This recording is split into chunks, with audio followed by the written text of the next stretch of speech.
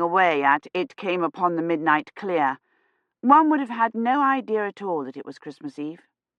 No one carried gifts or holly. No one carried parcels at all. It was as if the quarantine had knocked the memory of Christmas out of their heads completely. Well, and hadn't it? He hadn't given a thought to shopping for gifts or a tree. He thought of Colin huddled at Balliol's gate and hoped his mother at least hadn't forgotten to send his gifts. On the way home, he'd stop and get Colin a small present, a toy or a vid or something besides a muffler. At the infirmary, he was hustled immediately into isolation and taken off to question the new cases. "It's essential we establish an American connection," Mary said. "There's been a snag at the WIC. There's no one on duty who can run a sequencing because of the holidays. They're supposed to be at full readiness at all times, of course, but apparently it's after Christmas that they usually get problems, food poisoning and overindulgence masquerading as viruses, so they give time off before. At any rate, the CDC in Atlanta agreed to send the vaccine prototype to the WIC without a positive S ident, but they can't begin manufacturing without a definite connection." She led him down a cordoned-off corridor. "The cases are all following the profile of the South Carolina virus. High fever, body aches, secondary pulmonary complication, but unfortunately, that's not proof." She stopped outside a ward. "You didn't find any American connections for Badri, did you?" "No, but there are still a good many gaps. Do you want me to question him as well?" She hesitated. "He's worse," Dunworthy said. "He's developed pneumonia. I don't know if he'll be able to tell you anything. His fever is still very high, which follows the profile. We have him on the antimicrobials and adjuvants, which the South Carolina virus responded to." She opened the door to the ward. "The chart lists all the cases which have come in.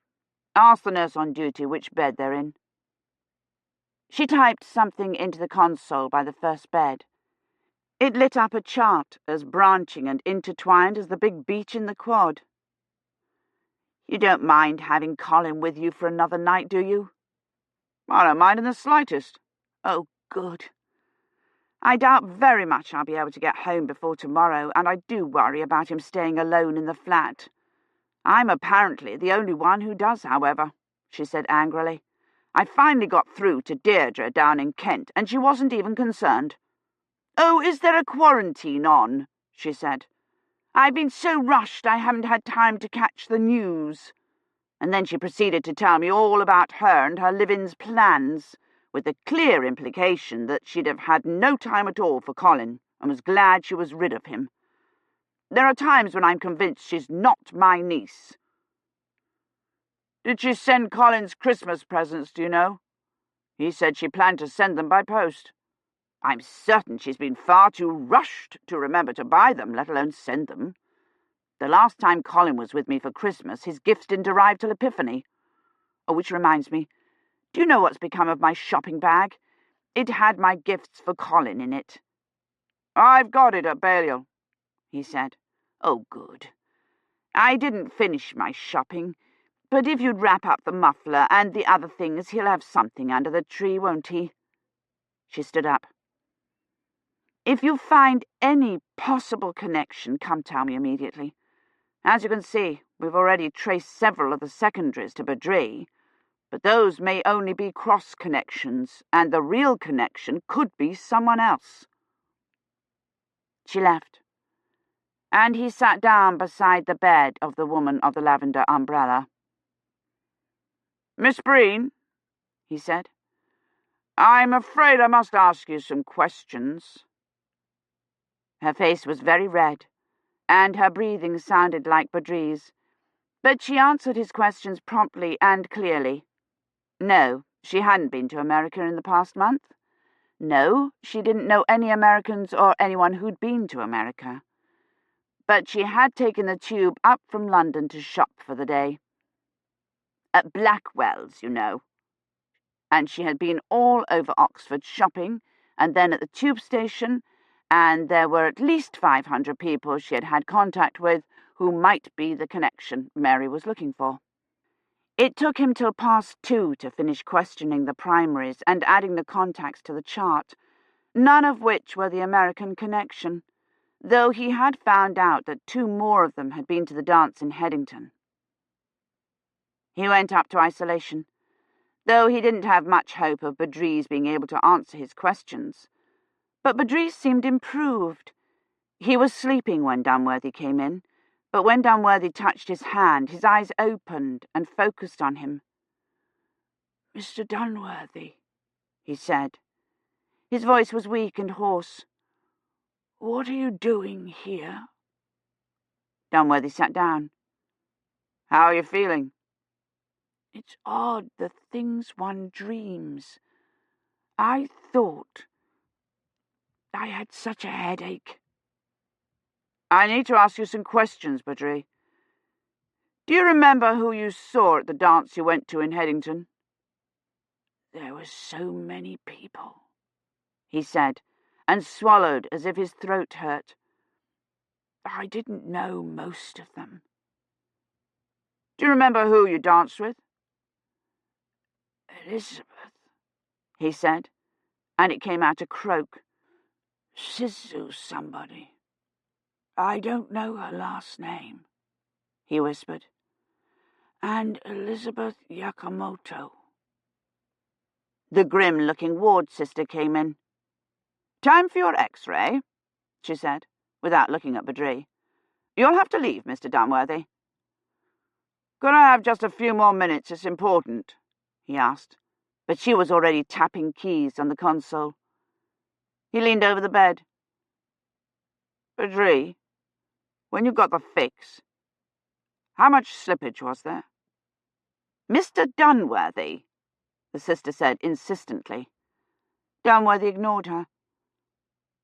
"Was there more slippage than you expected?" "No," Badri said huskily. He put his hand to his throat. "How much slippage was there?" 4 hours, Badri whispered, and Dunworthy let himself be ushered out. 4 hours. Kivrin had gone through at 12:30. That would have put her there at 4:30, nearly sunset, but still enough light left to see where she was, enough time to have walked to Skendgate if necessary. He went to find Mary and give her the 2 names of the girls Badri had danced with. Mary checked them against the list of new admissions. Neither of them were on it, and Mary told him he could go home and took his temps and blood so he wouldn't have to come back. He was about to start home when they brought Sisu Fairchild in.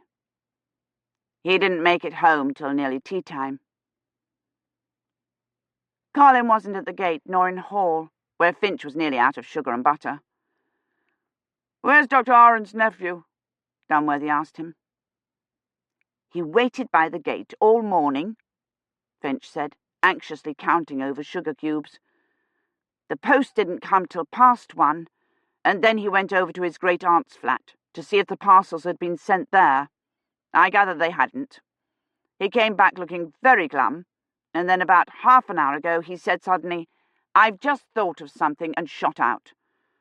Perhaps he's thought of some other place the parcels might have been sent to." "But weren't," Dunworthy thought. "What time do the shops close today?" he asked Finch. "Christmas Eve. Oh, they've already closed, sir. They always close early on Christmas Eve, and some of them closed at noon due to the lack of trade. I've a number of messages, sir." "They'll have to wait," Dunworthy said, snatched up his umbrella and went out again. Finch was right. The shops were all closed. He went down to Blackwell's, thinking they had surely stayed open, but they were shut up tight. They had already taken advantage of the selling points of the situation, though. In the window, arranged amid the snow-covered houses of the toy Victorian village, were self-help medical books, drug compendia, and a brightly coloured paperback entitled "Laughing Your Way to Perfect Health." He finally found an open post office off the High, but it had only cigarettes, cheap sweets, and a rack of greeting cards. Nothing in the way of suitable gifts for 12-year-old boys. He went out without buying anything, and then went back and purchased a pound's worth of toffee, a gobstopper the size of a small asteroid, and several packets of a sweet that looked like soap tablets. It wasn't much, but Mary had said she'd bought some other things. The other things turned out to be a pair of grey woolen socks, even grimmer than the muffler, and a vocabulary improvement vid. There were crackers, at least, and sheets of wrapping paper, but a pair of socks and some toffee hardly made a Christmas. He looked around the study, trying to think what he had that might do. Colin had said apocalyptic when Dunworthy had told him Kivrin was in the Middle Ages. He pulled down The Age of Chivalry. It only had illustrations, no hollows, but it was the best he could do on short notice. He wrapped it and the rest of the presents hastily, changed his clothes, and hurried over to St. Mary the Virgin's in a downpour, ducking across the deserted courtyard of the Bodleian and trying to avoid the spilling gutters. No one in their right mind would come out in this. Last year the weather had been dry and the church was still only half full. Kivrin had gone with him. She had stayed up for the vac to study, and he had found her in the Bodleian and insisted on her coming to his sherry party and then to church. "I shouldn't be doing this," she'd said on the way to the church. "I should be doing research." "You can do it at St. Mary the Virgin's. Built in 1139 and all just as it was in the Middle Ages, including the heating system." "The interchurch service is authentic too, I suppose," she'd said. "I have no doubt that in spirit it is as well meant and as fraught with foolishness as any medieval mass," he had said. He hurried down the narrow path next to Brasenose and opened the door of St. Mary's to a blast of hot air. His spectacles steamed up. He stopped in a narthex and wiped them on the tail of his muffler, but they clouded up again immediately. "The vicar's looking for you," Colin said. He was wearing a jacket and shirt, and his hair was combed. He handed Dunworthy an order of service from a large stack he was holding. "I thought you were going to stay at home," Dunworthy said.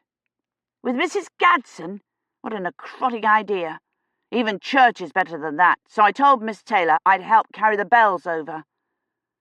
"And the vicar put you to work," Dunworthy said, still trying to get his spectacles clear. "Have you had any business?" "Are you joking? The church is crammed."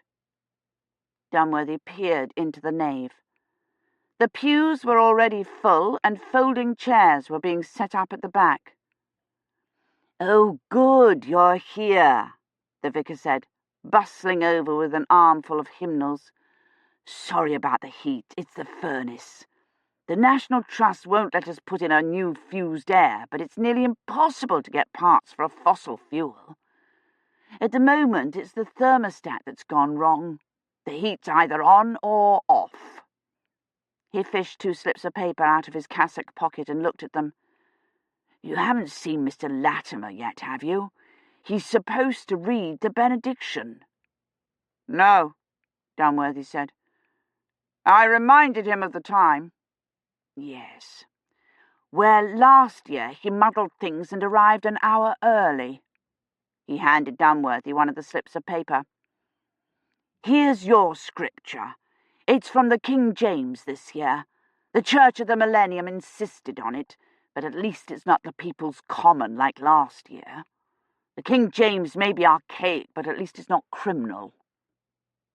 The outside door opened, and a knot of people, all taking down umbrellas and shaking out hats, came in, were order of service by Colin, and went into the nave. "I knew we should have used Christ Church," the vicar said. "What are they all doing here?" Dunworthy said. "Don't they realise we're in the midst of an epidemic?" "It's always this way," the vicar said. "I remember the beginning of the pandemic. Largest collections ever taken. Later on, you won't be able to get them out of their houses. But just now, They want to huddle together for comfort. And it's exciting, the priest from Holy Reformed said. He was wearing a black turtleneck, bags, and a red and green plaid alb. One sees the same sort of thing during wartime. They come for the drama of the thing. And spread the infection twice as fast, I should think, Dunworthy said. Hasn't anyone told them the virus is contagious? I intend to, the vicar said. Your scripture comes directly after the bell ringers. It's been changed. Church of the Millennium again. Luke chapter 2, verse 1 through 19. He went off to distribute hymnals. Where is your pupil, Kivrin Engel? The priest asked. I missed her at the Latin Mass this afternoon. She's in 1320, hopefully, in the village of Skengate, hopefully, in Out of the Rain. Oh, good, the priest said. She so wanted to go, and how lucky she's missing all this. Yes, Dunworthy said. I suppose I should read through the scripture at least once. He went into the nave. It was even hotter in there, and it smelled strongly of damp wool and damp stone. Laser candles flickered wanly in the windows and on the altar. The bell ringers were setting up 2 large tables in front of the altar and covering them with heavy red wool covers. Dunworthy stepped up to the lectern and opened the Bible to Luke. And it came to pass in those days that there went out a decree from Caesar Augustus that all the world should be taxed. He read. The King James is archaic, he thought. And where Kivrin is, it hasn't been written yet. He went back out to Colin. People continued to stream in.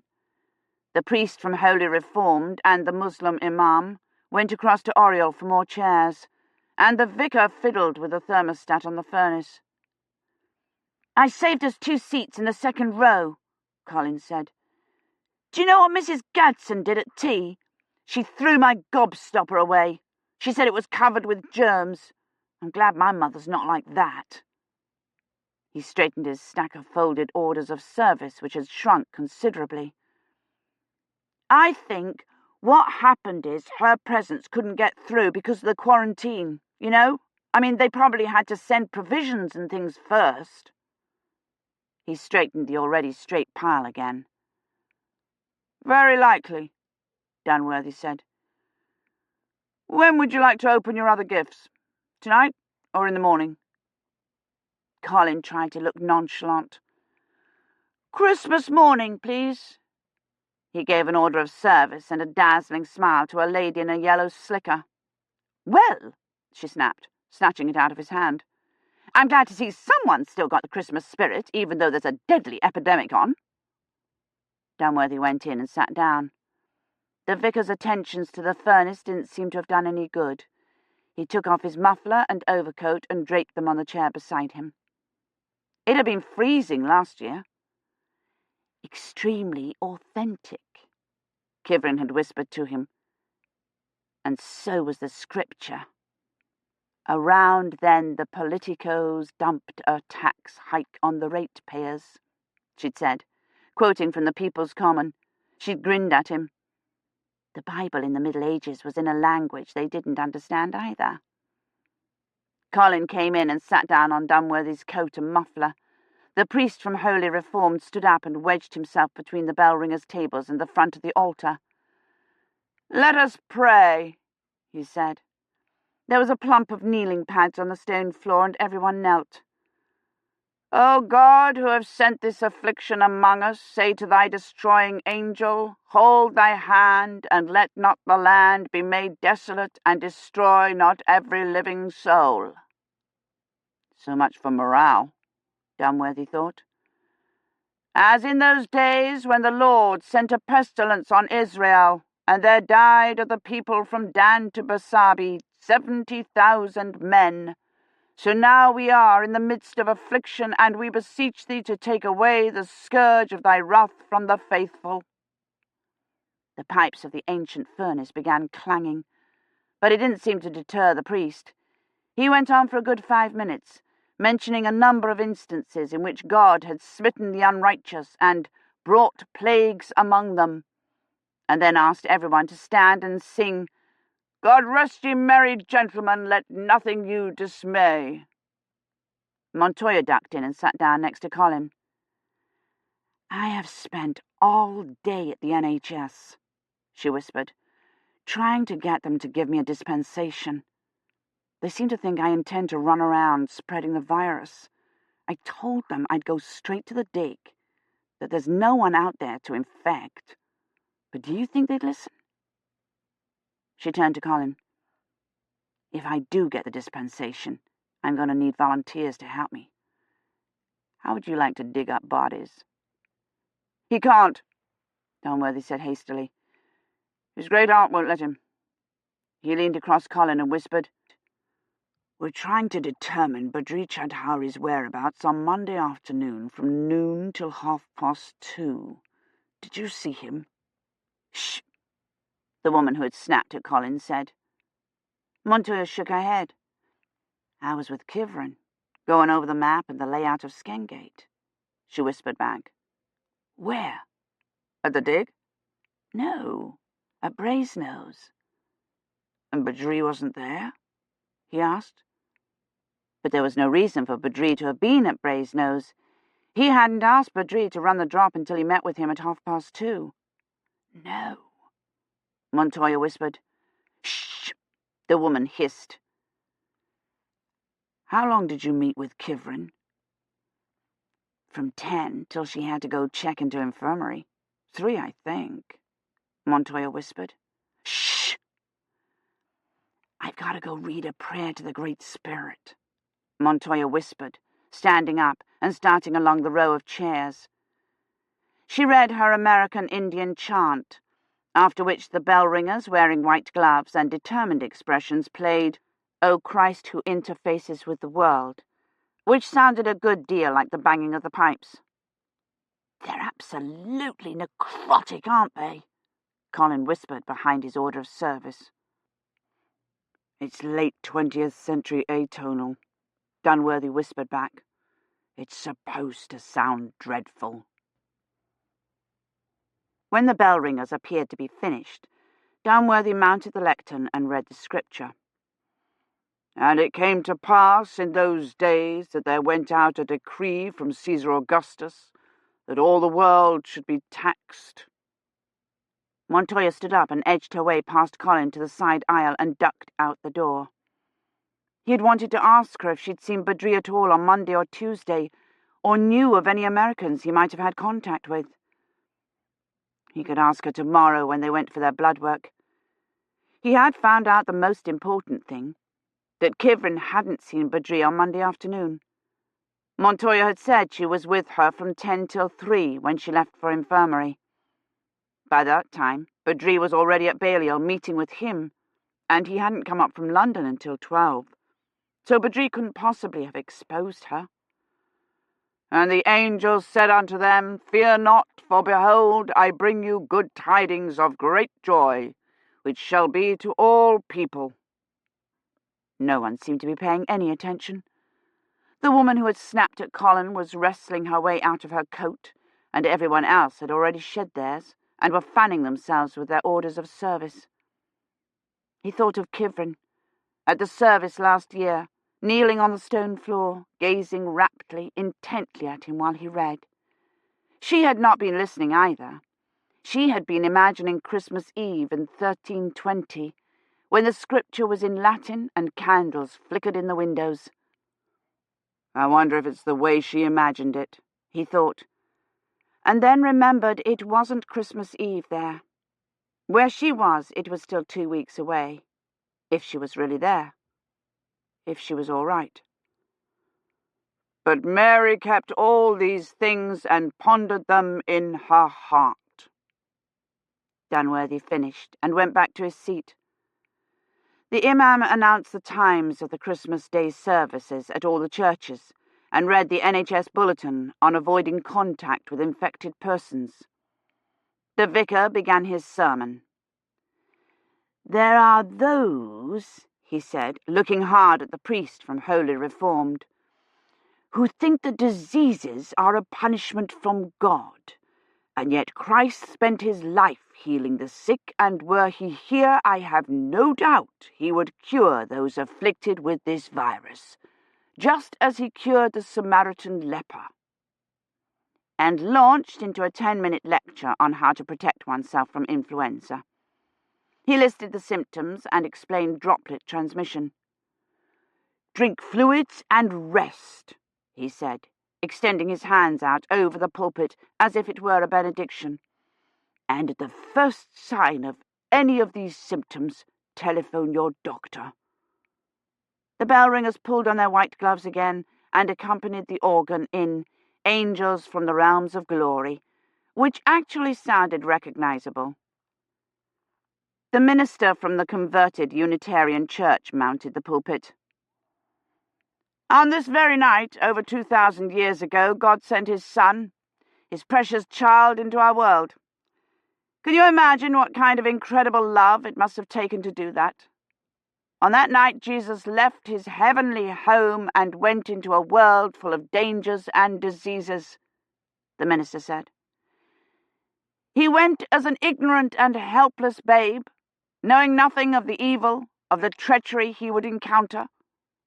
How could God have sent his only Son, his precious child, into such danger? The answer is love. Love."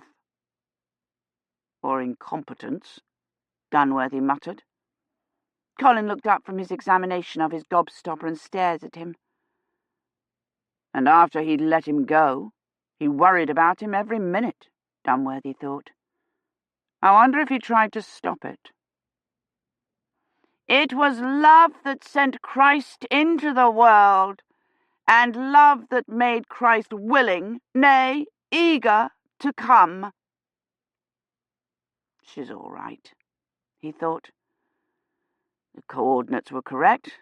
There were only 4 hours slippage. She wasn't exposed to the flu.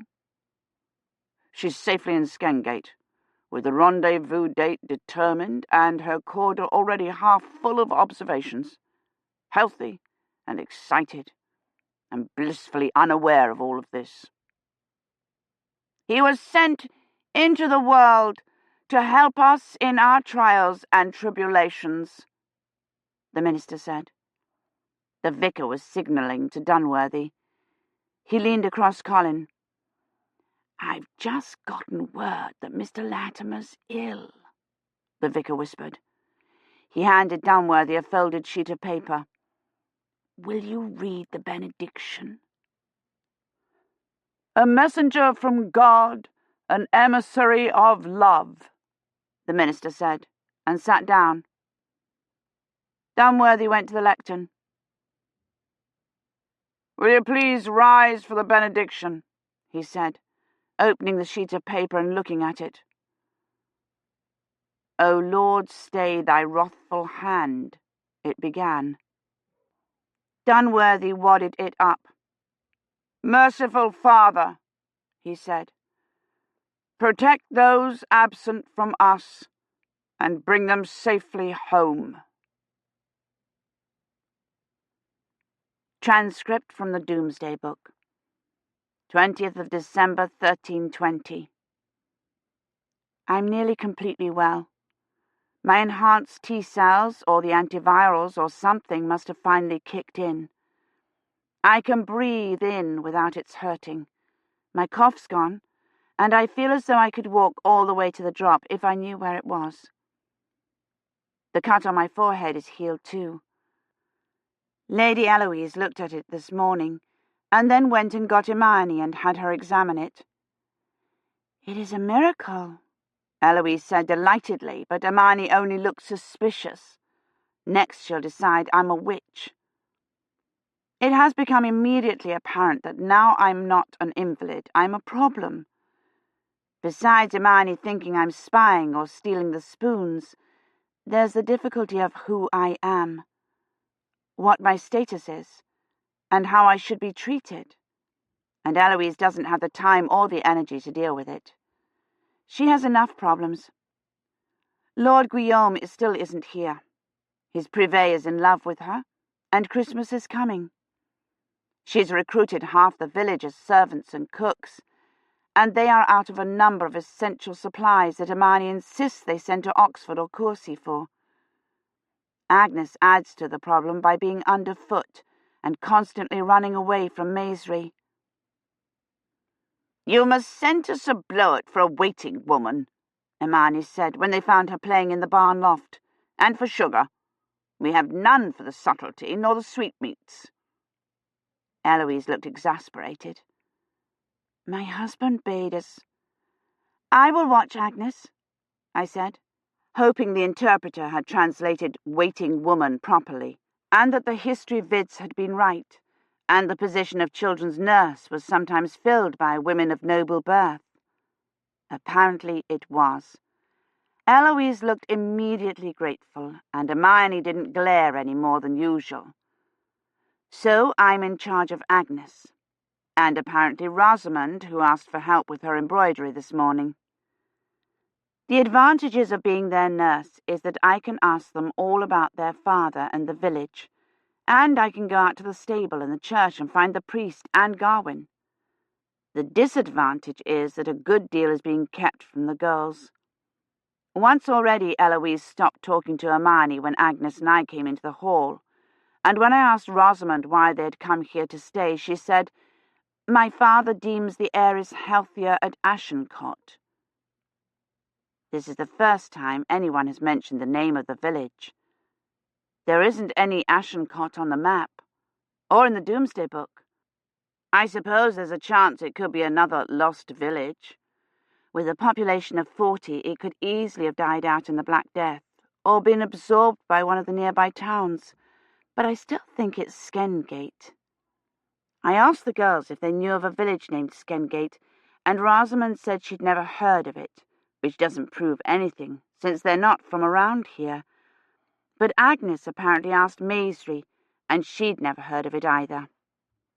The first written reference to the gate, which was actually a weir, wasn't till 1360, and many of the Anglo-Saxon place names were replaced by Normanized ones, or named for their new owners, which bodes ill for Guillaume d'Ivory, and for the trial he still has not returned from. Unless this is another village altogether, which bodes ill for me. Break. Gawain's feelings of courtly love for Eloise are apparently not disturbed by dalliances with the servants.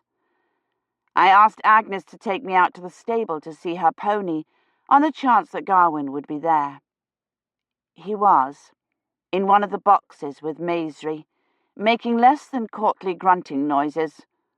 Maisry looked no more terrified than usual, and her hands were holding her skirts in a wad above her waist instead of clutching her ears, so it apparently wasn't rape. It wasn't l'amour courtois either. I had to hastily distract Agnes and get her out of the stable, so I told her I wanted to go across the green to see the bell tower. We went inside and looked at the heavy ropes. "Father Roche rings the bell when someone dies," Agnes said. "If he does not, the devil will come and take their soul, and they cannot go to heaven." Which I suppose is more of the superstitious prate that irritates Lady Hermione. Agnes wanted to ring the bell, but I talked her into going into the church to find Father Roche instead. Father Roche wasn't there. Agnes told me that he was probably still with the cotter. "Who dies not, though he has been shriven," or was somewhere praying. "Father Roche is wont to pray in the woods," she said, peering through the rude screen to the altar. The church is Norman, with a central aisle and sandstone pillars and a flagged stone floor. The stained-glass windows are very narrow and small and of dark colours. They let in almost no light. Halfway up the nave is a single tomb, which may be the one I worked on out at the dig. It has an effigy of a knight on the top, his arms in gauntlets, crossed over his breast, and his sword at his side. The carving on the side says, requiescat cum sanctis tuis in aeternum.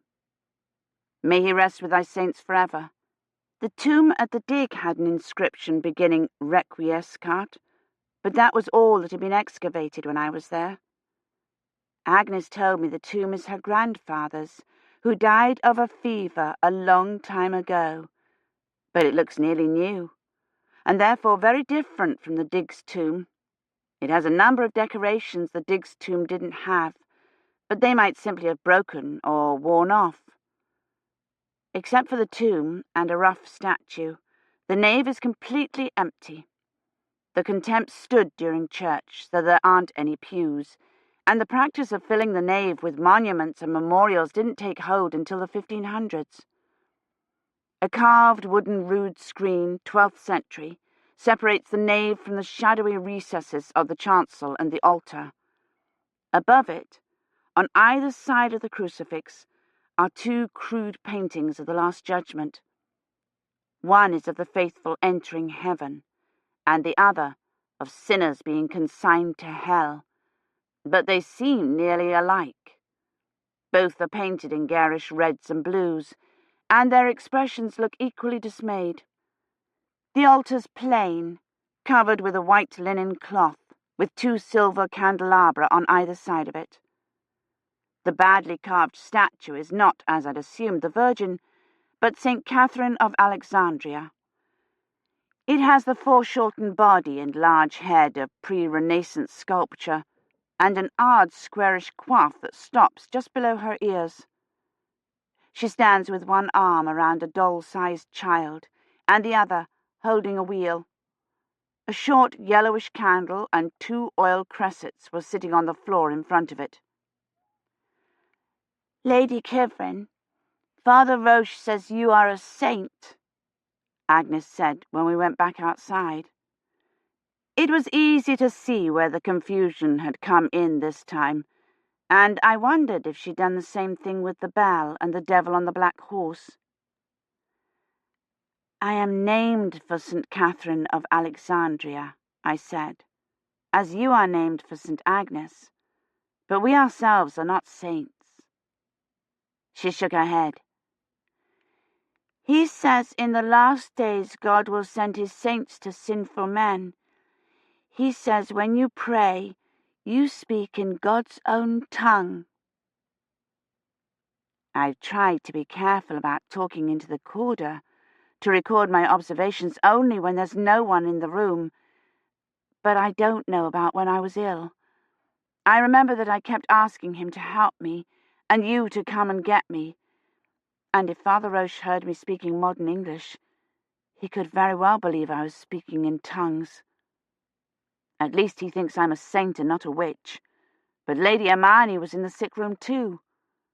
I will have to be more careful. Break.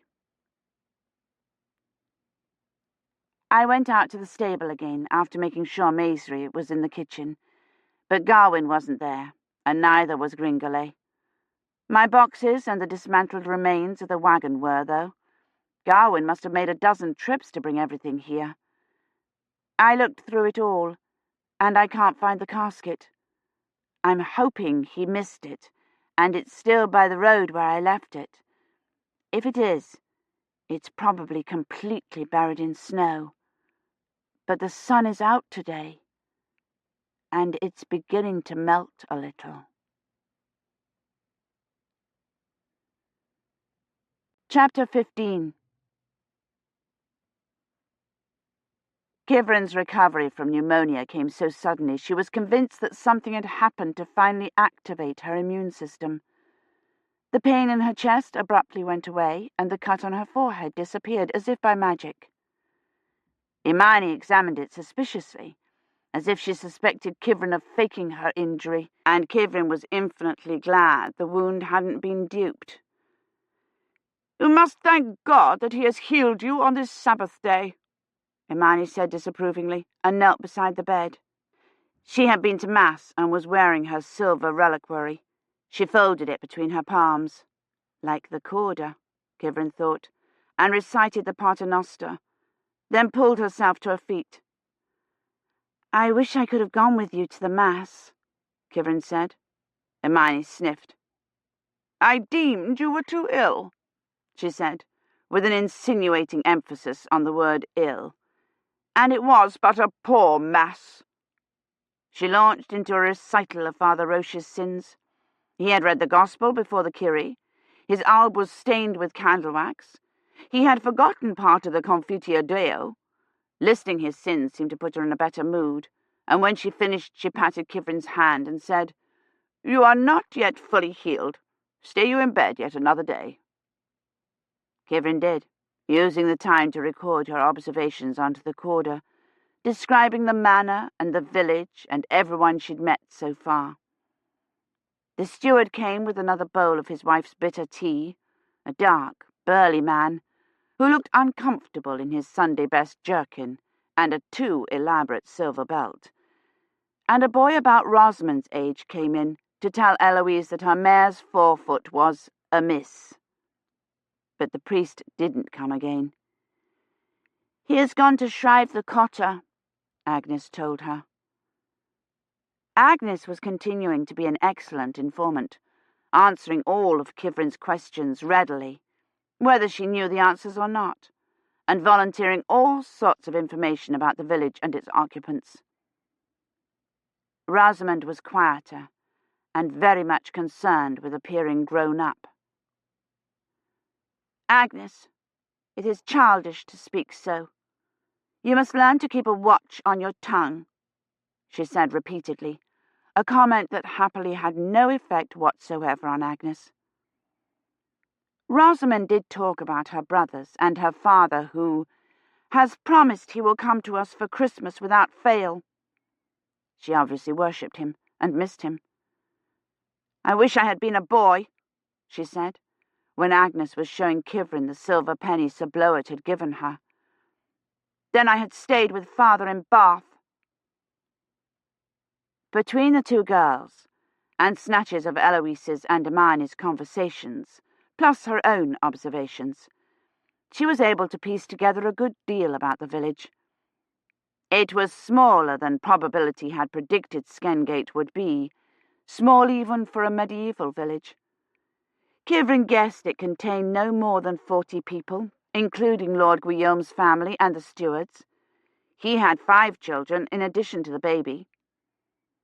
There were 2 shepherds and several farmers, but it was the poorest of all Guillaume's holdings, Hermione said, complaining again about them having to spend Christmas there. The steward's wife was the resident social climber, and Maisry's family, the local ne'er-do-wells. Kivrin recorded everything, statistics and gossip, folding her hands in prayer whenever she had the chance. The snow that had started when they brought her back to the manor continued all that night, and into the next afternoon, snowing nearly a foot. The first day Kivrin was up, it rained, and Kivrin hoped the rain would melt the snow, but it merely hardened the crust to ice. She was afraid she'd have no hope at all of recognizing the drop without the wagon and boxes there. She would have to get Gawain to show it to her, but that was easier said than done. He only came into the hall to eat or to ask Eloise something, and Hermione was always there watching, when he was, so she didn't dare approach him. Kivrin began taking the girls on little excursions, around the courtyard, out into the village, in the hope that she might run into him. But he was not in the barn or the stable. Gringolet was not there either. Kivrin wondered if he had gone after her attackers in spite of Eloise's orders, but Rosamond said he was out hunting. "He slays deer for the Christmas feast," Agnes said. No one seemed to care where she took the little girls or how long they were gone. Lady Eloise nodded distractedly when Kivrin asked if she might take the little girls to the stable, and Lady Hermione didn't even tell Agnes to fasten her cloak or wear her mittens. It was as if they had given the children over into Kivrin's care and then forgotten them. They were very busy with preparations for Christmas. Eloise had recruited every girl and old woman in the village, and set them to baking and cooking. The 2 pigs were slaughtered, and over half the doves killed and plucked.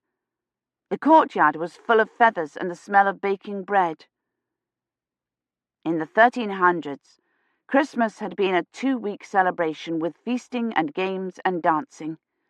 But Kivrin was surprised that Eloise was doing all this under the circumstances. She must be convinced Lord Guillaume would really come for Christmas, as he'd promised. Imani supervised the cleaning of the hall, complaining constantly about the poor conditions and the lack of decent help. This morning she had brought in the steward and another man to take down the heavy tables from the walls and set them on 2 trestles. She was supervising Maisry and a woman with the patchy white scars of scrofula on her neck while they scrubbed the table with sand and heavy brushes. "There is no lavender," she said to Eloise, "and not enough new rushes for the floor." "We shall have to make do with what we have, then," Eloise said. "We have no sugar for the subtlety either, and no cinnamon. At Courcy they are amply provided. He would welcome us." Kivrin was putting on Agnes's boots, getting ready to take her out to see her pony in the stable again. She looked up alarmed. "It is but a half-day's journey," Imani said. "Lady Evolda's chaplain will likely say the Mass, and—" Kivrin didn't hear the rest of it because Agnes said, "My pony's called Saracen." "Hmm?" Kivrin murmured, trying to hear the conversation. Christmas was a time when the nobility often went visiting. She should have thought of that before. They took their entire households and stayed for weeks, at least until Epiphany. If they went to Courcy, they might stay until long after the rendezvous. "Father named him Saracen for that he has a heathen heart," Agnes said. "Sir Blewett will take it ill when he finds we have sat so near through Yule without a visit," Lady Imani said. "He will think the betrothal has gone amiss." "We cannot go to Courcy for Yule," Rosamond said. She had been sitting on the bench across from Kivrin and Agnes sewing, but now she stood up. "My father promised without fail that he would come by Christmas. He will be ill-pleased to come and find us gone." Imani turned and glared at Rosamond. "He will be ill-pleased to find his daughters grown so wild they speak when they will and meddle in matters that do not concern them." She turned back to Eloise, who was looking worried. "My son would surely have the wit to seek us at Courcy." "My husband bade us stay here and wait till he comes," Eloise said. "He will be pleased that we have done his bidding." She went over to the hearth and picked up Rosamond's sewing, clearly putting an end to the conversation. But not for long, Kivrin thought, watching Imani. The old woman pursed her lips angrily and pointed at a spot on the table. The woman with the scrofula scars immediately moved to scrub it. Imani wouldn't let it rest. She would bring it up again, putting forth argument after argument why they should go to Sir Blewett, who had sugar and rushes and cinnamon, and an educated chaplain to say the Christmas masses. Lady Imani was determined not to hear mass from Father Roche, and Eloise was more and more worried all the time. She might suddenly decide to go to Courcy for help, or even back to Bath. Kivrin had to find the drop. She tied the dangling strings of Agnes's cap and pulled the hood of her cloak up over her head. "I rode Saracen every day in Bath," Agnes said. "I would we could go riding here. I would take my hound." "Dogs do not ride horses," Rosamond said. "They run alongside." Agnes pooched her lip out stubbornly. "Blackie's too little to run." "Why can you not go riding here?" Kivrin said to head off a fight. "There is none to accompany us," Rosamond said. "In Bath our nurse and one of Father's privets rode with us." One of Father's privets. Gawain could accompany them, and she could not only ask him where the drop was, but have him show it to her. Gawain was here. She had seen him in the courtyard this morning, which was why she had suggested the trip to the stable. But having him ride with them was better. Hermione came over to where Eloise was sitting. "If we are to stay here, we must have game for the Christmas pie." Lady Eloise set aside her sewing and stood up. "I will bid the steward and his eldest son go hunting," she said quietly. "Then there will be no one to fetch the ivy and the holly." "Father Roche goes out to gather it this day," Lady Eloise said. "He gathers it for the church," Lady Hermione said. "Will you have none in the hall, then?" "We'll fetch it," Kivrin said. Eloise and Hermione both turned to look at her. Mistake, Kivrin thought. She had been so intent on finding a way to speak to Gawain she had forgotten everything else, and now she had spoken without being spoken to and meddled in matters that obviously didn't concern her. Lady Hermione would be more convinced than ever that they should go to Courcy and get a proper nurse for the girls. "I'm sorry if I spoke out of turn, good lady," she said, ducking her head. "I know there is much to do, and there are few to do it. Agnes and Rosamond and I might easily ride into the woods to fetch the holly." "Aye," Agnes said eagerly. "I could ride Saracen." Eloise started to speak, but Hermione interrupted her. "Have you no fear of the woods, then, though you are only lately healed of your injuries?" Mistake upon mistake. She was supposed to have been attacked and left for dead, and here she was volunteering to take two little girls into the same woods. "I didn't mean that we should go alone," Kivrin said, hoping she wasn't making it worse. "Agnes told me that she rode out with one of your husband's men to guard her." "Aye," Agnes piped up. "Gawain can ride with us, and my hound Blackie." "Gawain is not here," Hermione said, and then turned quickly back to the women scrubbing the table in the silence that followed. "Where has he gone?" Eloise said, quietly enough, but her cheeks had flushed a bright red. Hermione took Maisry's rag away from her and began scrubbing at a spot on the table. "He has undertaken an errand for me." "You have sent him to Courcy," Eloise said, and it was a statement, not a question. Hermione turned back to face her. "It is not meet for us to be so close to Courcy and yet send no greeting. He will say we have cast him off, and we can ill afford in these times to anger such a man as powerful as—" "My husband bade us tell no one we were here," Eloise cut in. "My son did not bid us to slight Sir Bloet and lose him his goodwill, now when it may be sorely needed." "What did you bid him say to Sir Bloet?" "I bade him deliver kind greetings," Hermione said, twisting the rag in her hands. "I bade him say we would be glad to receive them for Christmas." She lifted her chin defiantly. "We could do naught else, with our two families to be joined so soon in marriage. They will bring provisions for the Christmas feast and servants—" "And Lady Yvolde's chaplain to say the Mass?" Eloise asked coldly. "Do they come here?" Rosamond asked. She had stood up again, and her sewing had slid off her knees and onto the floor. Eloise and Hermione looked at her blankly, as if they had forgotten there was anyone else in the hall, and then Eloise turned on Kivrin. "Lady Catherine," she snapped, "were you not taking the children to gather greens for the hall?" "We cannot go without Gawain," Agnes said. "Father Roche can ride with you," Eloise said. "Yes, good lady," Kivrin said. She took Agnes's hand to lead her from the room. "Do they come here?" Rosamond asked again, and her cheeks were nearly as red as her mother's. "I know not," Eloise said. "Go with your sister and Lady Catherine." "I am to ride Saracen," Agnes said, and tore free of Kivrin's hand and ran out of the hall. Rosamond looked as if she were going to say something, and then went to get her cloak from the passage behind the screens. "Maisry," Eloise said, "the table looks well enough. Go and fetch the salt cellar and the silver platter from the chest in the loft."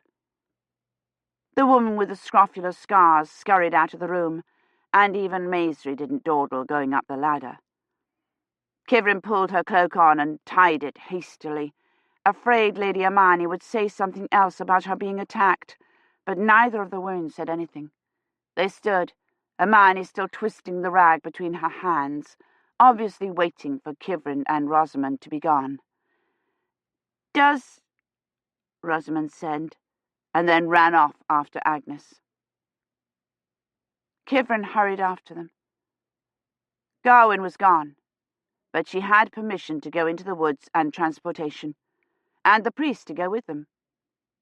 Rosamond had said Gawain had met him on the road when he was bringing her to the manor.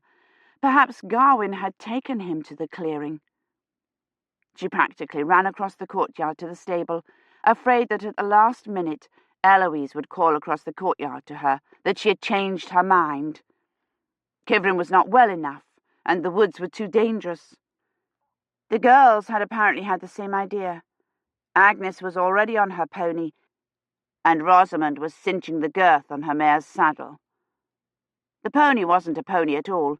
It was a sturdy sorrel, scarcely smaller than Rosamond's mare, and Agnes looked impossibly high up on the high-backed saddle. The boy who had told Eloise about the mare's foot was holding the reins. "Do not stand gawping, Cobb," Rosamond snapped at him. "Saddle the roan for Lady Catherine." He obediently let go of the reins. Agnes leaned far forward to grab them.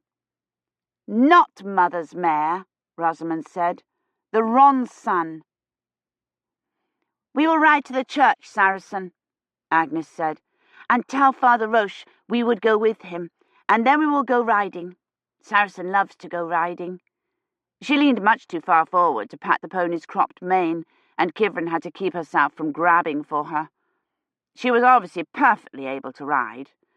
Neither Rosamond nor the boy saddling Kivrin's horse gave her a glance, but she looked so tiny perched up there in the saddle with her soft-soled boot in the jerked-up stirrup, and she was no more capable of riding carefully than she was of walking slowly. Cobb saddled the roan, led it out, and then stood there waiting. "Cobb," Rosamond said rudely. He bent down and made a step out of his linked hands. Rosamond stepped up on it and swung into the saddle. "Do not stand there like a witless fool. Help Lady Catherine." He hurried awkwardly over to give Kivrin a hand up. She hesitated, wondering what was wrong with Rosamond. She'd obviously been upset by the news that Gawain had gone to Sir Bloet's. Rosamond hadn't seemed to know anything about her father's trial, but perhaps she was aware of more than Kivrin or her mother and grandmother thought. "A man as powerful as Sir Bloet," Imeyne had said, "and his goodwill may be sorely needed." Perhaps Imeyne's invitation was not as self-serving as it seemed. Perhaps it meant Lord Guillaume was in even more trouble than Eloise imagined, and Rosamond, sitting quietly at her sewing, had figured that out. "Cobb," Rosamond snapped, though he was clearly waiting for Kivrin to mount. "Your dawdling will make us miss Father Roche." Kivrin smiled reassuringly at Cobb, and put her hands on the boy's shoulder. One of the first things Mr. Dunworthy had insisted on was riding lessons, and she had managed fairly well. The side saddle hadn't been introduced until the 1390s, which was a blessing, and medieval saddles had a high saddle bow and cantle. This saddle was even higher in the back than the one she'd learned on. "But I'll probably be the one to fall off, not Agnes," she thought, looking at Agnes perched confidently on her pony. She wasn't even holding on, but was twisted around, messing with something in the saddlebag behind her. "Let us be gone," Rosamond said impatiently. "Sir Bloet says he will bring me a silver bridle chain for Saracen," she said, still fussing with the saddlebag. "Agnes, stop dawdling and come," Rosamond said. "Sir Bloet says he will bring it when he comes at Easter." "Agnes," Rosamond said, "come. It is like to rain." "Nay, it will not," Agnes said unconcernedly. "Sir Bloet—" Rosamond turned furiously on her sister. "Oh, and can you now sooth the weather?" You are naught but a babe, a mewling babe." "Rosamond," Kivrin said, "don't speak that way to your sister." She stepped up to Rosamond's mare and took hold of the loosely looped reins. "What's the matter, Rosamond? Is something troubling you?" Rosamond pulled the reins sharply taut. "Only that we dawdle here while the babe prattles." Kivrin let go of the reins, frowning, and let Cobb make a step of his laced fingers for her foot so she could mount. She had never seen Rosamond act like this. They rode out of the courtyard, past the now empty pig pens and out onto the green. It was a leaden day, with a low blanketing layer of heavy clouds and no wind at all. Rosamond was right about it being like to rain. There was a damp, misty feeling to the cold air.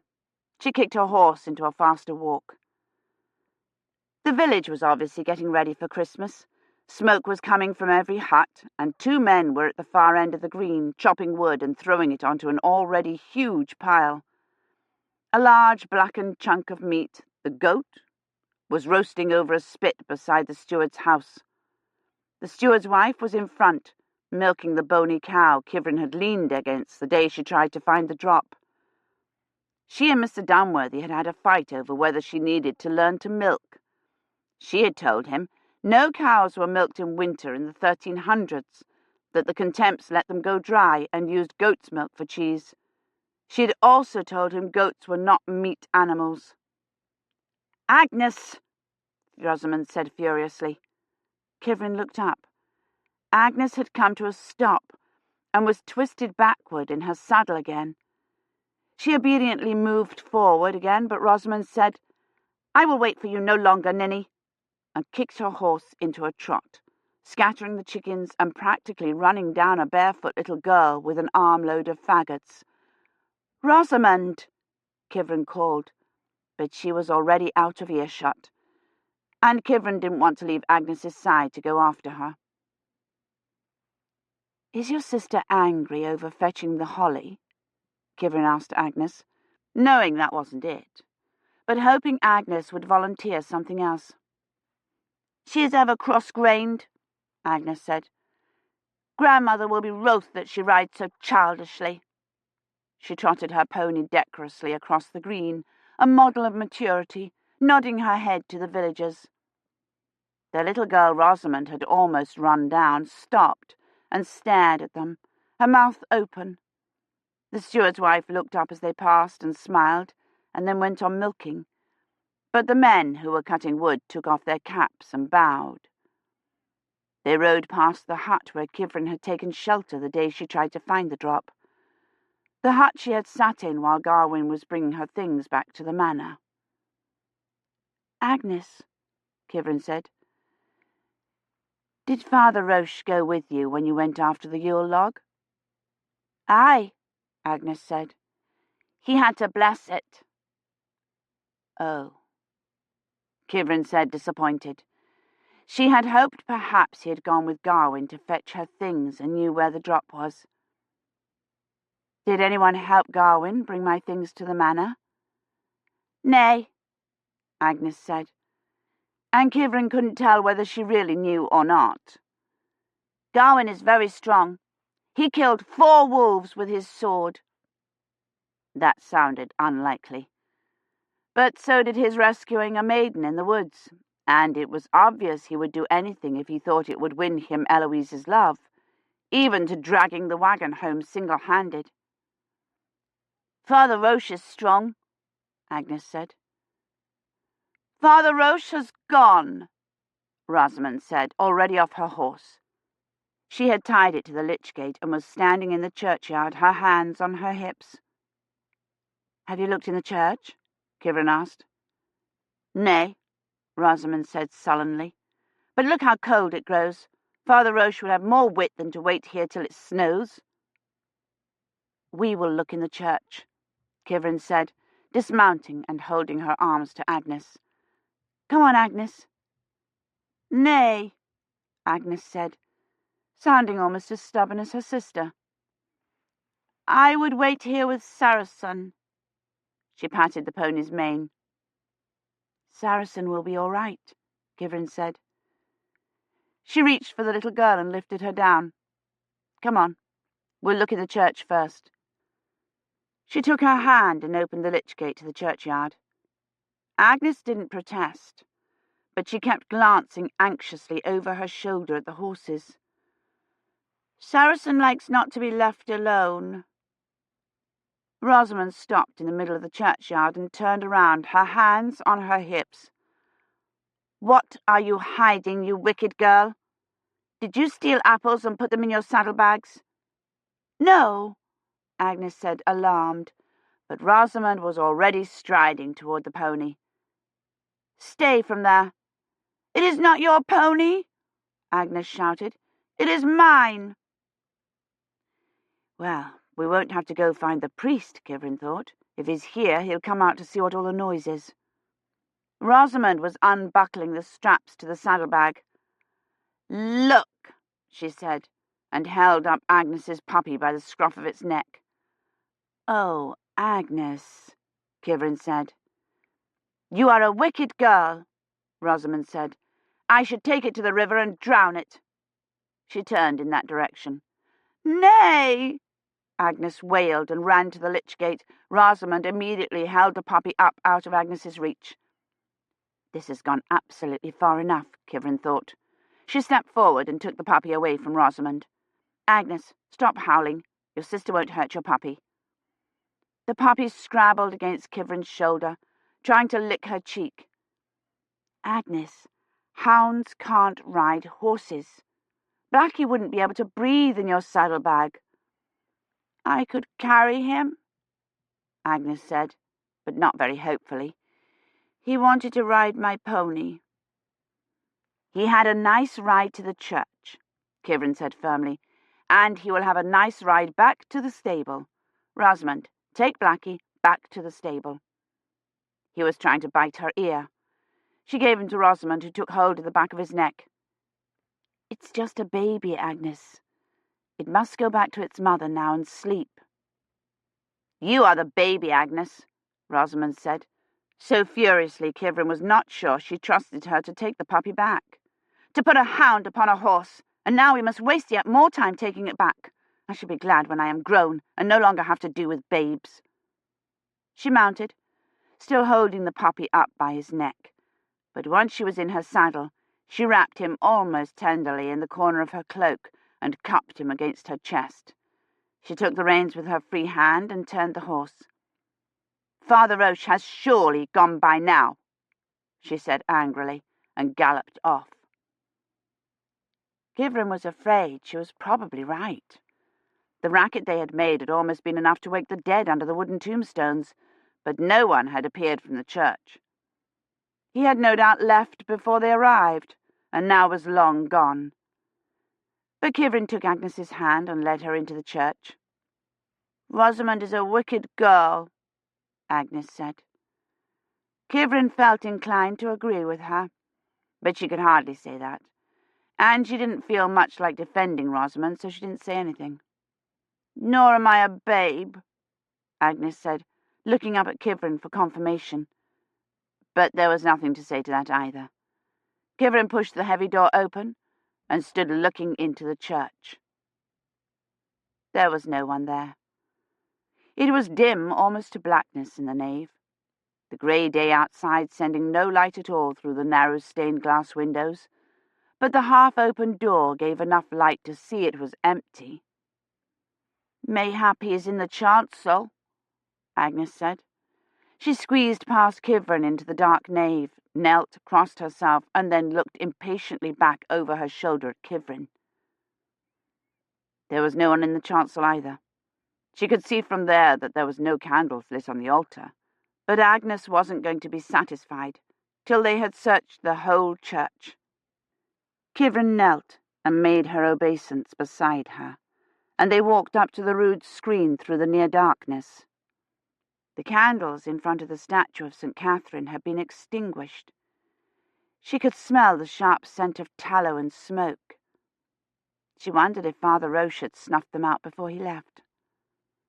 Fire would have been a huge problem, even in a stone church, and there were no votive dishes for the candles to burn down safely in.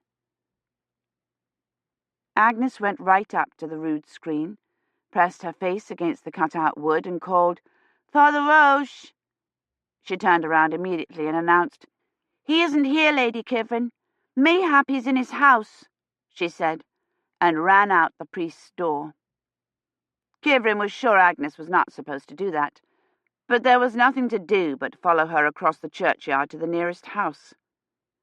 It had to belong to the priest because Agnes was already standing outside the door yelling, "Father Roche," and of course the priest's house was next to the church. But Kivrin was still surprised.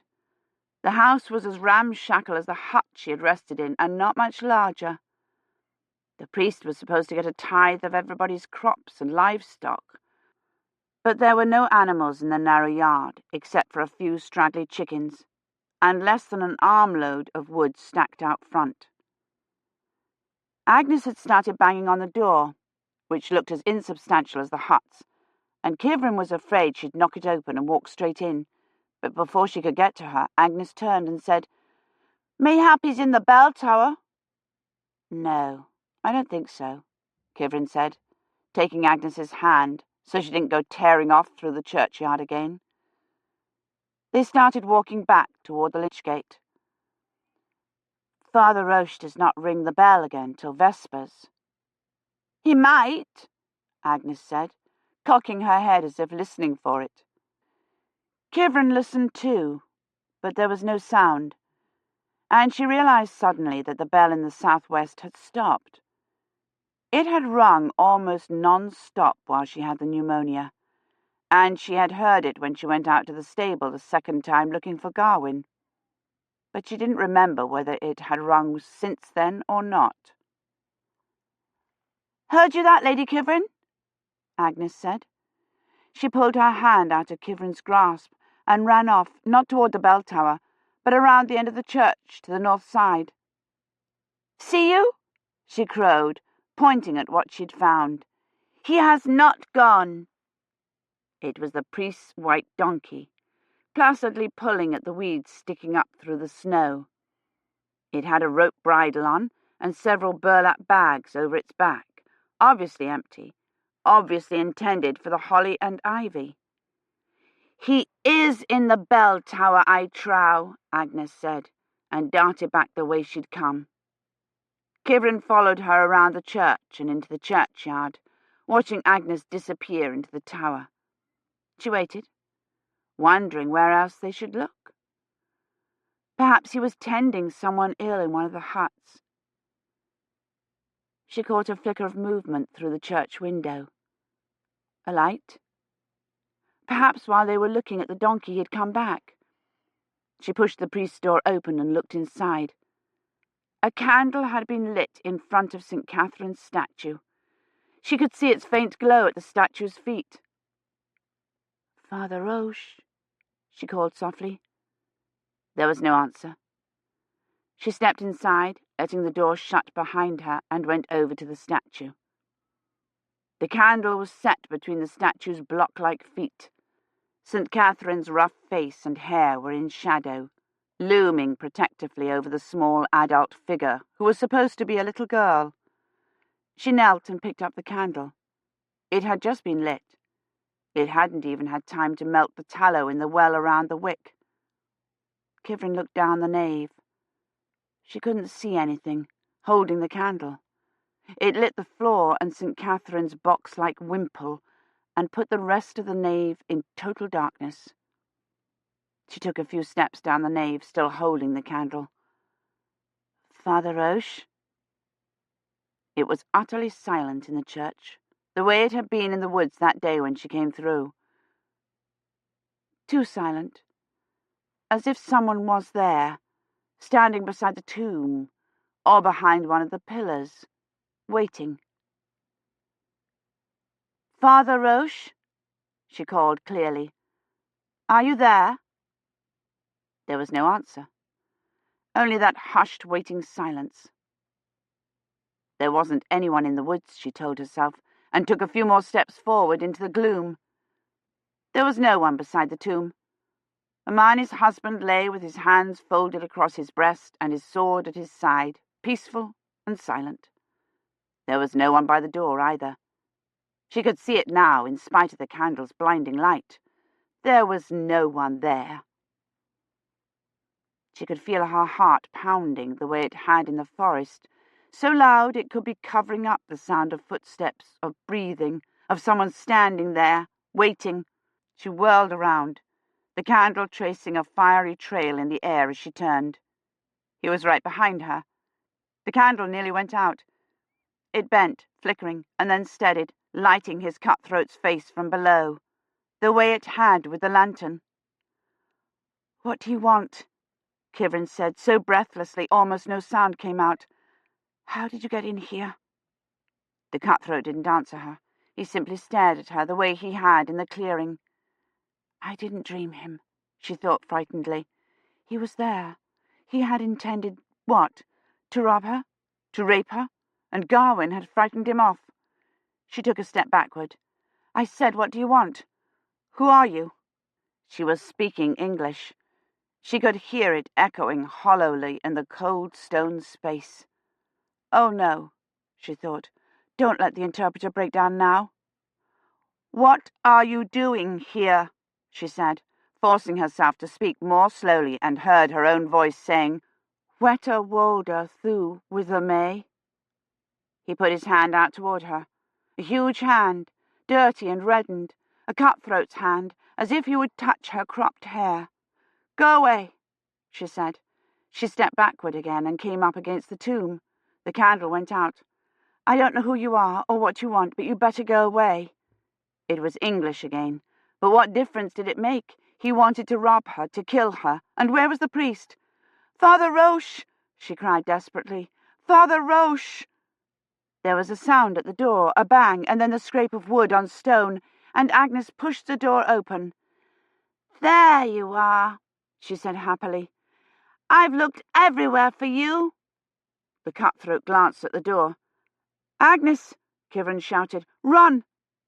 The little girl froze, her hands still on the heavy door. "Get away from here!" Kivrin shouted, and realized with horror that it was still English. What was the word for run? The cutthroat took another step toward Kivrin. She shrank back against the tomb. "Rennie, flee, Agnes!" she cried, and then the door crashed shut, and Kivrin was running across the stone floor and out the door after her, dropping the candle as she ran. Agnes was almost to the lich gate, but she stopped as soon as Kivrin was out the door and ran back to her. "No!" Kivrin shouted, waving her on. "Run!" "Is it a wolf?" Agnes asked, wide-eyed. There was no time to explain or try to coax her to run. The men who had been cutting wood had disappeared. She scooped Agnes up in her arms and ran toward the horses. "There was a wicked man in the church," she said, setting Agnes on her pony. "A wicked man?" Agnes asked, ignoring the reins Kivrin was thrusting at her. "Was it one of those who set upon you in the woods?" "Yes," Kivrin said, untying the reins. "You must ride as fast as you can to the manor house. Don't stop for anything." "I didn't see him," Agnes said. She probably hadn't. Coming in from outside, she wouldn't have been able to see anything in the church's gloom. "Was he the man who stole your goods and gear and cracked your skull?" "Yes," Kivrin said. She reached for the reins and started to untie them. "Was the wicked man hiding in the tomb?" "What?" Kivrin said. She couldn't get the stiff leather untied. She glanced anxiously back at the church door. "I saw you and Father Roche by the tomb. Was the wicked man hiding in Grandfather's grave?"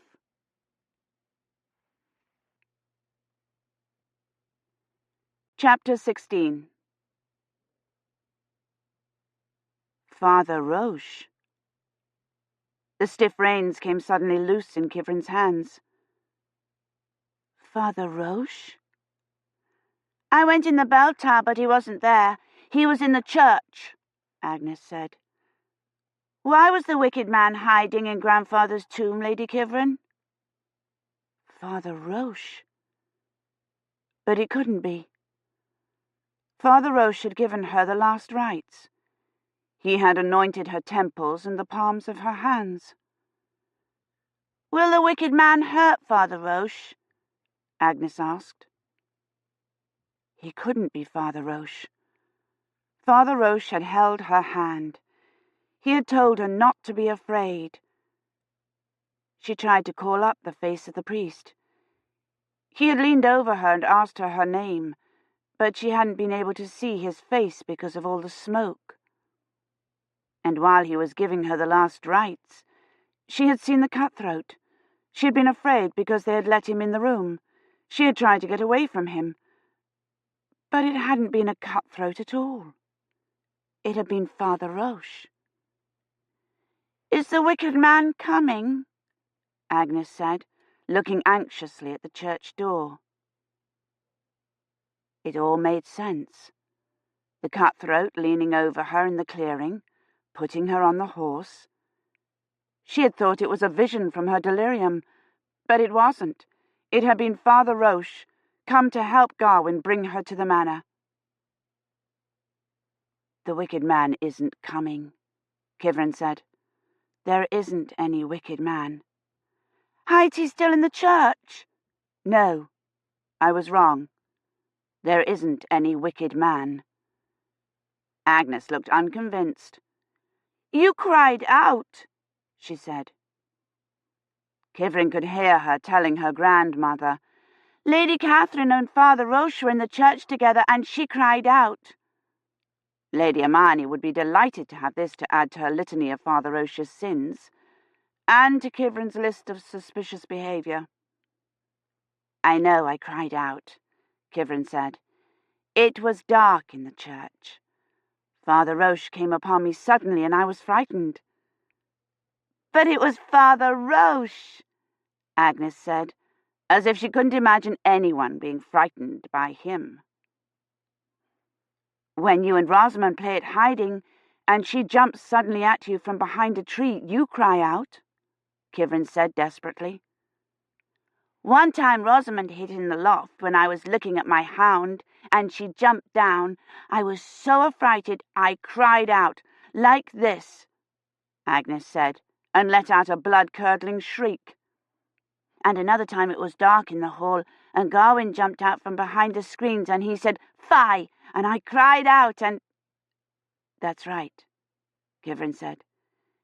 "It was dark in the church." "Did Father Roche jump out at you and say, 'Fie'?" "Yes," Kivrin thought. "He leaned over me, and I thought he was a cutthroat." "No," she said. "He didn't do anything."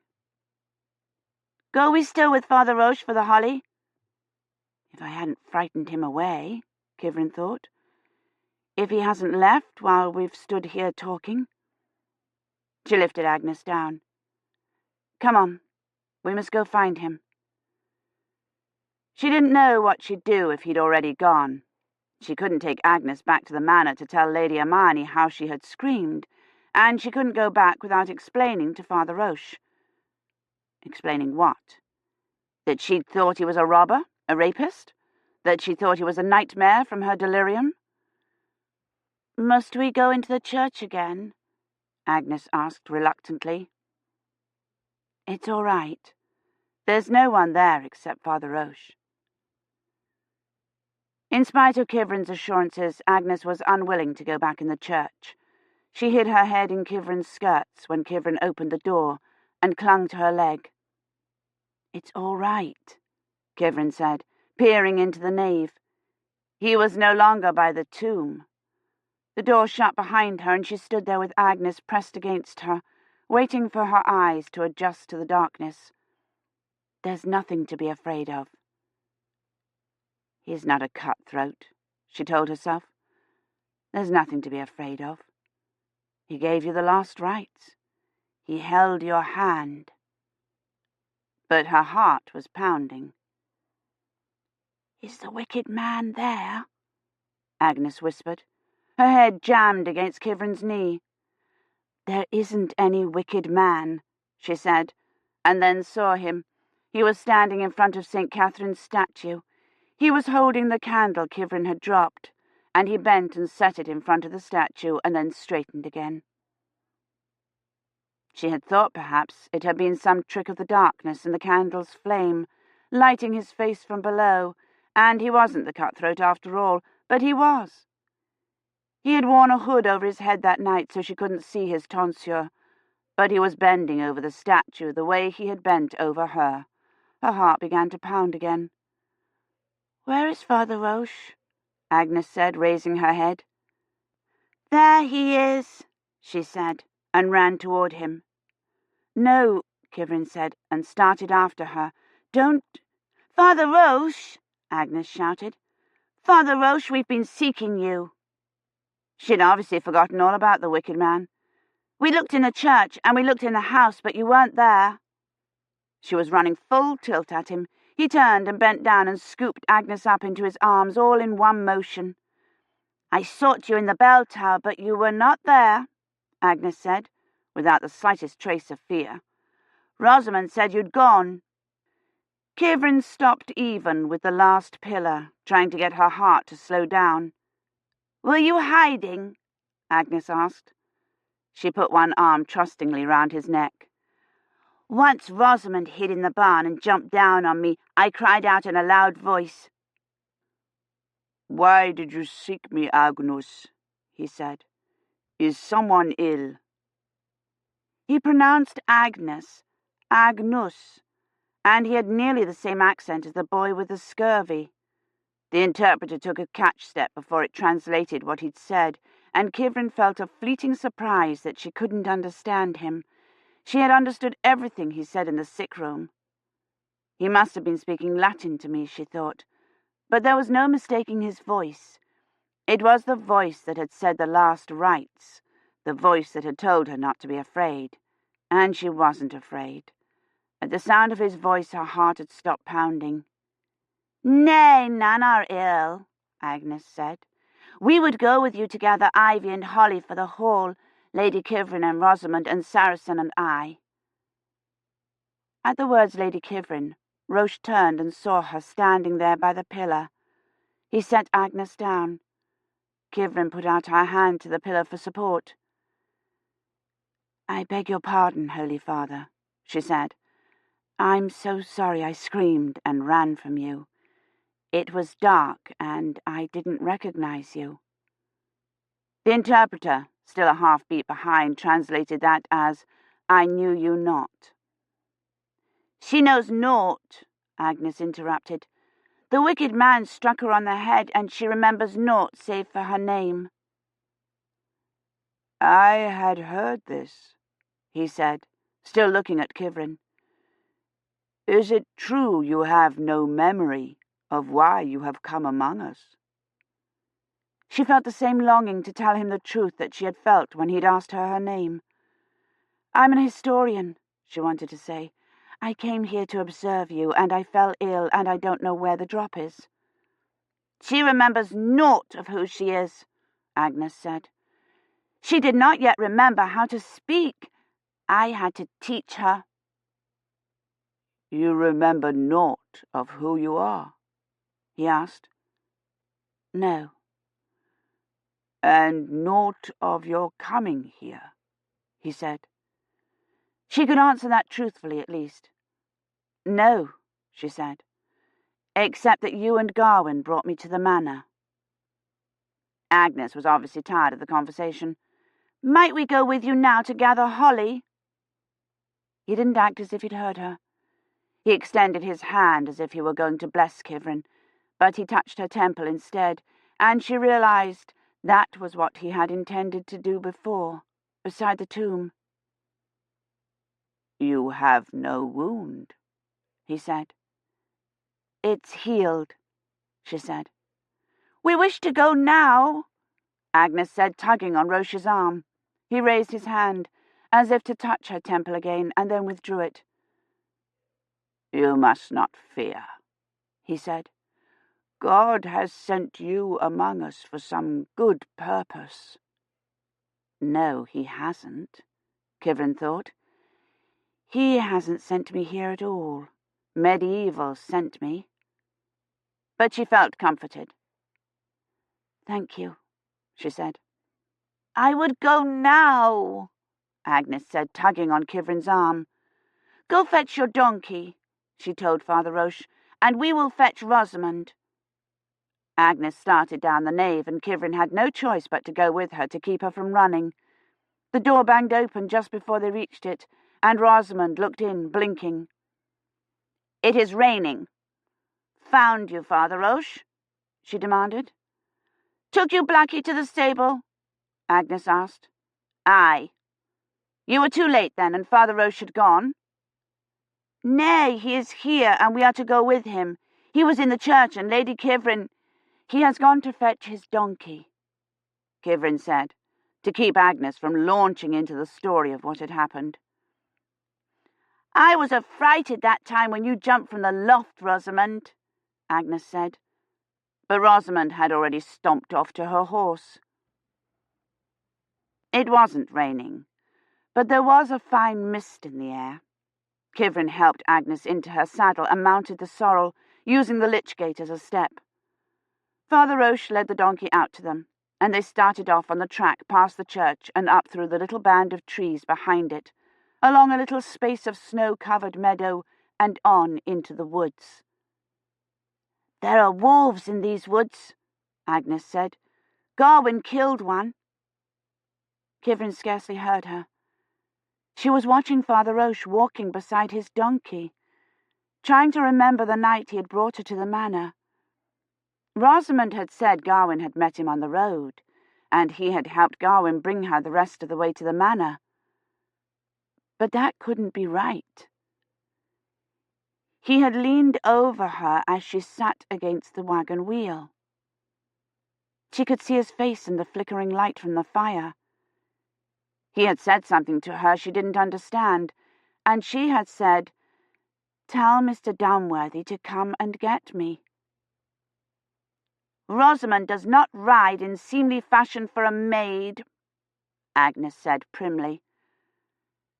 She had ridden out ahead of the donkey, and was nearly out of sight where the road curved, waiting impatiently for them to catch up.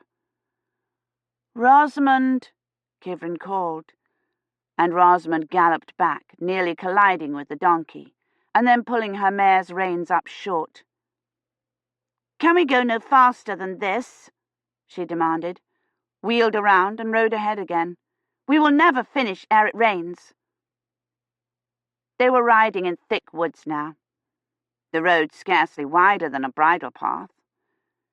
Kivrin looked at the trees, trying to remember having seen them. They passed a thicket of willows, but it was set too far back from the road, and a trickle of ice-bordered water ran next to it. There was a huge sycamore on the other side of the path. It stood in a little open space, draped with mistletoe.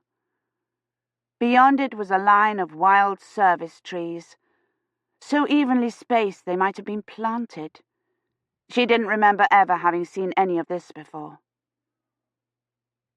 They had brought her along this road, and she'd hoped that something might trigger her memory. But nothing looked familiar at all. It had been too dark, and she had been too ill. All she really remembered was the drop, though it had the same hazy, unreal quality as the trip to the manor. There had been a clearing and an oak and a thicket of willows, and Father Roche's face bending over her as she sat against the wagon wheel. He must have been with Garwin when he found her, or else Garwin had brought him back to the drop. She could see his face clearly in the light from the fire, and then she'd fallen off the horse at the fork. They hadn't come to any fork yet. She hadn't even seen any paths, though she knew they had to be there, cutting from village to village and leading to the fields and the hut of the sick cotter Eloise had gone to see. They climbed a low hill, and at the top of it Father Roche looked back to see if they were following. He knows where the drop is, Kivrin thought. She had hoped he had some idea where it was, that Garwin had described it to him or told him which road it lay along, but he hadn't had to. Father Roche already knew where the drop was. He had been there. Agnes and Kivrin came to the top of the hill, but all she could see was trees, and below them more trees. They had to be in Witchwood Forest, but if they were, there were over 100 square kilometers in which the drop could be hidden.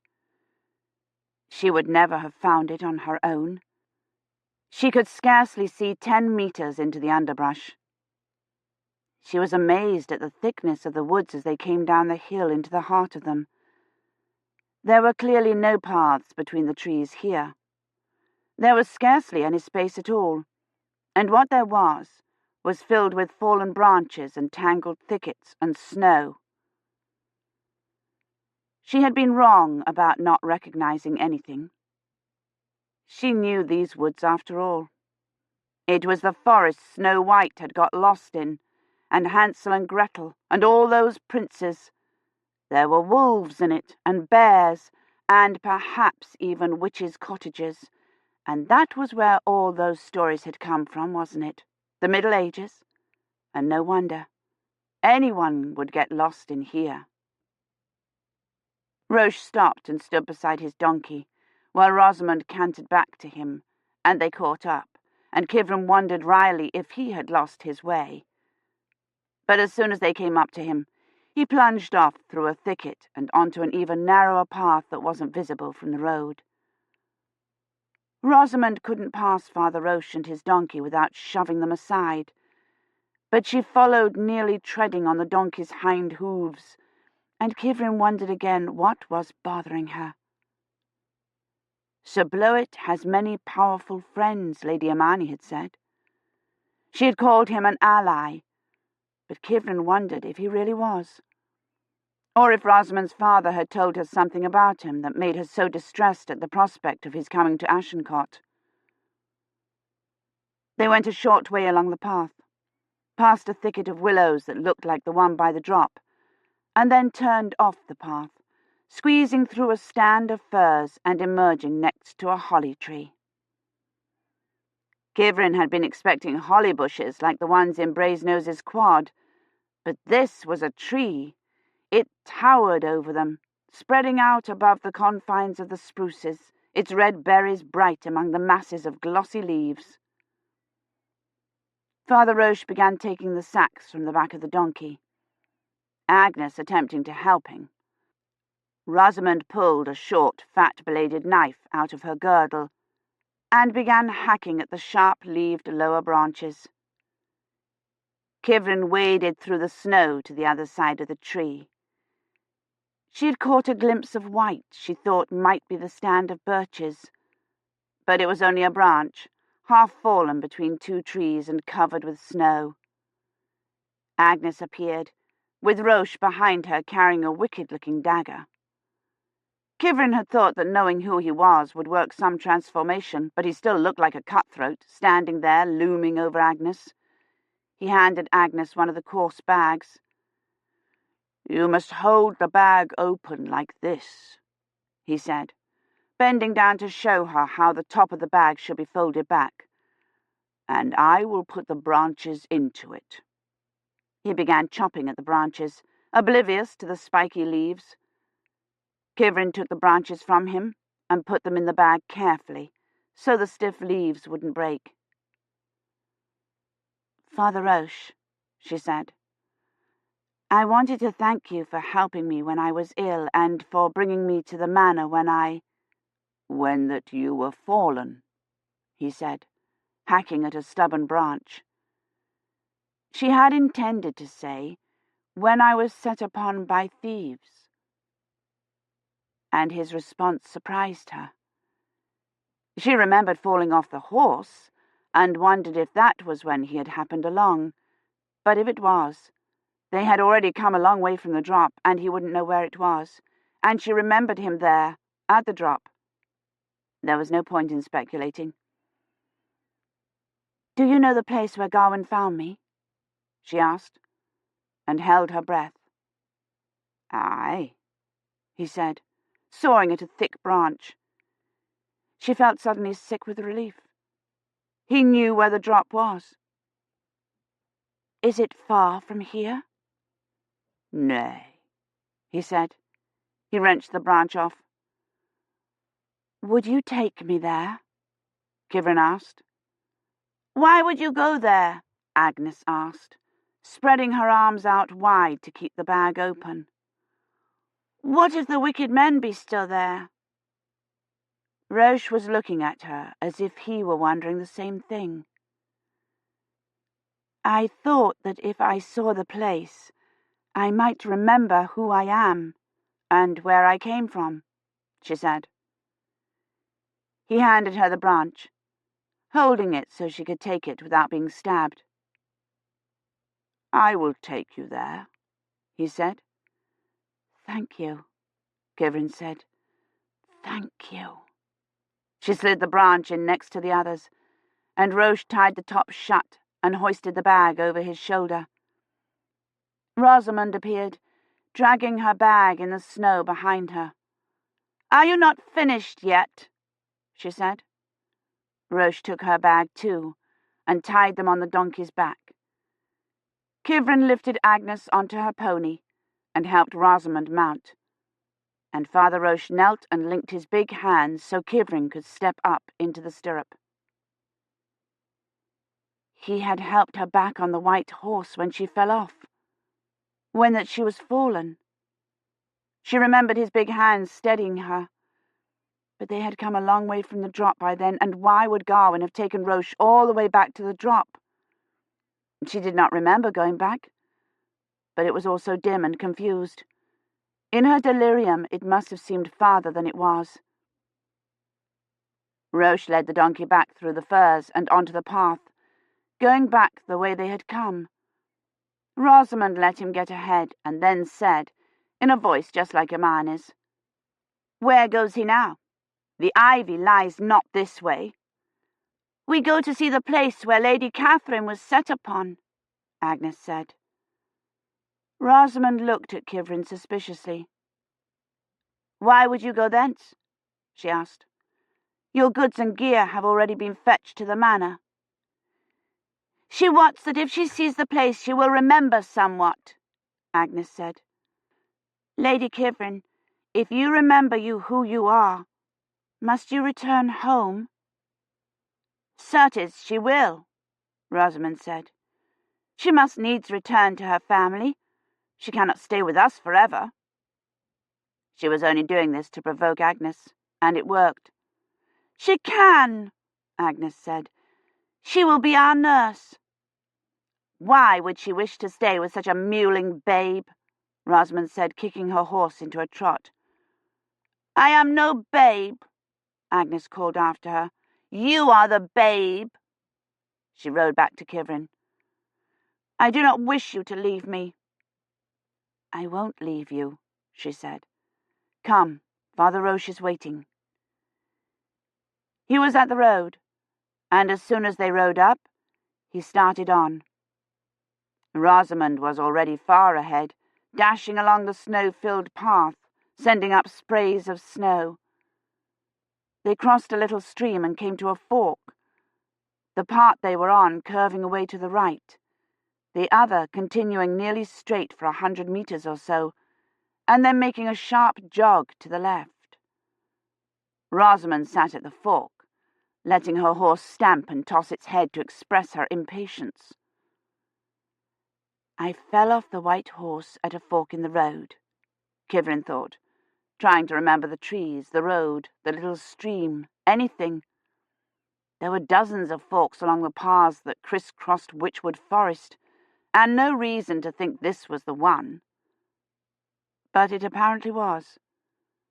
Father Roche turned right at the fork, and went a few meters, and then plunged into the woods, leading the donkey. There were no willows where he left the road, and no hill. He must be going back the way Gawain had brought her. She remembered them going a long way through the woods before they came to the fork. They followed him into the trees, Rosamond in the rear, and almost immediately had to dismount and lead their horses. Roche wasn't following any path that Kivrin could see.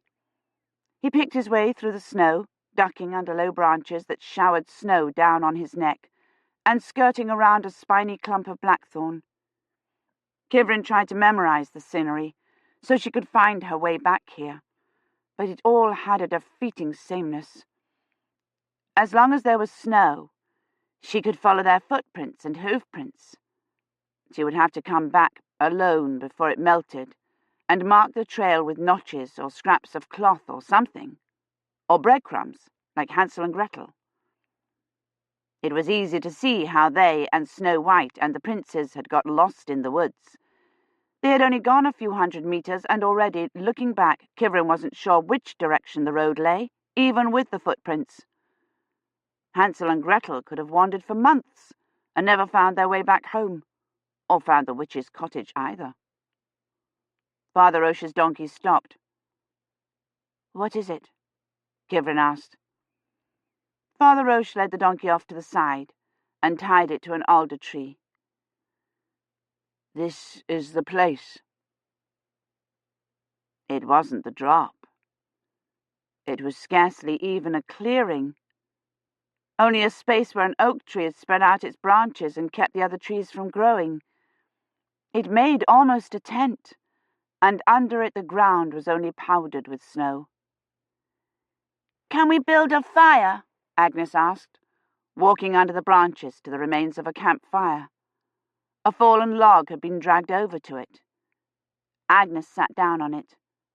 "I am cold," she said, poking at the blackened stones with her foot. It hadn't burned very long. The sticks were barely charred. Someone had kicked dirt on it to put it out.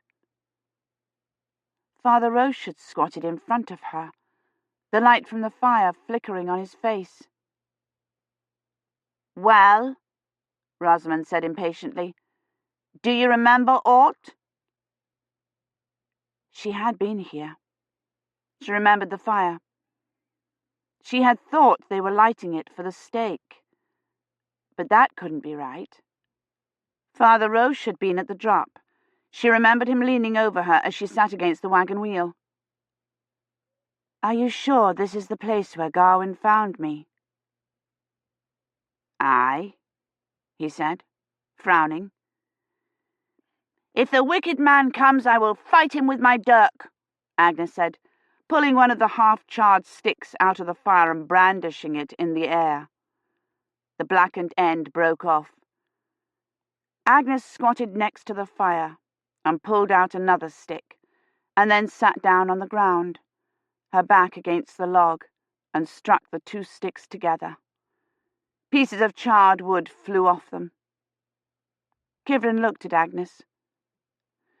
She had sat against the log while they made the fire, and Gawain had leaned over her, his hair red in the fire's light, and said something to her that she couldn't understand. And then he had put the fire out, kicking it apart with his boots, and the smoke had come up and blinded her. "Have you remembered you?" Agnes said, tossing the sticks back among the stones. Roche was still frowning at her. "Are you ill, Lady Catherine?" he asked. "No," she said, trying to smile. "It was just... I'd hoped that if I saw the place where I was attacked, I might remember." He looked at her solemnly a moment, the way he had in the church, and then turned and went over to his donkey. "Come," he said. "Have you remembered?" Agnes insisted, clapping her fur mittens together. They were covered with soot. "Agnes," Rosamond said, "look you how you have dirtied your mittens." She pulled Agnes roughly to her feet.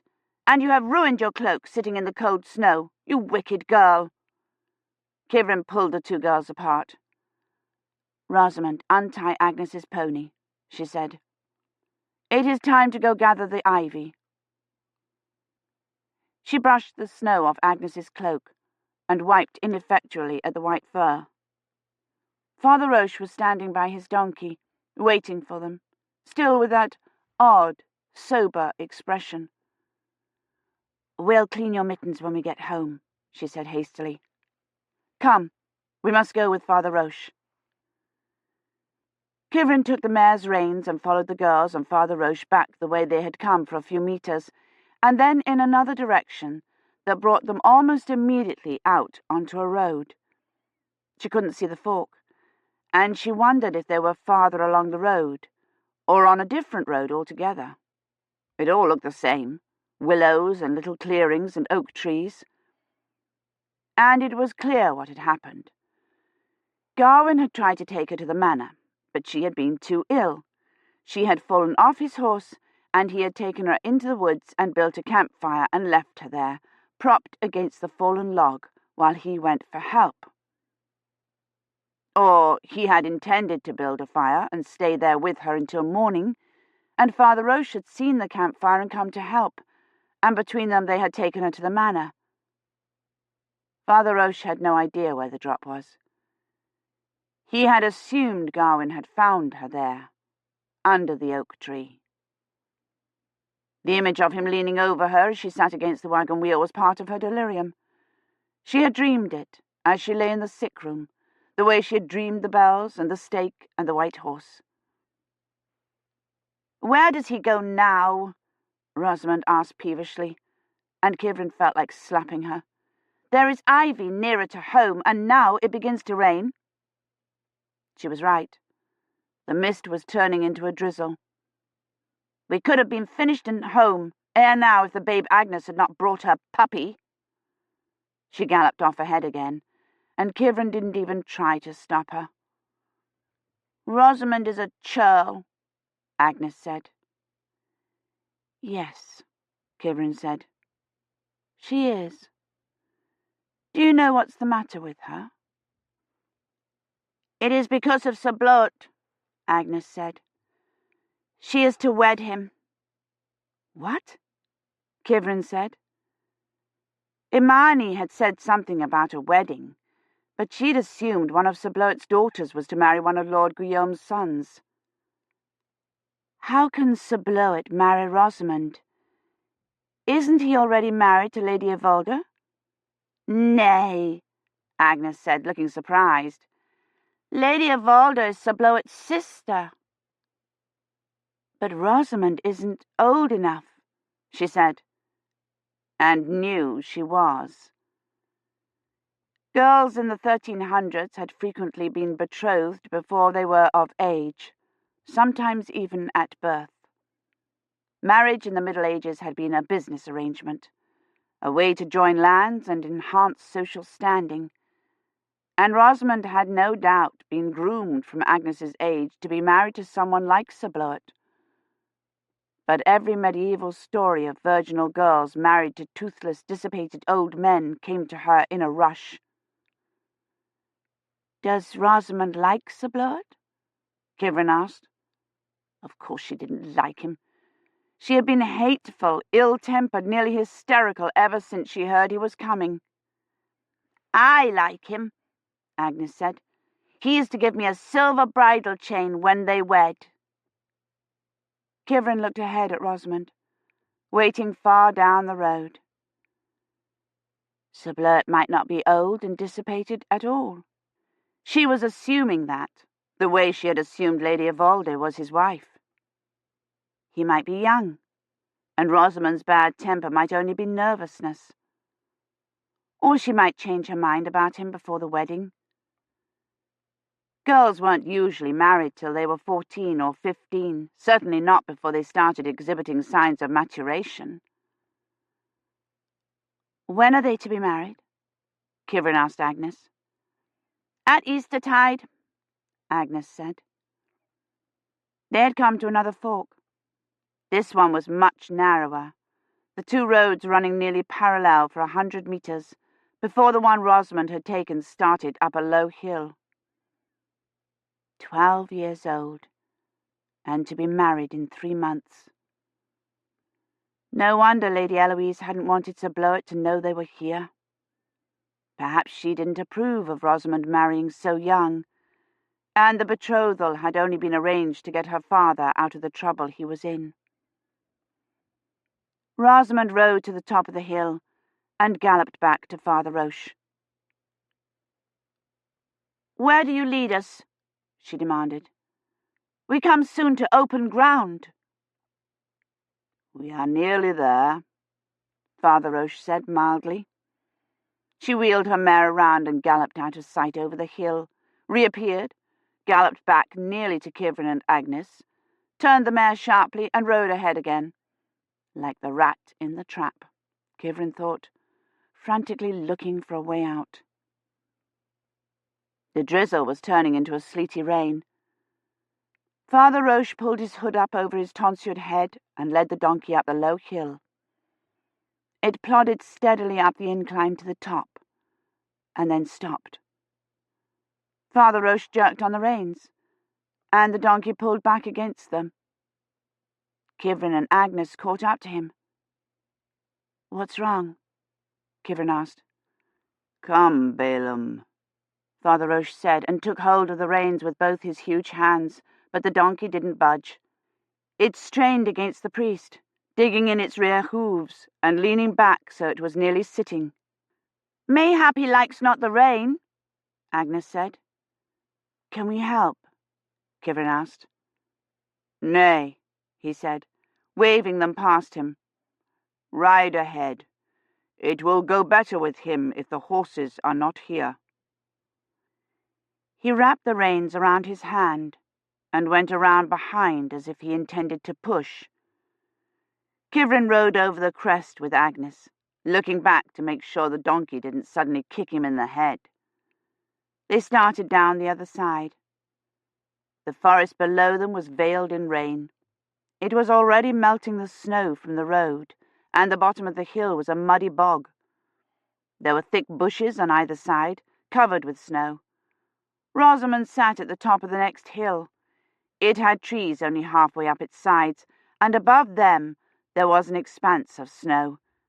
And beyond that, Kivrin thought, is an open plain and a view of the road and Oxford. "Where are you going, Kivrin? Wait!" Agnes cried. But Kivrin was already down the hill and off her sorrel, shaking the snow-covered bushes, trying to see if they were willows. They were, and beyond them she could see the crown of a big oak. She threw the sorrel's reins over the reddish willow branches and pushed into the thicket. The snow had frozen the willow branches together. She struck at them, and snow showered down on her. A flurry of birds launched itself into the air, screeching. She fought her way through the snowy branches and pushed through to the clearing that had to be there. It was, and there was the oak, and beyond it, away from the road, the stand of white-trunked birches that had looked like thinner woods. It had to be the drop. But it didn't look right. The clearing had been smaller, hadn't it? And the oak had had more leaves on it, more nests. There was a blackthorn bush to one side of the clearing, its purple-black buds poking out from the vicious thorns. She didn't remember its being there. She would surely have remembered that, wouldn't she? "It's the snow," she thought. "It's making the clearing look larger." It was nearly 1/2 meter deep here and smooth, untouched. It didn't look as if anyone had ever been here. "Is this the place where Father Roche would have us gather ivy?" Rosamond said, pushing through the thicket. She looked around the clearing, her hands on her hips. "There's no ivy here." There had been ivy, hadn't there? Wound around the base of the oak, and mushrooms. "It's the snow," she thought. "The snow has covered up all the distinguishing landmarks. And the tracks, where Gawain had dragged away the wagon and the boxes. The casket. Gawain had not brought the casket back to the manor. He hadn't seen it, because she'd hidden it in the weeds by the road. She pushed past Rosamond through the willows, not even trying to avoid the showering snow. The casket would be buried in snow too, but it wasn't as deep by the road, and the casket was nearly 40 centimetres tall. "Lady Catherine," Rosamond shouted, right behind her. "Where would you now?" "Kivrin," Agnes said, a pathetic echo. She had tried to climb down off her pony in the middle of the road, but she had got her foot caught in the stirrup. "Lady Kivrin, come you here?" Kivrin looked at her blindly for a moment, and then glanced up the hill. Father Roche was still at the top, struggling with the donkey. She had to find the casket before he came. "Stay on your pony, Agnes," she said, and began scrabbling at the snow under the willows. "What do you seek?" Rosamond said. "There is no ivy here." "Lady Kivrin, you come now," Agnes said. Perhaps the snow had bent the willows over, and the casket was farther in, underneath them. She bent over, clinging to the thin, brittle branches, and tried to sweep the snow aside. But the trunk wasn't there. She had seen that as soon as she started. The willows had protected the weeds and the ground underneath them. There were only a few centimeters of snow. But if this is the place, it must be here, Kivrin thought numbly. If this is the place. "Lady Kivrin!" Agnes shouted, and Kivrin glanced back at her.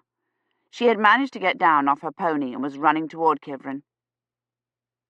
"Don't run," Kivrin started to say, but she didn't get it half out before Agnes caught her foot on one of the ruts and went down.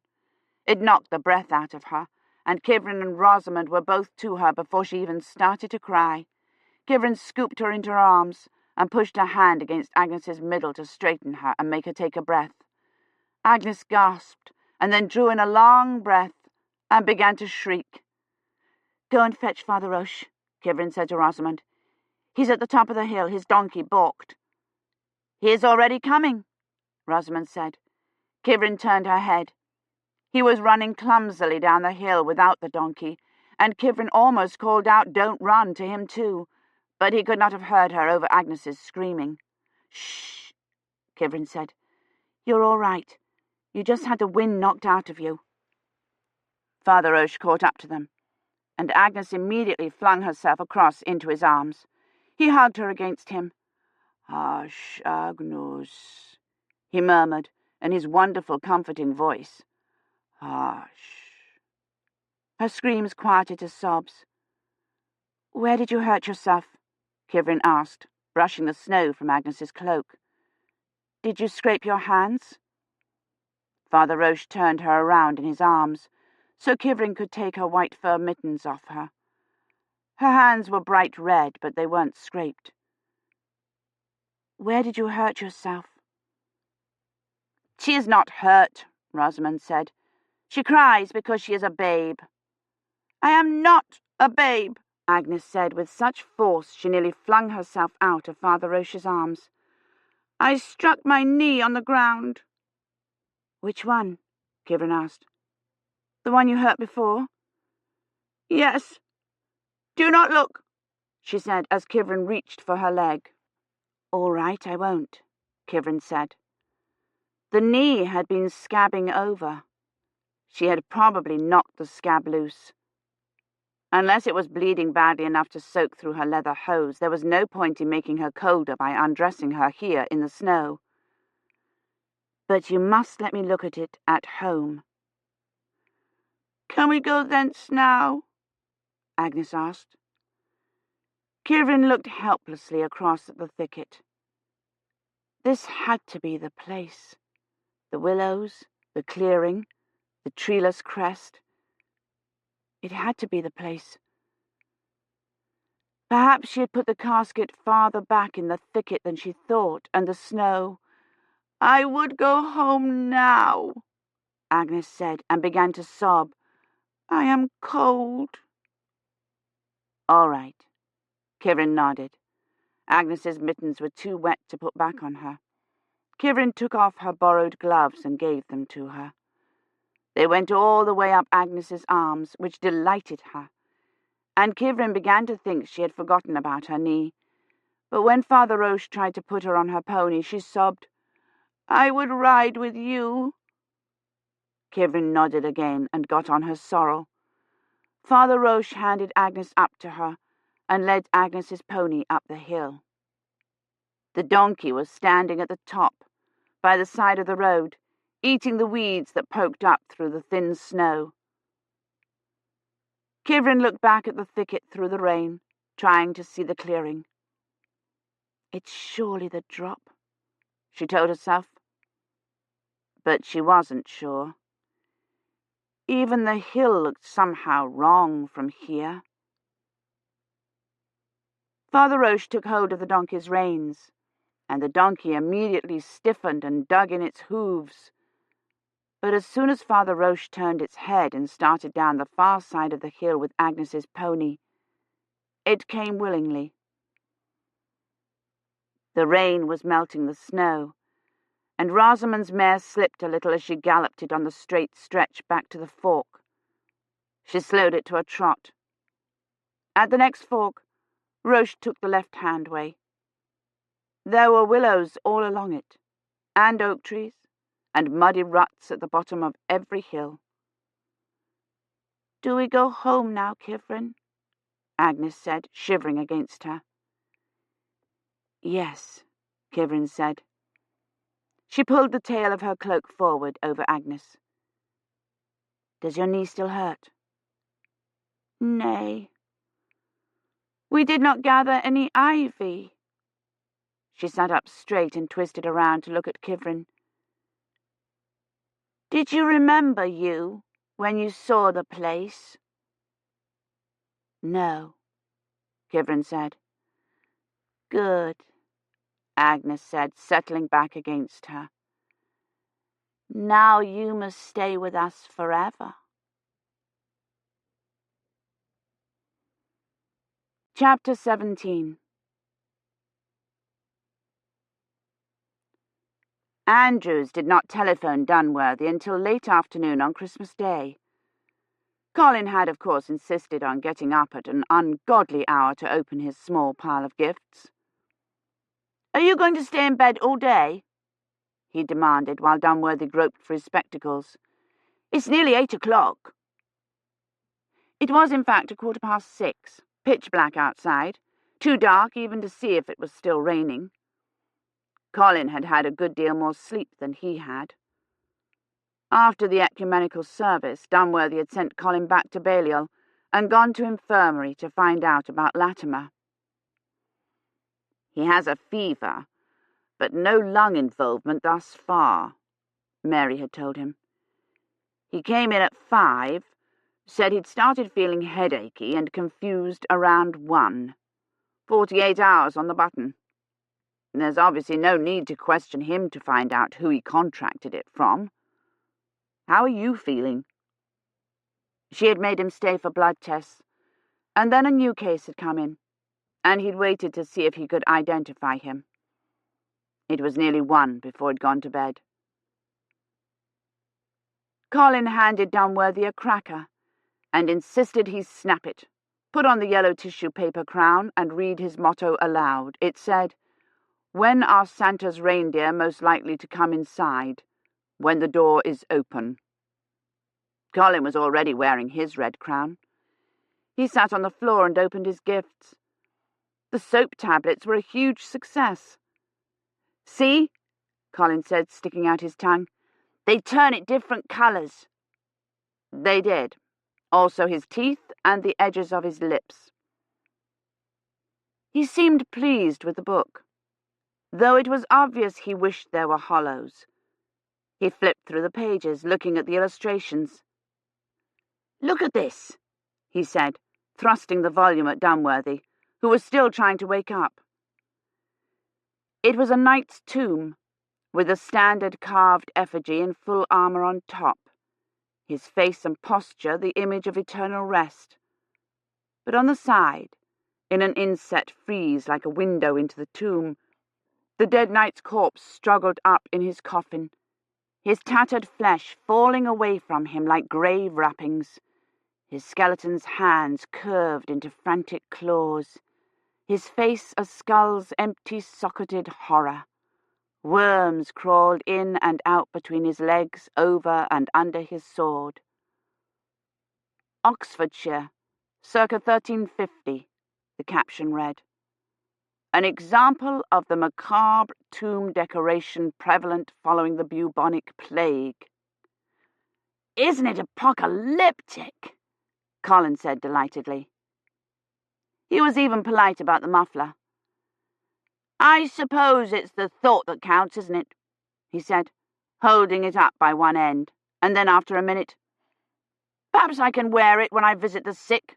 They won't care what it looks like." "Visit what sick?"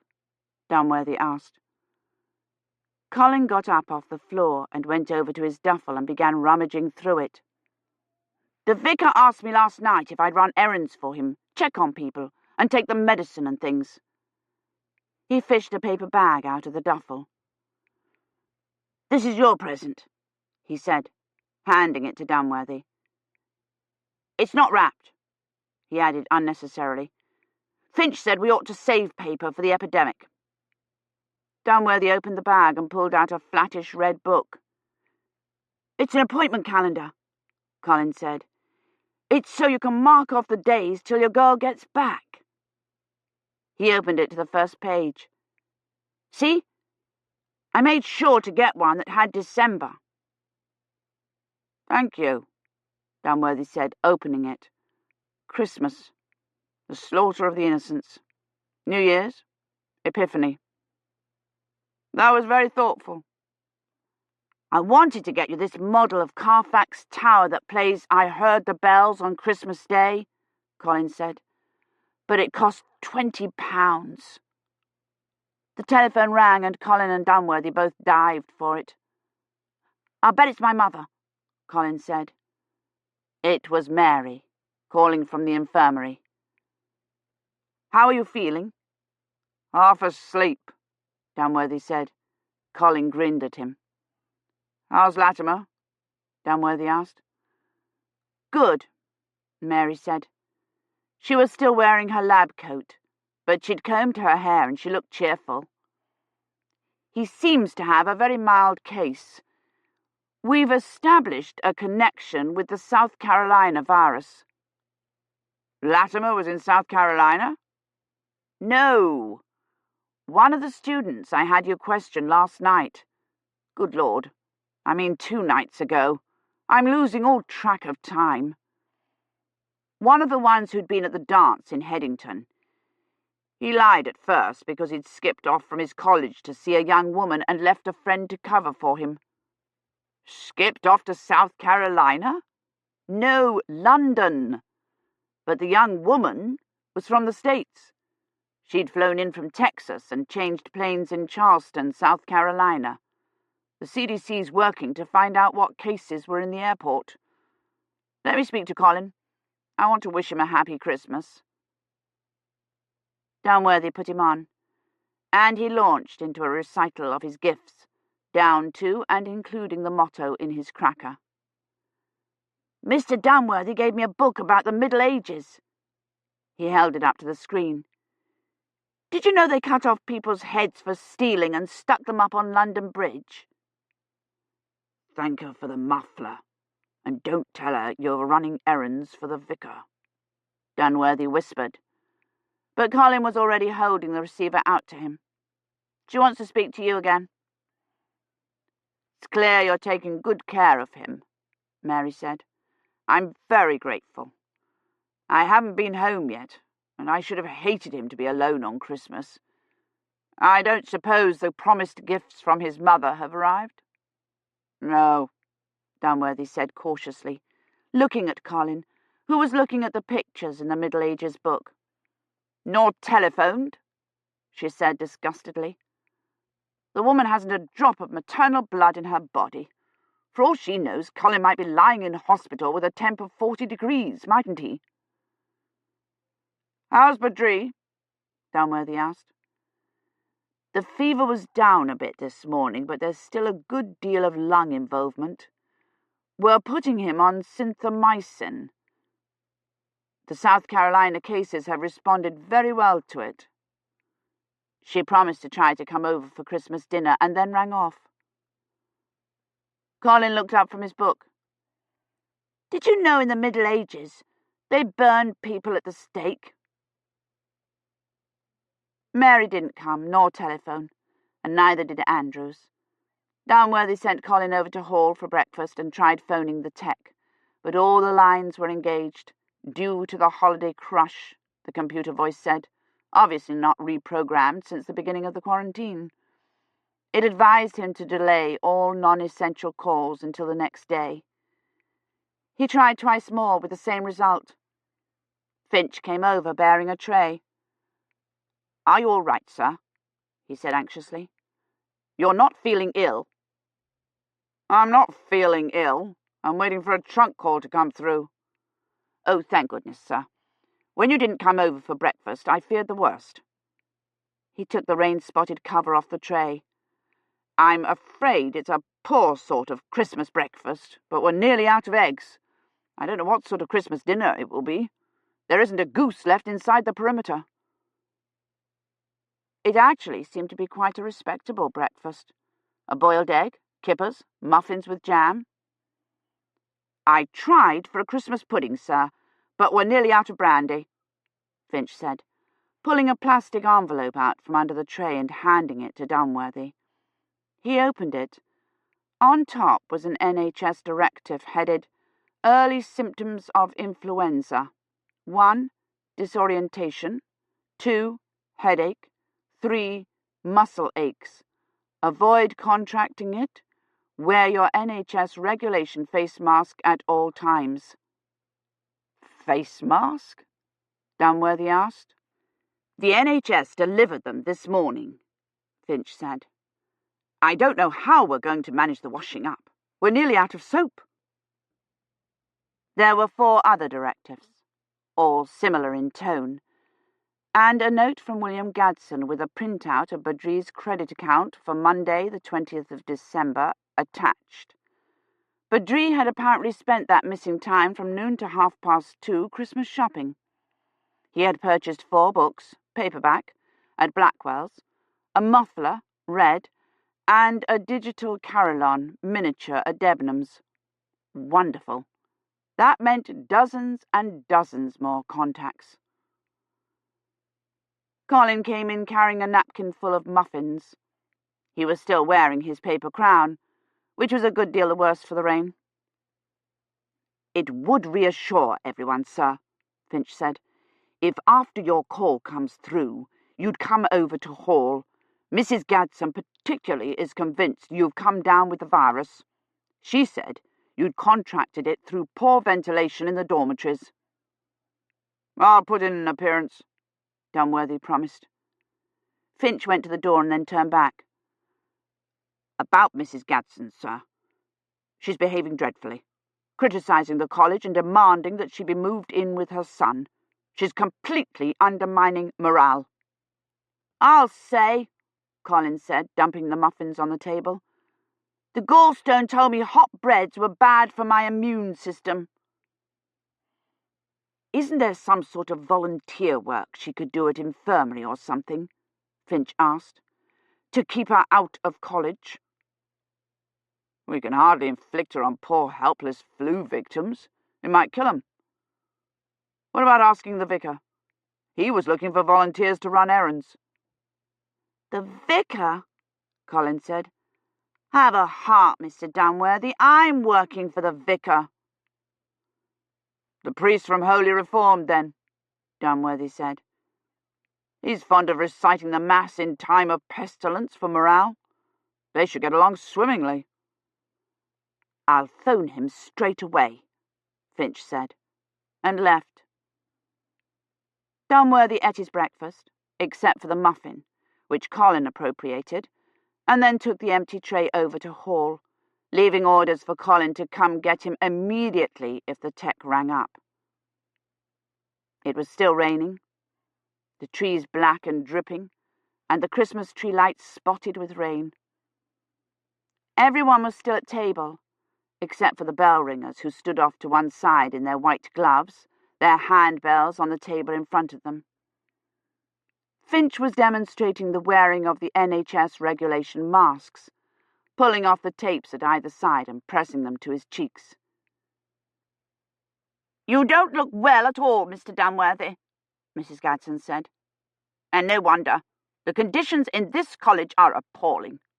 It's a wonder to me that there has not been an epidemic before this. Poor ventilation and an extremely uncooperative staff. Your Mr. Finch was quite rude to me when I spoke to him about moving into my son's rooms.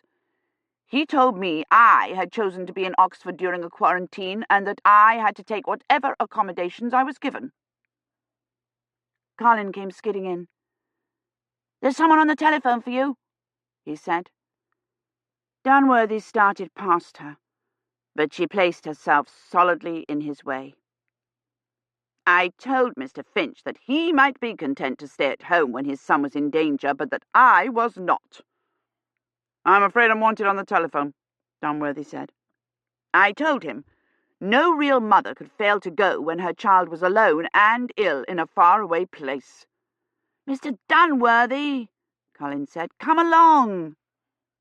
"Of course, you clearly have no idea what I'm talking about. Look at this child." She grabbed Colin by the arm.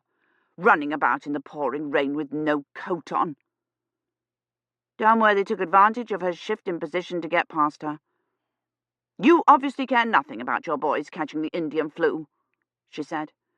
Colin wrenched free, letting him gorge himself on muffins and go about soaked to the skin. Dunworthy sprinted across the quad, Colin at his heels. "I shall not be surprised if this virus turns out to have originated here in Balliol," Mrs. Gadsden shouted after them. "Sheer negligence, that's what it is. Sheer negligence." Dunworthy burst into the room and snatched up the phone. There was no picture. "Andrews," he shouted. "Are you there? I can't see you." "The telephone system's overbooked," Montoya said. "They've cut the visual. It's Lupe Montoya. Is Mr. Basingame salmon or trout?" "What?" Dunworthy said, frowning at the blank screen. "I've been calling fishing guides in Scotland all morning, when I could get through. They say where he's gone depends on whether he's salmon or trout. What about friends? Is there someone in the university he goes fishing with who might know?" "I don't know," Dunworthy said. "Miss Montoya, I'm afraid I'm waiting for a most important—" "I've tried everything else. Hotels, inns, boat rentals, even his barber. I tracked his wife down in Torquay, and she said he didn't tell her where he was going. I hope that doesn't mean he's off somewhere with a woman, and not really in Scotland at all." "I hardly think Mr. Basingame—" "Yes, well, then why doesn't anyone know where he is? And why hasn't he called in now that the epidemic's all over the papers and the vids? Miss Montoya, I suppose I'll have to call both the salmon and trout guides. I'll let you know if I find him." She rang off finally, and Dunworthy put the receiver down and stared at it, certain Andrews had tried to ring while he was on the line with Montoya. "Didn't you say there were a lot of epidemics in the Middle Ages?" Colin asked. He was sitting in the window seat with the Middle Ages book on his knees, eating muffins. "Yes." "Well, I can't find them in this book. How'd you spell it?" "Try Black Death," Dunworthy said. Dunworthy waited an anxious quarter of an hour and then tried to ring Andrews again. The lines were still jammed. "Did you know the Black Death was in Oxford?" Colin said. He had polished off the muffins and was back to the soap tablets. "At Christmas, just like us." "Influenza scarcely compares with the plague," he said, watching the telephone as if he could will it to ring. "The Black Death killed 1/3 to 1/2 of Europe."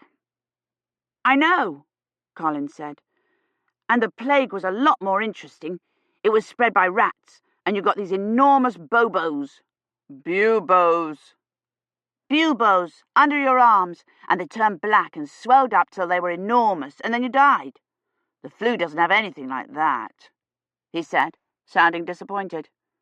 No. And the flu's only one disease. There were 3 sorts of plague.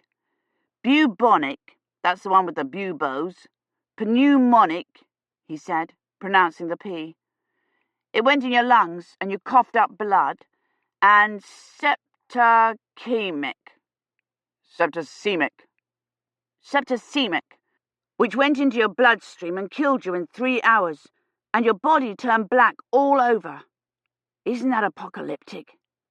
Yes, Dunworthy said. The telephone rang just after 11 o'clock, and Dunworthy snatched it up again. But it was Mary, saying she wouldn't be able to manage dinner. We've had 5 new cases this morning. We'll come to infirmary as soon as my trunk callers come through, Dunworthy promised. I'm waiting for one of my techs to phone. I'm going to have him come and read the fix. Mary looked wary. Have you cleared this with Gilchrist? Gilchrist? He's busy planning to send Kivrin to the Black Death. Nevertheless, I don't think you should do this without telling him. He is acting head, and there's no point in antagonizing him. If something has gone wrong and Andrews needs to abort the drop, you'll need his cooperation. She smiled at Dunworthy. We'll discuss it when you come. And when you're here, I want you to have an inoculation. I thought you were waiting for the analogue. I was. But I'm not satisfied with the way the primary cases are responding to Atlanta's recommended course of treatment.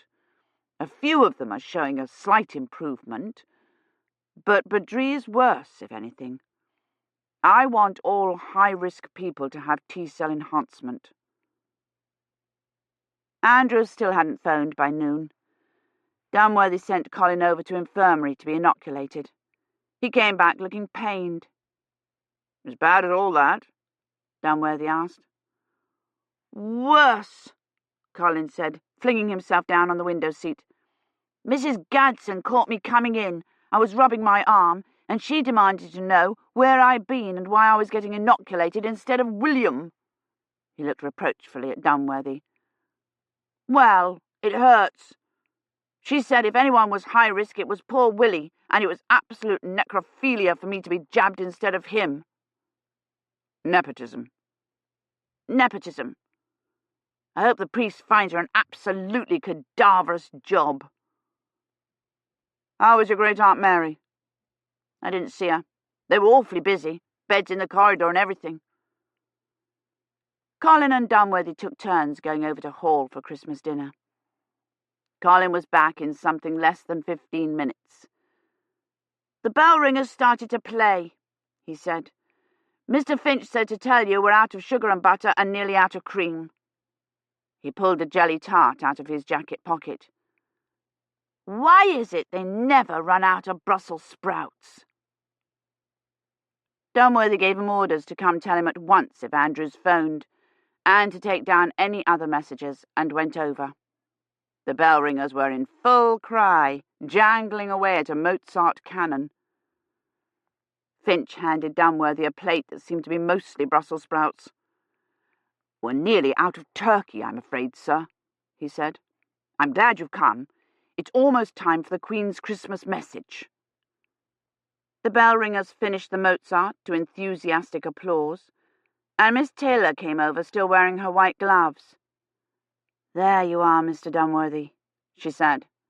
I missed you at breakfast, and Mr. Finch said you were the one to talk to. We need a practice room. He was tempted to say, I'd no idea you practiced. He ate a Brussels sprout. A practice room? Yes, so we can practice our Chicago surprise minor. I've arranged with the Dean of Christ Church to ring our peal here on New Year's Day, but we have to have somewhere to practice. I told Mr. Finch the big room in Beard would be perfect. The senior common room? But Mr. Finch said it was being used as a storeroom for supplies. What supplies? He thought. According to Finch, they were either out or nearly out of everything save Brussels sprouts. And he said the lecture rooms were being kept to use as an infirmary. We have to have a quiet place where we can focus. The Chicago surprise minor is very complicated. The in and out of course changes and the lead end alterations require complete concentration. And of course, there's the extra dodging. Of course, Dunworthy said. The room doesn't have to be large, but it does need to be secluded. We've been practicing here in the dining room, but there are people in and out all the time, and the tenor keeps losing her place. I'm sure we can find something. Of course, with 7 bells we should be doing triples. But the North American Council rang Philadelphia triples here last year and did a very sloppy job of it too, as I understand. The tenor a full count behind an absolutely terrible stroking, which is another reason we've got to have a good practice room. Stroking is so important. Of course, Dunworthy said. Mrs. Gadsden appeared in the far doorway, looking fierce and maternal. I'm afraid I have an important trunk call coming in, he said, standing up so that Miss Taylor was between him and Mrs. Gadsden. Trunk call? Miss Taylor said, shaking her head. You English. I don't understand what you're saying half the time. Dunworthy escaped out the buttery door, promising to find a practice room so that they could perfect their snapping leads, and went back up to his rooms. Andrews hadn't phoned. There was one message from Montoya. She said to tell you, never mind, Collins said. That's all? She didn't say anything else? Nope. She said, tell Mr. Dunworthy, never mind.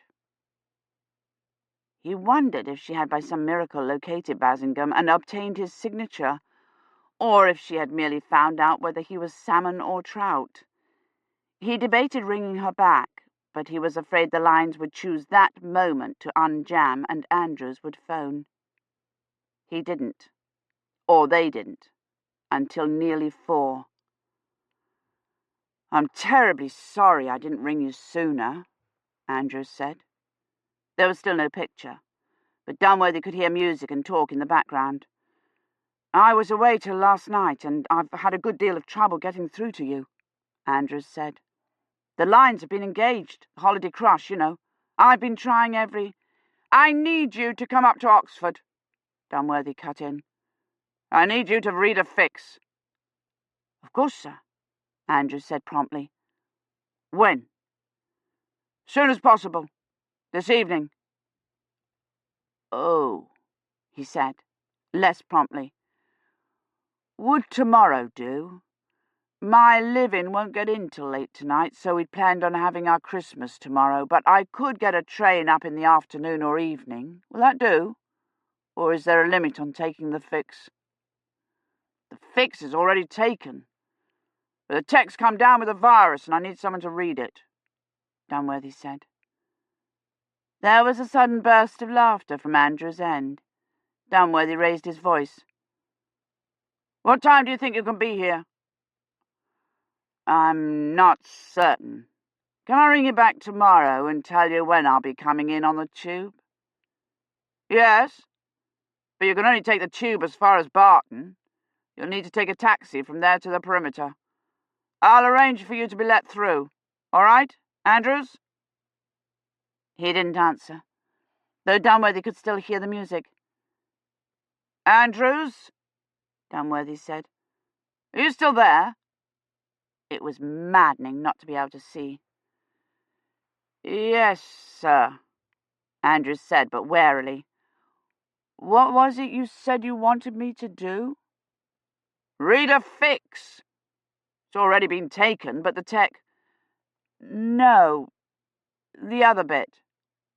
About taking the train to Barton. Take the train to Barton, Dunworthy said loudly and carefully. That's as far as it goes. From there, You'll have to get a taxi to the quarantine perimeter."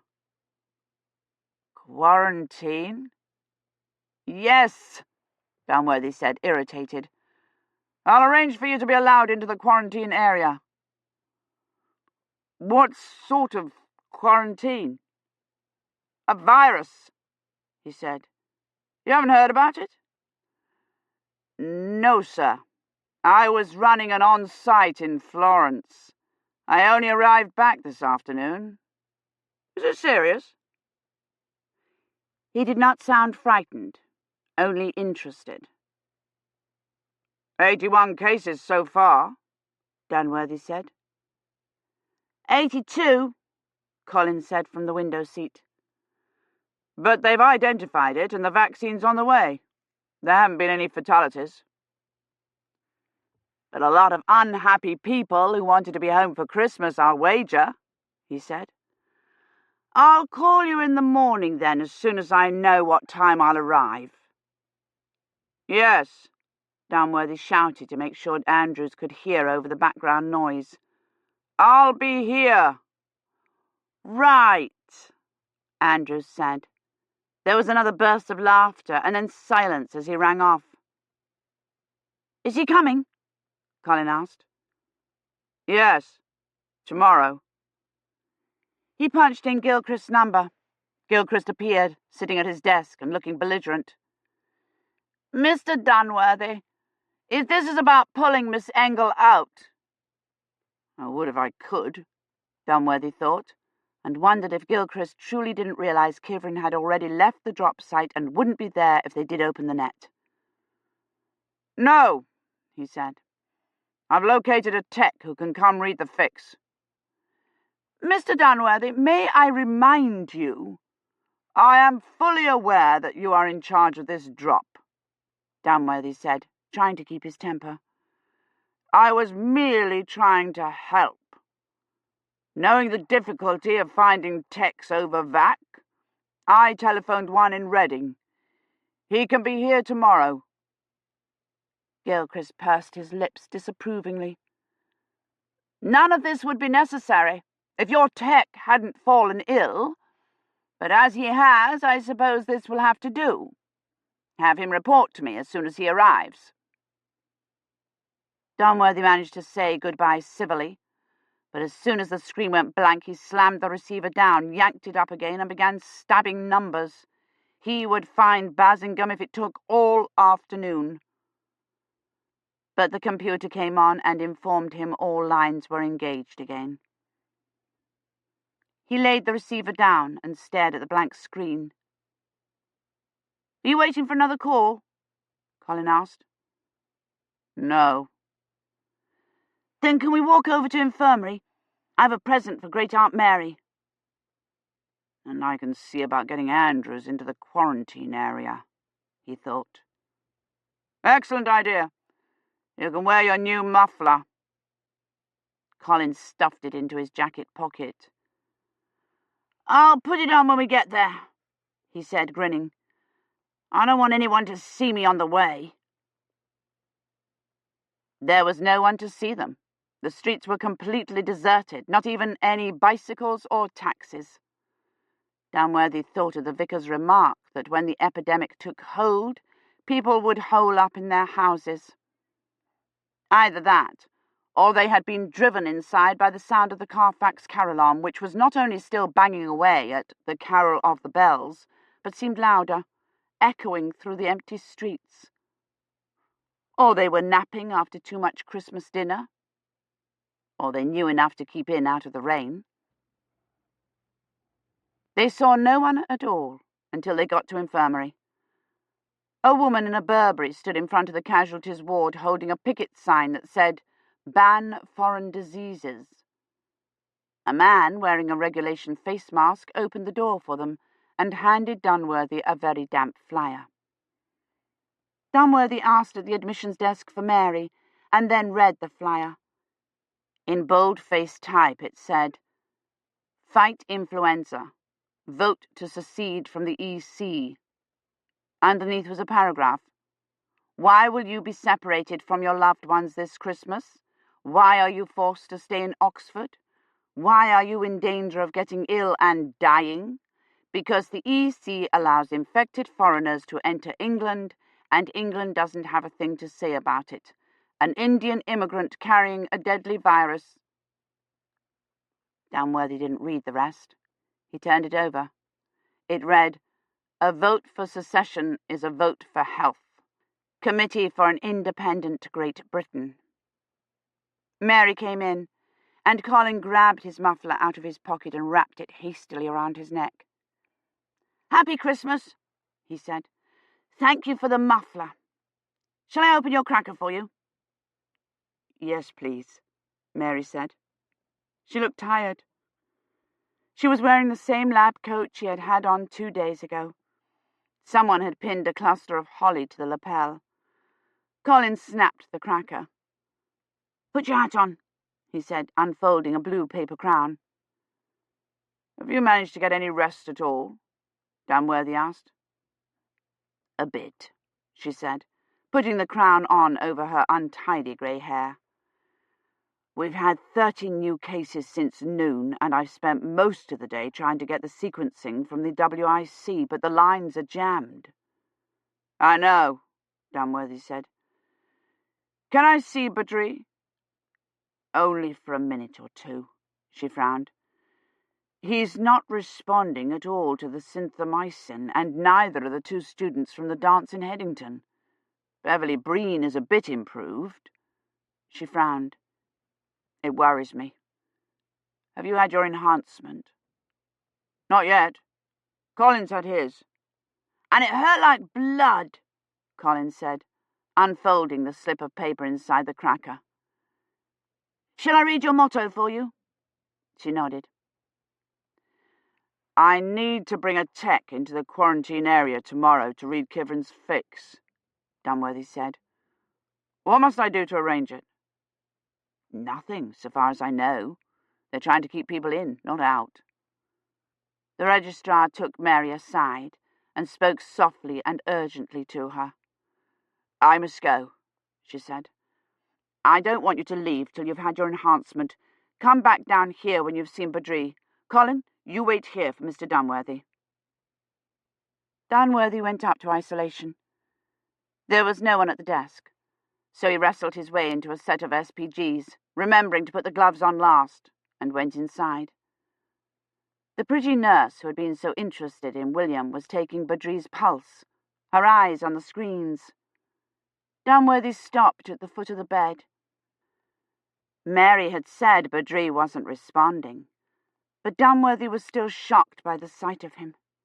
His face was dark with fever again, and his eyes looked bruised, as if someone had hit him. His right arm was hooked to an elaborate shunt. It was bruised a purple-blue on the inside of the elbow. The other arm was worse, black all along the forearm. "Badri?" he said, and the nurse shook her head. "You can only stay a moment," she said. Dunworthy nodded. She laid Badri's unresisting hand down at his side, typed something on the console, and went out. Dunworthy sat down beside the bed and looked up at the screens. They looked the same, still indecipherable, the graphs and jags and generating numbers telling him nothing. He looked at Badri, who lay there looking battered, beaten. He patted his hand gently and stood up to go. "It was the rats," Badri murmured. "Badri?" Dunworthy said gently. "It's Mr. Dunworthy." "Mr. Dunworthy," Badri said, but he didn't open his eyes. "I'm dying, aren't I?" He felt a twinge of fear. "No, of course not," he said heartily. "Where'd you get that idea?" "It's always fatal," Badri said. "What is?" Badri didn't answer. Dunworthy sat with him until the nurse came in, but he didn't say anything else. "Mr. Dunworthy," she said, "he needs to rest." "I know." He walked to the door and then looked back at Badri lying in the bed. He opened the door. "It killed them all," Badri said. "Half of Europe." Colin was standing at the registrar's desk when he came back down, telling her about his Christmas gifts. "My mother's gifts didn't arrive because of the quarantine. The postman wouldn't let them through." Dunworthy told the registrar about the T-cell enhancement, and she nodded and said, "It will just be a moment." They sat down to wait. "It killed them all," Dunworthy thought. "Half of Europe." "I didn't get to read her motto," Colin said. "Would you like to hear it?" He didn't wait for an answer. "Where was Father Christmas when the lights went out?" He waited expectantly. Dunworthy shook his head. "In the dark." He took his gobstopper out of his pocket, unwrapped it, and stuck it in his mouth. "You're worried about your girl, aren't you?" "Yes." He folded up the gobstopper wrapper into a tiny packet. "What I don't understand is, why can't you go get her?" "She isn't there. We must wait for the rendezvous." "No, I mean, why can't you go back to the same time you sent her through and get her while she was still there, before anything happened? I mean, you can go to any time you want, can't you?" "No," he said.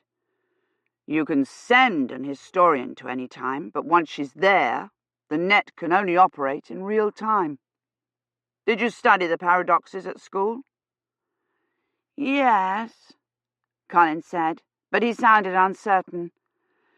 "They're like time travel rules." "The space-time continuum doesn't allow paradoxes," Dunworthy said.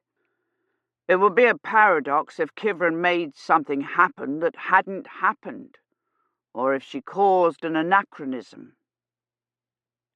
Colin was still looking uncertain. "One of the paradoxes is that no one can be in two places at the same time. She's already been in the past for 4 days. There's nothing we can do to change that. It's already happened." "Then how does she get back?" "When she went through, the tech took what's called a fix. It tells the tech exactly where she is, and it acts as, He groped for an understandable word. "A tether. It ties the two times together so the net can be reopened at a certain time and she can be picked up." "Like, I'll meet you at the church at 6:30? "Exactly. It's called a rendezvous. Kivrin's is in 2 weeks, the 28th of December. On that day, the tech will open the net and Kivrin will come back through." "I thought you said it was the same time there. How can the 28th be 2 weeks from now?" "They used a different calendar in the Middle Ages. It's December the 17th there. Our rendezvous date is the 6th of January. If she's there. If I can find a tech to open the net." Colin pulled out his gobstopper and looked at it thoughtfully. It was a mottled bluish-white and looked rather like a map of the moon. He stuck it back in his mouth. "So, if I went to 1320 on the 26th of December, I could have Christmas twice?" "Yes, I suppose so." "Apocalyptic," he said. He unfolded the gobstopper wrapper and folded it into an even tinier packet. "I think they've forgotten about you, don't you?" "It's beginning to look that way," Dunworthy said. The next time a house officer came through, Dunworthy stopped him and told him he was waiting for T-cell enhancement. "Oh," he said, looking surprised. "I'll try to find out about it." He disappeared into casualties. They waited some more. It was the rats, Badri had said. And that first night he had asked Dunworthy What year is it? But he had said there was minimal slippage. He had said the apprentice's calculations were correct. Colin took his gobstopper out and examined it several times for changing colour. If something terrible happened, couldn't you break the rules? He said, squinting at it. If she got her arm cut off, or she died, or a bomb blew her up or something. They're not rules, Colin. They're scientific laws. We couldn't break them if we tried. If we attempted to reverse events that had already happened, the net wouldn't open. Colin spit his gobstopper into the wrapper and folded the wrinkled paper carefully around it. I'm sure your girl's all right, he said. He jammed the wrapped gobstopper in his jacket pocket and pulled out a lumpy parcel. I forgot to give Great Aunt Mary her Christmas present, he said. He jumped up and started into casualties before Dunworthy could caution him to wait, got opposite the door, and came tearing back. Blood! The gallstone's here, he said. She's coming this way. Dunworthy stood up. That's all that's needed. This way, Colin said. I came in the back door the night I got here. He sprinted off in the other direction. Come on! Dunworthy couldn't manage a sprint, but he walked quickly down the labyrinth of corridors Colin indicated and out a service entrance into a side street. A man in a sandwich board was standing outside the door in the rain. The sandwich board said, "The doom we feared is upon us," which seemed oddly fitting. I'll make certain she didn't see us, Colin said, and dashed around to the front. The man handed Dunworthy a flyer. The end of time is near, it said, in fiery capital letters. Fear God, for the hour of his judgment is come. Revelations, chapter 14, verse 7. Colin waved to Dunworthy from the corner. It's all right, Colin said, slightly out of breath. She's inside, shouting at the registrar. Dunworthy handed the flyer back to the man and followed Colin. He led the way along the side street to Woodstock Road. Dunworthy looked anxiously toward the door of casualties, but he couldn't see anyone, not even the anti-EC picketers. Colin sprinted another block, and then slowed to a walk. He pulled the packet of soap tablets out of his pocket and offered Dunworthy one. He declined. Colin popped a pink one in his mouth and said, none too clearly, "This is the best Christmas I've ever had." Dunworthy pondered that sentiment for several blocks. The carillon was massacring in the bleak midwinter, which also seemed fitting, and the streets were still deserted. But as they turned down the Broad, a familiar figure hurried toward them, hunched against the rain. "It's Mr. Finch," Colin said. "Good Lord," Dunworthy said. "What do you suppose we've run out of now?" "I hope it's Brussels sprouts." Finch had looked up at the sound of their voices. "There you are, Mr. Dunworthy, thank goodness. I've been looking for you everywhere." "What is it?" Dunworthy said. "I told Miss Taylor I'd see about a practice room." "It isn't that, sir. It's the detainees. 2 of them are down with the virus." Transcript from the Doomsday Book. 21st of December 1320. Old style. Father Roche doesn't know where the drop is. I made him take me to the place where Garwin met him, but even standing in the clearing didn't jog my memory. It's obvious Garwin didn't happen upon him until he was a long way from the drop, and by that time I was completely delirious. And I realized today, I'll never be able to find the drop on my own. The woods are too big, and they're full of clearings and oak trees and willow thickets that all look alike now that it's snowed. I should have marked the drop with something besides the casket. Garwin will have to show me where the drop is, and he's not back yet. Rosamond told me it's only a half-day's ride to Courcy, but that he will probably spend the night there because of the rain. It's been raining hard since we got back, and I suppose I should be happy since it may melt the snow.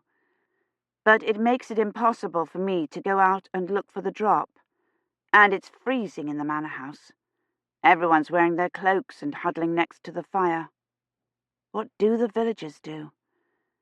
Their huts can't even keep the wind out, and the one I was in had no sign of a blanket. They must be literally freezing, and Rosamond said the steward said it was going to rain till Christmas Eve. Rosamond apologized for her ill-tempered behavior in the woods and told me I was wroth with my sister. Agnes had nothing to do with it. What upset her was obviously the news that her fiancé had been invited for Christmas, and when I had a chance with Rosamond alone, I asked her if she was worried over her marriage. "My father has arranged it," she said, threading her needle. "We were betrothed at Martinmas. We are to be wed at Easter." "And it is with your consent?" I asked. "It is a good match," she said. "Sir Bloet is highly placed, and he has holdings that adjoin my father's." "Do you like him?" She stabbed the needle into the linen in the wooden frame. "My father would never let me come to harm," she said, and pulled the long thread through. She didn't volunteer anything else, and all I could get out of Agnes was that Sir Bloet was nice and had brought her a silver penny, no doubt as part of the betrothal gifts. Agnes was too concerned about her knee to tell me anything else. She stopped complaining about it halfway home, and then limped exaggeratedly when she got down off the sorrel. I thought she was just trying to get attention, but when I looked at it, the scab had come off completely. The area around it is red and swollen. I washed it off, wrapped it in as clean a cloth as I could find. I'm afraid it may have been one of Hermione's coifs. I found it in the chest at the foot of the bed, and made her sit quietly by the fire and play with her knight. But I'm worried. If it gets infected, it could be serious. There weren't any antimicrobials in the 1300s. Eloise is worried too.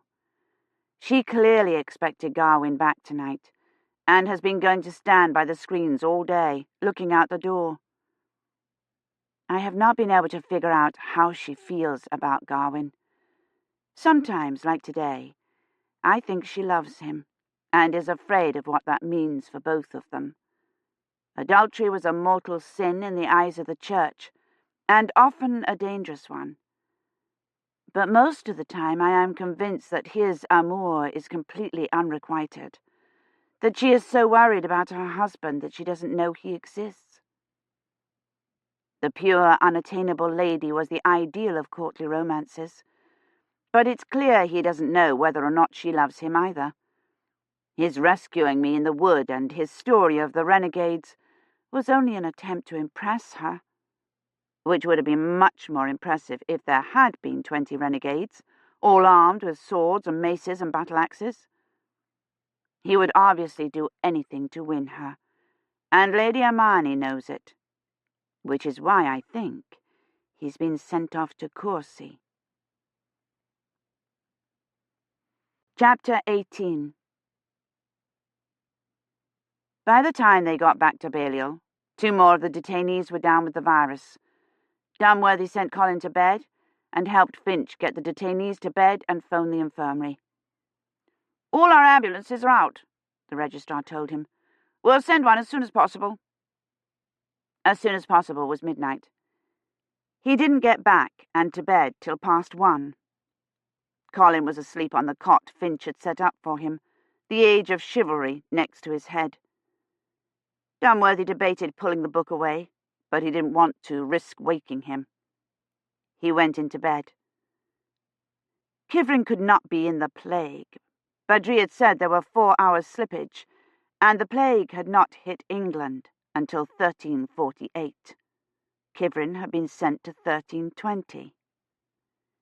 He turned over and closed his eyes determinedly. She could not be in the plague. Badri was delirious. He had said all sorts of things, talked about lids and breaking china as well as rats. None of it made any sense. It was the fever speaking. He had told Dunworthy to back up. He had given him imaginary notes. None of it meant anything. It was the rats, Badri had said. The Contemps hadn't known it was spread by fleas on the rats. They had had no idea what caused it. They had accused everyone, Jews and witches and the insane. They had murdered half-wits and hanged old women. They had burned strangers at the stake. He got out of bed and padded into the sitting room. He tiptoed around Colin's cot and slid the Age of Chivalry out from under Colin's head. Colin stirred, but didn't wake. Dunworthy sat on the window seat and looked up the Black Death. It had started in China in 1333 and moved west on trading ships to Messina in Sicily and from there to Pisa. It had spread through Italy and France, 80,000 dead in Siena, 100,000 in Florence, 300,000 in Rome, before it crossed the Channel. It had reached England in 1348, a little before the feast of St. John the Baptist, the 24th of June. That meant a slippage of 28 years.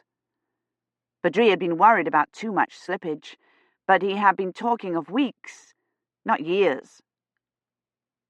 He reached over the cot to the bookcase and took down Fitzwiller's Pandemics. "What are you doing?" Colin asked sleepily. "Reading about the Black Death," he whispered. "Go back to sleep." "They didn't call it that." Colin mumbled around his gobstopper. He rolled over, wrapping himself in his blankets. "They called it the Blue Sickness." Dunworthy took both books back to bed with him.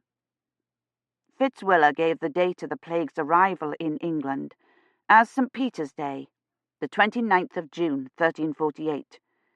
It had reached Oxford in December, London in October of 1349, and then moved north and back across the Channel to the Low Countries and Norway.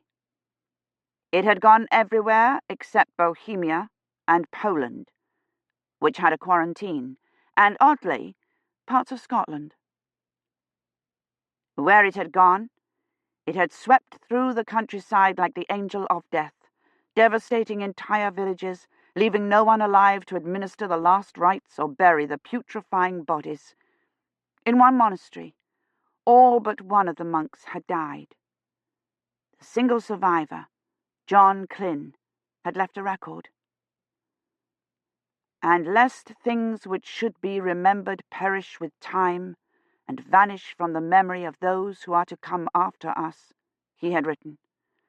"I, seeing so many evils and the whole world, as it were, placed within the grasp of the evil one, being myself as if among the dead, I, waiting for death, have put into writing all the things that I have witnessed."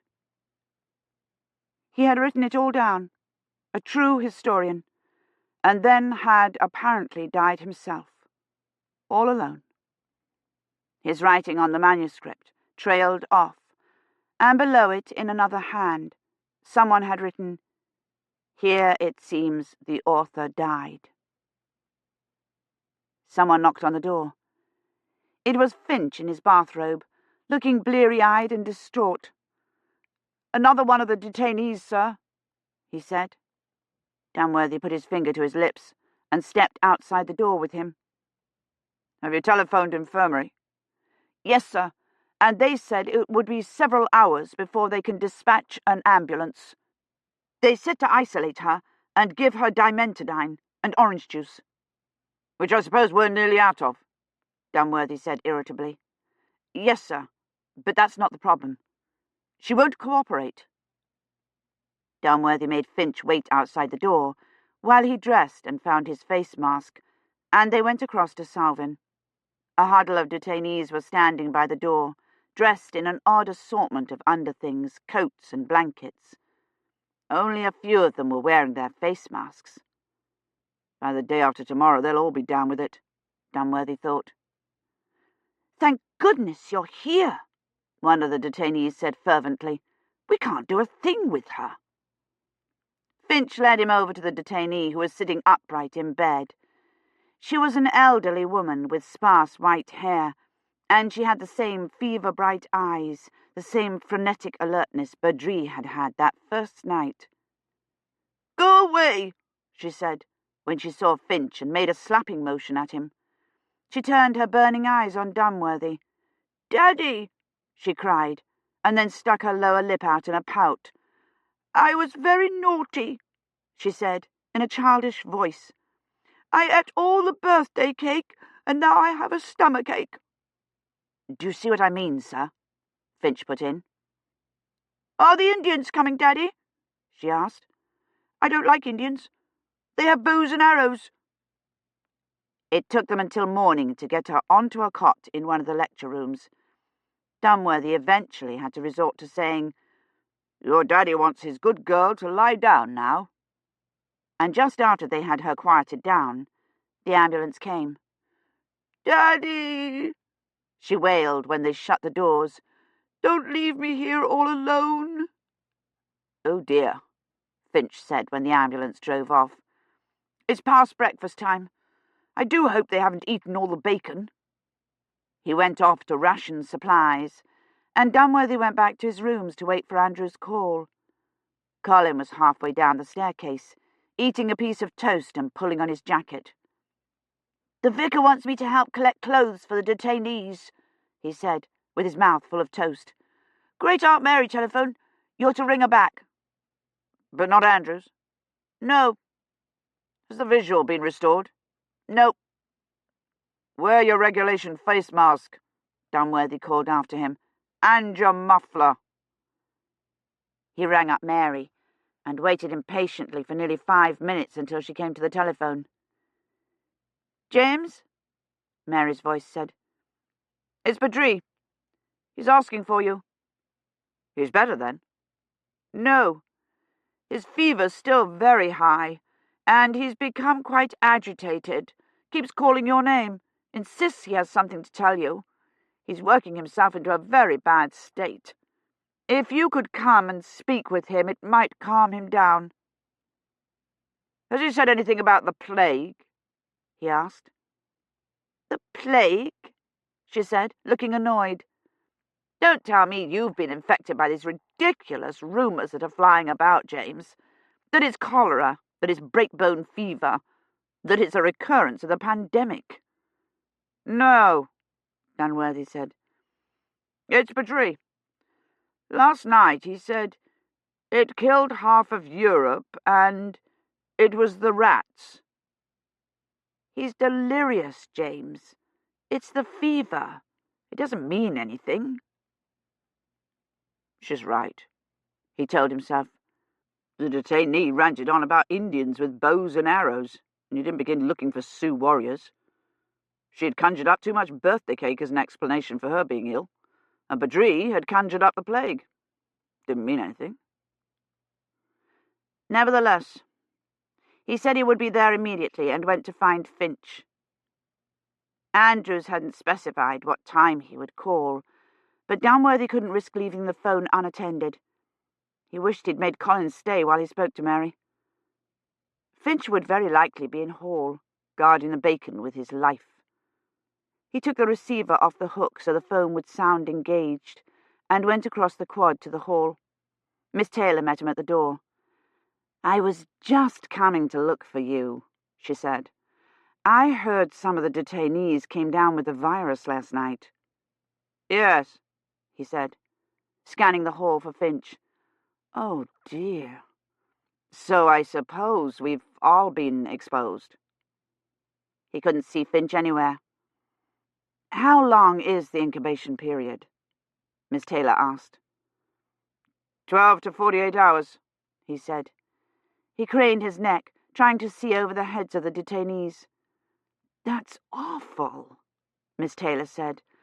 "What if one of us comes down with it in the middle of the peel? We're traditional, you know, not council. The rules are very explicit." He wondered why traditional, whatever that might be, had deemed it necessary to have rules concerning change ringers infected with influenza.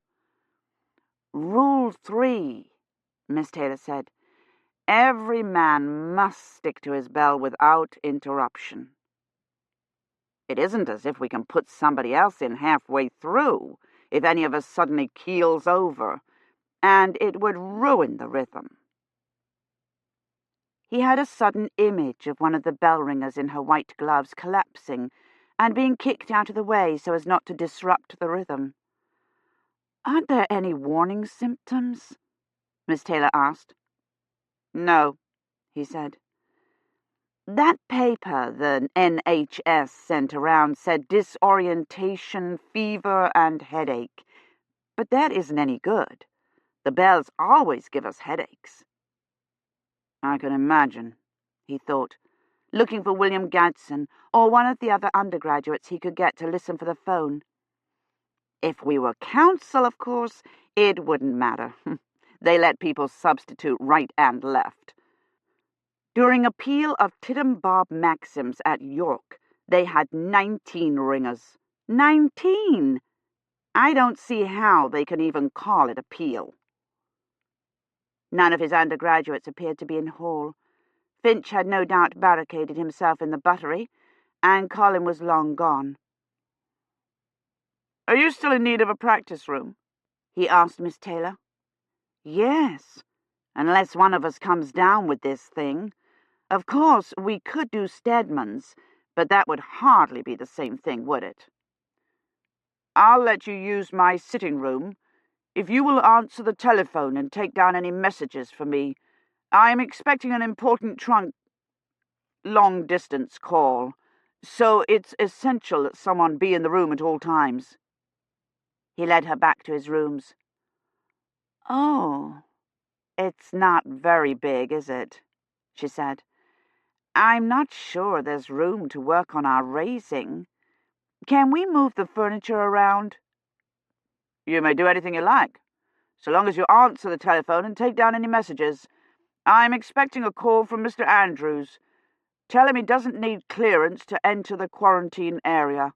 Tell him to go straight to Brasenose, and I'll meet him there." "Well, all right, I guess," she said, as if she were doing him a favor. "At least it's better than that drafty cafeteria." He left her rearranging furniture, not at all convinced that it was a good idea to entrust her with this, and hurried off to see Badri. He had something to tell him. It killed them all, half of Europe. The rain had subsided to little more than a fine mist, and the anti-EC picketers were gathered in force in front of the infirmary. They had been joined by a number of boys Colin's age, wearing black face plasters and shouting, "Let my people go." One of them grabbed Dunworthy's arm. "The government's got no right to keep you here against your will," he said, thrusting his striped face up to Dunworthy's face mask. "Don't be a fool," Dunworthy said. "Do you want to start another pandemic?" The boy let go of his arm, looking confused, and Dunworthy escaped inside. Casualties was full of patients on stretcher trolleys, and there was one standing next to the elevator. An imposing-looking nurse in voluminous SPGs was standing next to it, reading something to the patient from a polythene-wrapped book. "Whoever perished, being innocent," she said, and he realized with dismay that it wasn't a nurse. It was Mrs. Gadsden. "Or where were the righteous cut off?" she recited.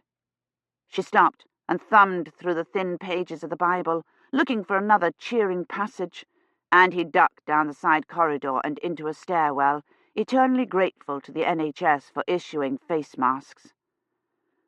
"The Lord shall smite thee with a consumption," she intoned, her voice resounding through the corridor as he fled, "and with a fever, and with an inflammation." "And he shall smite thee with Mrs. Gadsden," he thought, and she shall read you scriptures to keep your morale up." He went up the stairs to isolation, which had now apparently taken over most of the first floor. "Here you are," the nurse said. It was the pretty blonde student nurse again. He wondered if he should warn her about Mrs. Gadsden. "I'd nearly given you up," she said. "He's been calling for you all morning." She handed him a set of SPGs, and he put them on and followed her in. "He was frantic for you half an hour ago," she whispered. "Kept insisting he had something to tell you. He's a bit better now." He looked, in fact, considerably better. He had lost the dark, frightening flush, and though he was still a bit pale under his brown skin, he looked almost like his old self. He was sitting against several pillows, his knees up, and his hands lying lightly on them, the fingers curved. His eyes were closed. "Badri," the nurse said, putting her imperm-gloved hand on his shoulder and bending close to him. "Mr. Dunworthy's here." He opened his eyes. "Mr. Dunworthy?" "Yes," she nodded, across the bed, indicating him. "I told you he'd come." Badri sat up straighter against the pillows, but he didn't look at Dunworthy. He looked intently ahead. "I'm here, Badri," Dunworthy said, moving forward so he was in his line of vision. "What was it you wanted to tell me?" Badri continued to look straight ahead, and his hands began moving restlessly on his knees. Dunworthy glanced at the nurse. "He's been doing that," she said. "I think he's typing." She looked at the screens and went out. He was typing. His wrists rested on his knees, and his fingers tapped the blanket in a complex sequence. His eyes stared at something in front of him. A screen? And after a moment he frowned. "That can't be right," he said, and began typing rapidly. "What is it, Badri?" Dunworthy said. "What's wrong?" "There must be an error," Badri said. He leaned slightly sideways and said, "Give me a line by line on the TAA." He was speaking into the console's ear, Dunworthy realized. "He's reading the fix," he thought. "What can't be right, Badri?" "The slippage," Badri said, his eyes fixed on the imaginary screen. "Readout check," he said into the ear. "That can't be right." "What's wrong with the slippage?" Dunworthy asked. "Was there more slippage than you expected?" Badri didn't answer. He typed for a moment, paused, watching the screen, and began typing frantically. "How much slippage was there?" "Badri," Dunworthy said. He typed for a full minute and then stopped and looked up at Dunworthy. "So worried," he said thoughtfully. "Worried over what, Badri?" Dunworthy said. Badri suddenly flung the blanket back and grabbed for the bed rails. "I have to find Mr. Dunworthy," he said. He yanked at his cannula, pulling at the tape. The screens behind him went wild, spiking crazily and beeping. Somewhere outside, an alarm went off. "You mustn't do that," Dunworthy said, reaching across the bed to stop him. "He's at the pub," Badri said, ripping at the tape. The screens went abruptly flatline. "Disconnect," a computer voice said. "Disconnect." The nurse banged in. "Oh, dear, that's twice he's done that," she said. "Mr. Chowdhury, you mustn't do that. You'll pull your cannula out." "Go and get Mr. Dunworthy. Now," he said. "There's something wrong." But he lay back and let her cover him up. "Why doesn't he come?"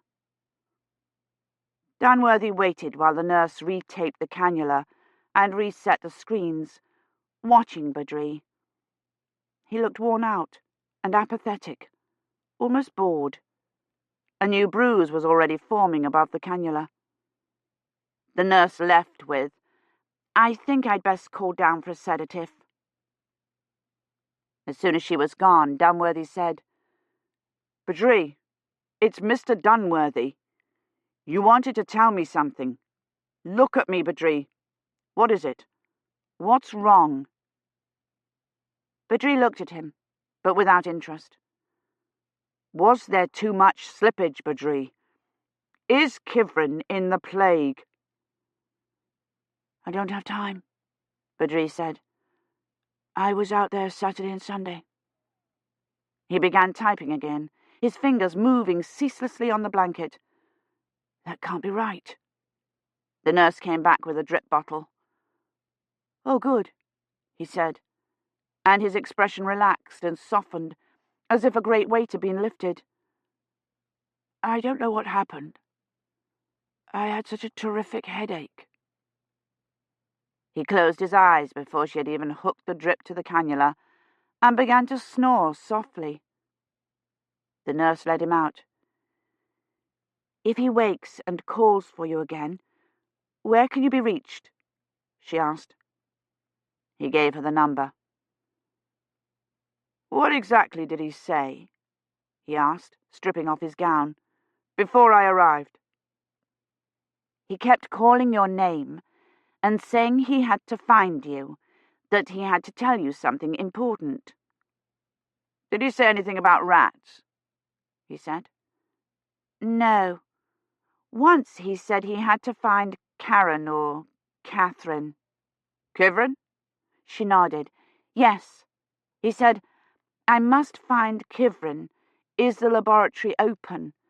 And then he said something about a lamb, but nothing about rats, I don't think. A good deal of the time I can't make it out." He threw the imperm gloves into the bag. "I want you to write down everything he says. Not the unintelligible parts," he added before she could object. "But everything else. I'll be back this afternoon." "I'll try," she said. "It's mostly nonsense." He went downstairs.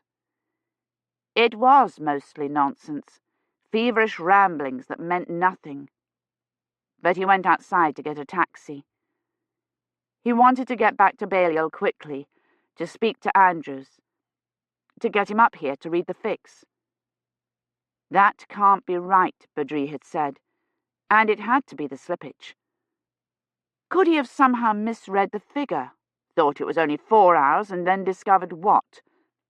That it was 4 years? Or 28?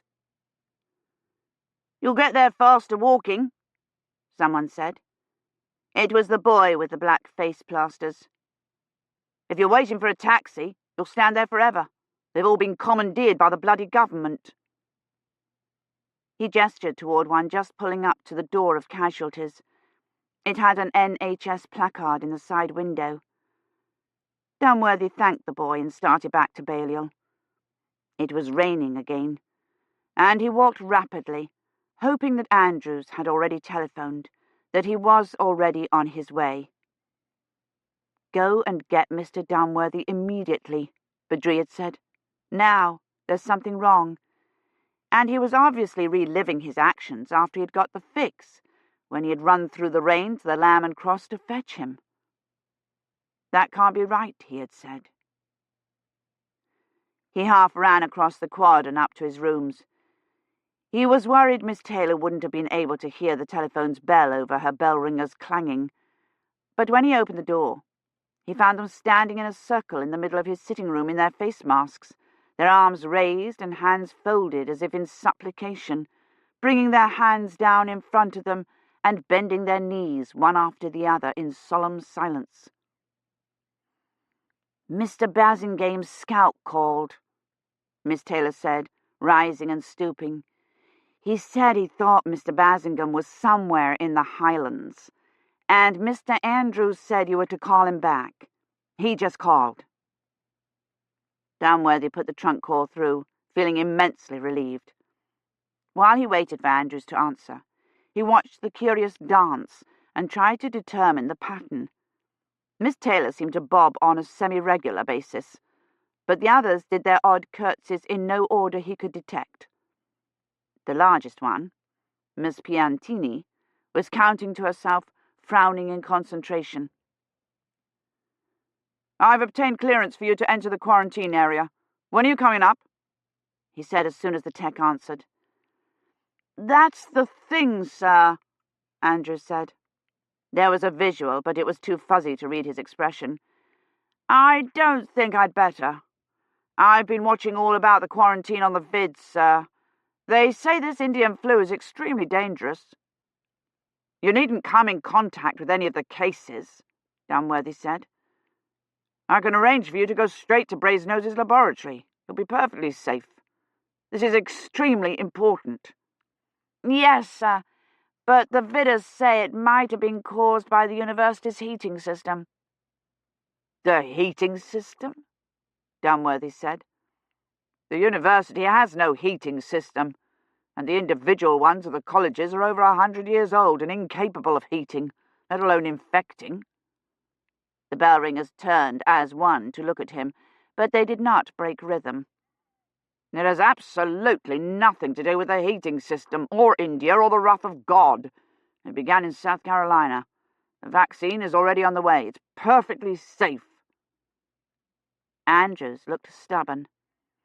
"Nevertheless, sir, I don't think it would be wise for me to come." The bell ringers abruptly stopped. "Sorry," Miss Piantini said, and they started again. "This fix must be read. We have an historian in 1320, and we don't know how much slippage there's been. I'll see to it you're paid for hazardous duty," Dunworthy said, and then realized that was exactly the wrong approach. "I can arrange for you to be isolated or wear SPGs, or—" "I could read the fix from here," Andrews said. "I've a friend who'll set up the access connections. She's a student at Shrewsbury." He paused. "It's the best I can do. Sorry." "Sorry," Miss Piantini said again. "No, no. You ring in seconds place," Miss Taylor said. "You dodge 2-3 up and down and 3-4 down and then lead a whole pull. And keep your eyes on the other ringers, not on the floor.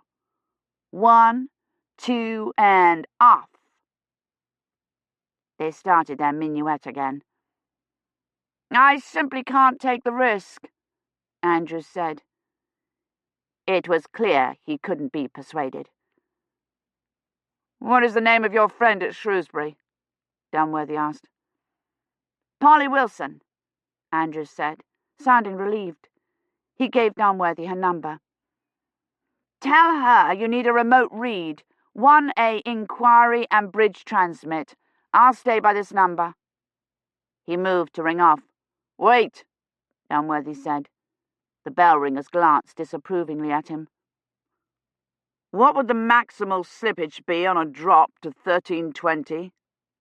"I've no idea," Andrews said promptly. "Slippage is difficult to predict. There are so many factors." "An estimate," Dunworthy said.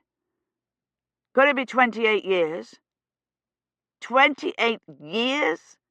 Andrews said, and the amazed tone sent a gust of relief through Dunworthy. "I wouldn't think so. There's a general tendency toward greater slippage the farther back you go, but the increase isn't exponential. The parameter checks will tell you." "Medieval didn't do any." "They sent an historian back without parameter checks?" Andrews sounded shocked. "Without parameter checks, without unmans, without recon tests," Dunworthy said. "Which is why it's essential I get this fix read. I want you to do something for me." Andrews stiffened. "You don't have to come here to do it," he said rapidly. "Jesus has an on-site set up in London. I want you to go over there and run parameter checks on a drop to noon 13th of December, 1320. What are the locational coordinates? I don't know. I'll get them when I go to Brasenose. I want you to telephone me here as soon as you've determined maximal slippage. Can you do that? Yes, he said, but he was looking doubtful again. Good. I'll telephone Polly Wilson. Remote read 1A inquiry bridge transmit. I'll ring you back as soon as she's got it set up at Brasenose, Dunworthy said, and rang off before Andrews could renege. He held on to the receiver, watching the bell ringers. The order changed each time, but Miss Piantini apparently did not lose count again. He telephoned Polly Wilson and gave her the specifications Andrews had dictated, wondering if she had been watching the vidders too, and would be afraid of Brazenose's heating system.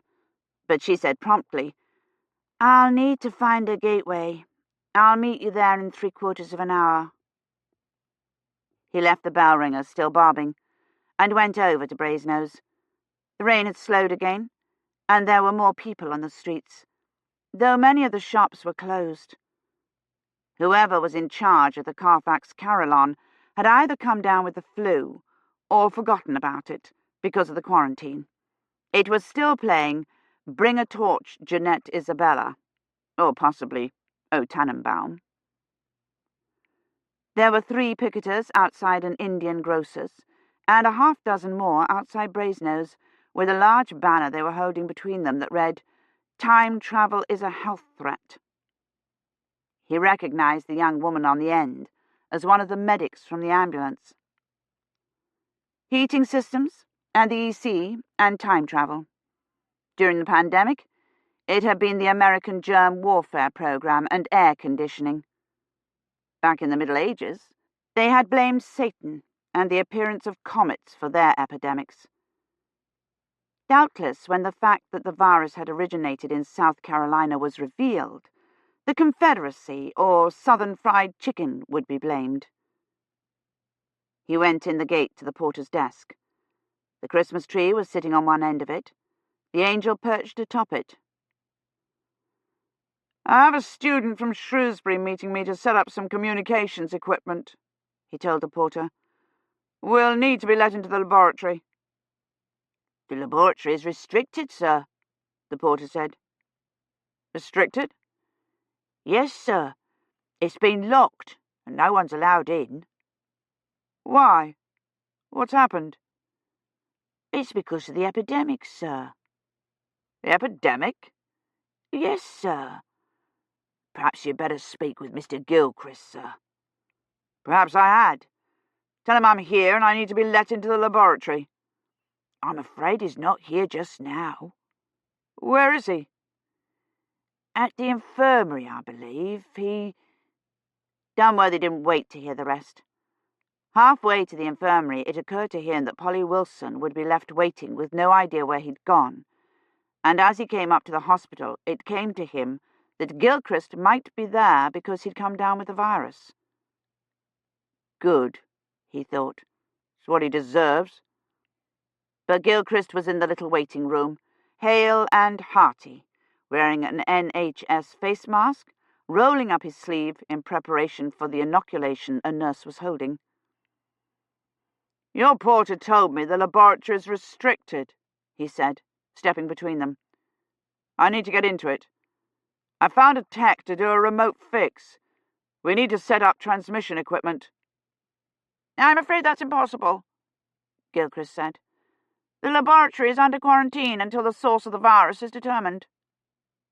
"The source of the virus?" he said incredulously. "The virus originated in South Carolina." "We will not be certain of that until we've obtained positive identification. Until then, I felt it was best to minimize all possible risk to the university by restricting access to the laboratory. Now, if you will excuse me, I'm here to receive my immune system enhancement." He started past Dunworthy toward the nurse. Dunworthy put out his arm to stop him. "What risks?" "There has been considerable public concern that the virus was transmitted through the net," public concern? Do you mean those 3 half-wits with a banner outside your gate?" he shouted. "This is a hospital, Mr. Dunworthy," the nurse said. "Please keep your voice down." He ignored her. "There has been considerable public concern, as you call it, that the virus was caused by liberal immigration laws," he said. "Do you intend to secede from the EC as well?" Gilchrist's chin went up, and the pinched lines appeared by his nose, visible even through the mask. "As acting head of the history faculty, it is my responsibility to act in the university's interest. Our position in the community, as I'm certain you're aware, depends on maintaining the goodwill of the townspeople. I felt it important to calm the public's fears by closing the laboratory until the sequencing arrives. If it indicates that the virus is from South Carolina, then of course the laboratory will be reopened immediately. And in the meantime, what about Kivrin?" "If you cannot keep your voice down," the nurse said, "I shall be forced to report you to Dr. Ahrens." "Excellent. Go and fetch her," Dunworthy told her. "I want her to tell Mr. Gilchrist how ridiculous he's been. This virus cannot possibly have come through the net." The nurse stamped out. "If your protesters are too ignorant to understand the laws of physics," Dunworthy said, "surely they can understand the simple fact that this was a drop. The net was only open to 1320, not from it. Nothing came through from the past." "If that is the case, then Miss Engel is not in any danger, and it will do no harm to wait for the sequencing." "Not in any danger? You don't even know where she is." "Your tech obtained the fix and indicated the drop was successful and that there was minimal slippage," Gilchrist said. He rolled down his sleeve and carefully buttoned the cuff. "I'm satisfied Miss Engel is where she's supposed to be." "Well, I'm not. And I won't be until I know Kivrin made it through safely." "I see. I must remind you again that Miss Engel is my responsibility, not yours, Mr. Dunworthy." He donned his coat. "I must do as I think best." "And you think it best to set up a quarantine around the laboratory to placate a handful of crackpots?" he said bitterly. "There is also considerable public concern that the virus is a judgment from God. What do you intend to do to maintain the goodwill of those townspeople? Resume burning martyrs at the stake?" "I resent that remark, and I resent your constant interference in matters which do not concern you. You have been determined from the first to undermine medieval, to keep it from gaining access to time travel, and now you are determined to undermine my authority. May I remind you that I am acting head of history in Mr. Basingham's absence, and as such—" "What you are is an ignorant, self-important fool who should never have been trusted with medieval, let alone Kivrin's safety." "I see no reason to continue this discussion," Gilchrist said. "The laboratory is under quarantine. It will remain so until we obtain the sequencing." He walked out. Dunworthy started after him and nearly collided with Mary. She was wearing SPGs and reading a chart. "And you will not believe what Gilchrist's done now," he said. "A group of picketers convinced him the virus came through the net and he's barricaded the laboratory." She didn't say anything, or even look up from the chart. "Badri said this morning that the slippage figures can't be right. He said over and over, there's something wrong." She looked up at him distractedly and back at the chart. "I have a tech ready to read Kivrin's fix remotely, but Gilchrist's locked the doors," he said. "You must talk to him. Tell him the virus has been firmly established as originating in South Carolina." "It hasn't." "What do you mean it hasn't? Did the sequencing arrive?" She shook her head. "The WIC located their tech, but she's still running it. but her preliminary read indicates it's not the South Carolina virus. She looked up at him. And I know it's not. She looked back at the chart. The South Carolina virus had a 0 mortality rate. What do you mean? Something happened to Badri? No, she said, shutting the chart and holding it to her chest. Beverly Breen. He must have looked blank. He had thought she was going to say Latimer. The woman with the lavender umbrella, she said, and sounded angry. She died, just now. Transcript from the Doomsday Book.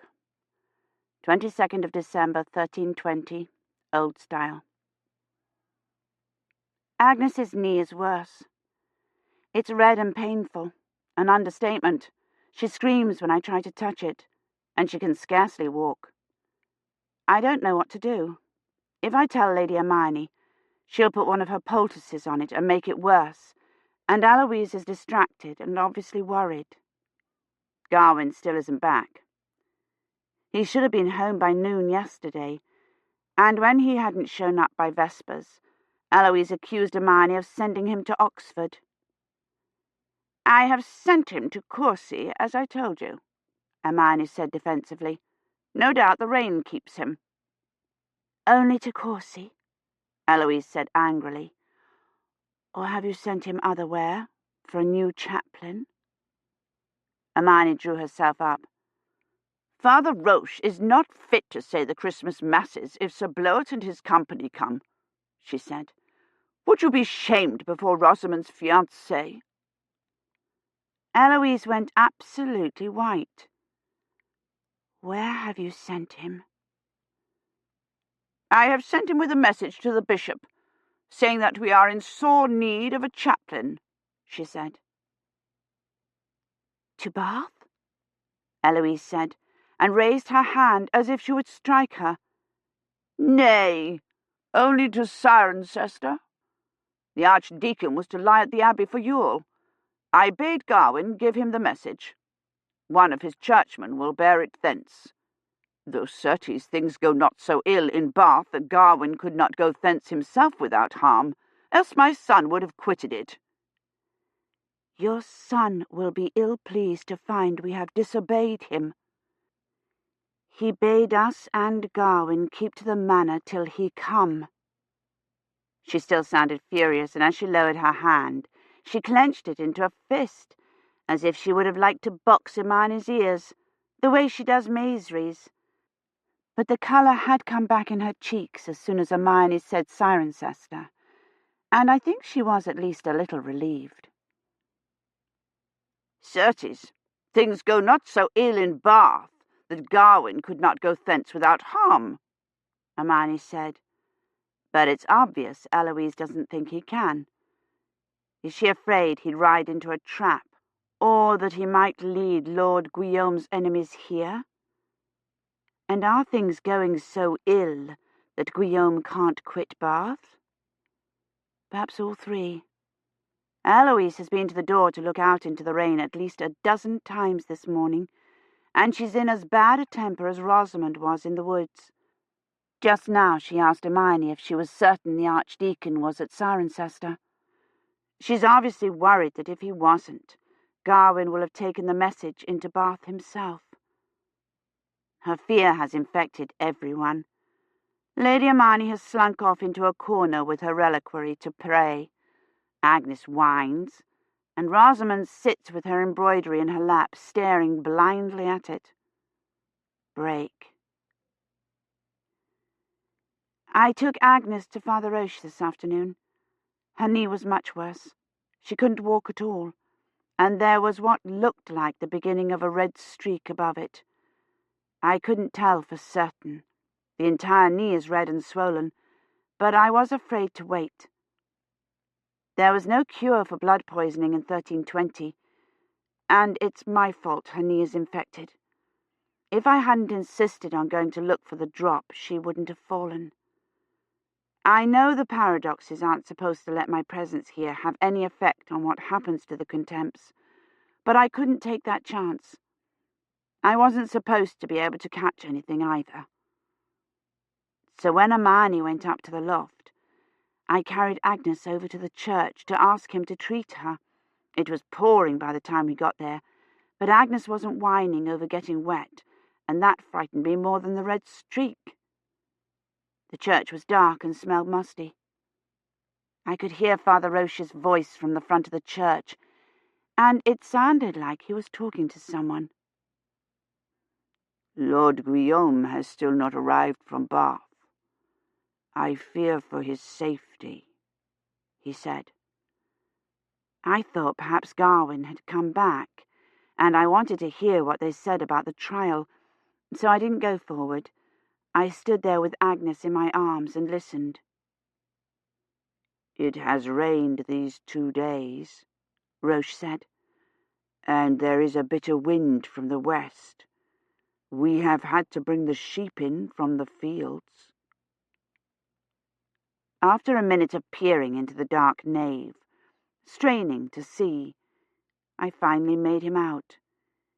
He was on his knees in front of the rude screen, his big hands folded together in prayer. "The steward's babe has a colic on the stomach and cannot keep his milk down. Tabor the cotter fares ill." He wasn't praying in Latin, and there was none of the priest at Holy Reformed sing-song chanting or the vicar's oratory in his voice. He sounded businesslike and matter-of-fact, the way I sound now, talking to you. God was supposed to be very real to the Contempts in the 1300s, more vivid than the physical world they inhabited. "You do but go home again," Father Roche told me when I was dying. And that's what the Contempts are supposed to have believed, that the life of the body is illusory and unimportant, and the real life is that of the eternal soul, as if they were only visiting life the way I am visiting this century. But I haven't seen much evidence of it. Eloise dutifully murmurs her Aves at Vespers and Matins, and then rises and brushes off her kirtle, as if her prayers had nothing to do with her worries over her husband, or the girls, or Gawain. And Hermione, for all her reliquary and her book of hours, is concerned only about her social standing. I'd seen no evidence that God was real at all to them till I stood there in the damp church, listening to Father Roche. I wonder if he sees God and heaven as clearly as I can see you and Oxford, the rain falling in the quad, and your spectacles steaming up, so you have to take them off and polish them on your muffler. I wonder if they seem as close as you do, and as difficult to get to. "Preserve our souls from evil, and bring us safely into heaven," Roche said. And as if that were a cue, Agnes sat up in my arms and said, "I want Father Roche." Father Roche stood up and started toward us. "What is it? Who's there?"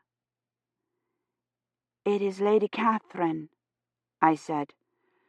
"I have brought Agnes. Her knee is—" "What? Infected?" "I would have you look at her knee." He tried to look at it, but it was too dark in the church, so he carried her over to his house. It was scarcely lighter there. His house is not much larger than the hut I took shelter in, and no higher. He had to stoop the whole time we were there to keep from bumping his head against the rafters. He opened the shutter on the only window, which let the rain blow in, and then lit a rushlight and set Agnes on a crude wooden table. He untied the bandage, and she flinched away from him. "Sit you still, Agnes," he told her, "and I will tell you how Christ came to earth from far heaven." "On Christmas Day?" Agnes said.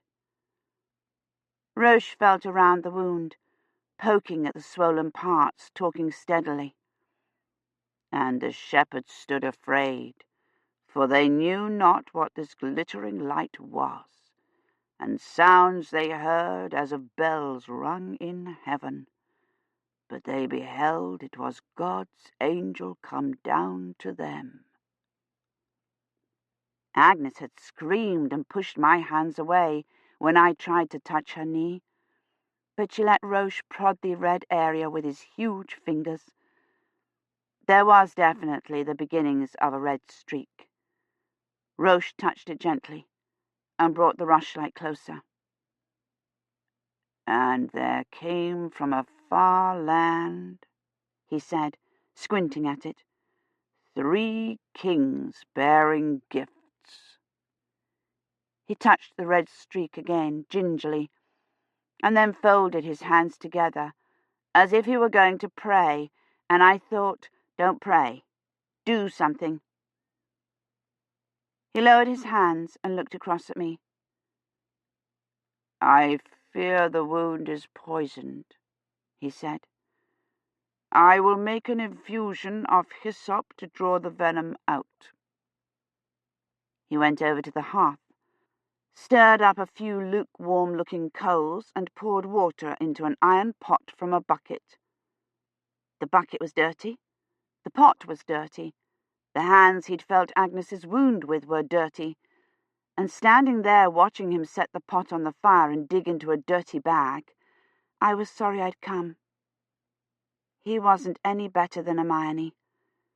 An infusion of leaves and seeds wouldn't cure blood poisoning, any more than one of Hermione's poultices, and his prayers wouldn't help either, even if he did talk to God as if he were really there. I almost said, "Is that all you can do?" and then realized I was expecting the impossible.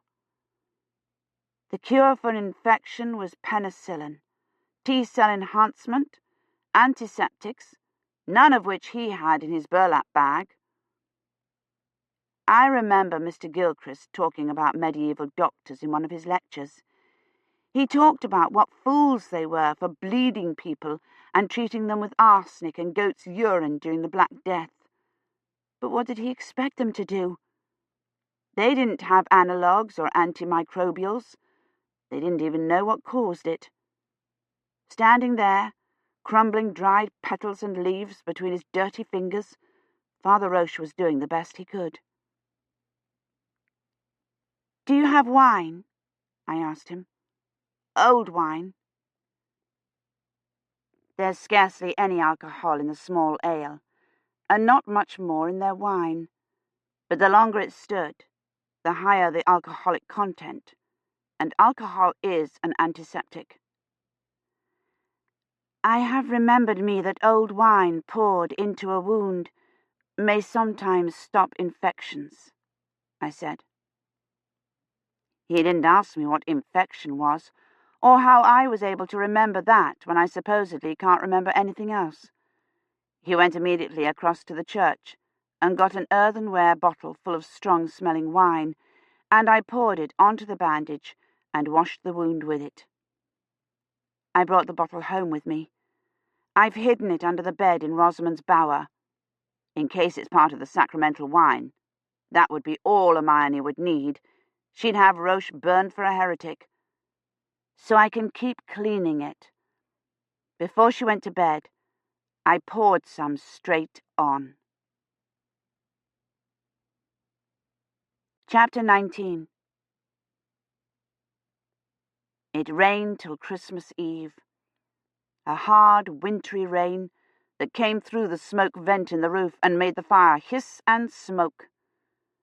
Kivrin poured wine on Agnes's knee at every chance she got, and by the afternoon of the 23rd, it looked a little better. It was still swollen, but the red streak was gone. Kivrin ran across to the church, holding her cloak over her head to tell Father Roche, but he wasn't there. Neither Hermione nor Eloise had noticed Agnes's knee was hurt. They were trying frantically to get ready for Sir Bloet's family, if they were coming, cleaning the loft room so the women could sleep there, strewing rose petals over the rushes in the hall, baking an amazing assortment of manchets, puddings, and pies, including a grotesque one in the shape of the Christ child in the manger, with braided pastry for swaddling clothes. In the afternoon, Father Roche came to the manor, drenched and shivering. He had gone out in the freezing rain to fetch ivy for the hall. Hermione wasn't there. She was in the kitchen cooking the Christ child, and Kivrin made Roche come in and dry his clothes by the fire. She called for Maisry, and when she didn't come, went out across the courtyard to the kitchen and fetched him a cup of hot ale. When she returned with it, Maisry was on the bench beside Roche, holding her tangled, filthy hair back with her hand, and Roche was putting goose grease on her ear. As soon as she saw Kivrin, she clapped her hand to her ear, probably undoing all the good of Roche's treatment, and scuttled out. "Agnes's knee is better," Kivrin told him. "The swelling has gone down, and a new scab is forming." He didn't seem surprised, and she wondered if she'd been mistaken, if it hadn't been blood poisoning at all. During the night, the rain turned to snow. "They will not come," Lady Eloise said the next morning, sounding relieved. Kivrin had to agree with her. It had snowed nearly 30 centimetres in the night, and it was still coming down steadily. Even Hermione seemed resigned to their not coming, though she kept on with the preparations, bringing down pewter trenchers from the loft and shouting for Maisry. Around noon the snow stopped abruptly, and by 2 it had begun to clear, and Eloise ordered everyone into their good clothes. Kivrin dressed the girls, surprised at the fanciness of their silk shifts. Agnes had a dark red velvet kirtle to wear over hers and her silver buckle, and Rosamond's leaf green kirtle had long split sleeves and a low bodice that showed the embroidery on her yellow shift. Nothing had been said to Kivrin about what she should wear, but after she had taken the girls' hair out of braids and brushed it over their shoulders, Agnes said, "You must put on your blue," and got her dress out of the chest at the foot of the bed. It looked less out of place among the girls' finery, but the weave was still too fine, the colour too blue. She didn't know what she should do about her hair. Unmarried girls wore their hair unbound on festive occasions, held back by a fillet or a ribbon, but her hair was too short for that, and only married women covered their hair. She couldn't just leave it uncovered. The chopped-off hair looked terrible. Apparently Eloise agreed. When Kivrin brought the girls back downstairs, she bit her lip and sent Maisry up to the loft room to fetch a thin, nearly transparent veil that she fastened with Kivrin's fillet halfway back on her head, so that her front hair showed, but the ragged cut ends were hidden. Eloise's nervousness seemed to have returned with the improving weather. She started when Maisry came in from outside, and then cuffed her for getting mud on the floor. She suddenly thought of a dozen things that weren't ready, and found fault with everyone. When Lady Hermione said for the 10th time, "If we had gone to Courcy," Eloise nearly snapped her head off. Kivrin had thought it was a bad idea to dress Agnes before the last possible minute, and by mid-afternoon the little girl's embroidered sleeves were grubby, and she had spilled flour all down one side of the velvet skirt.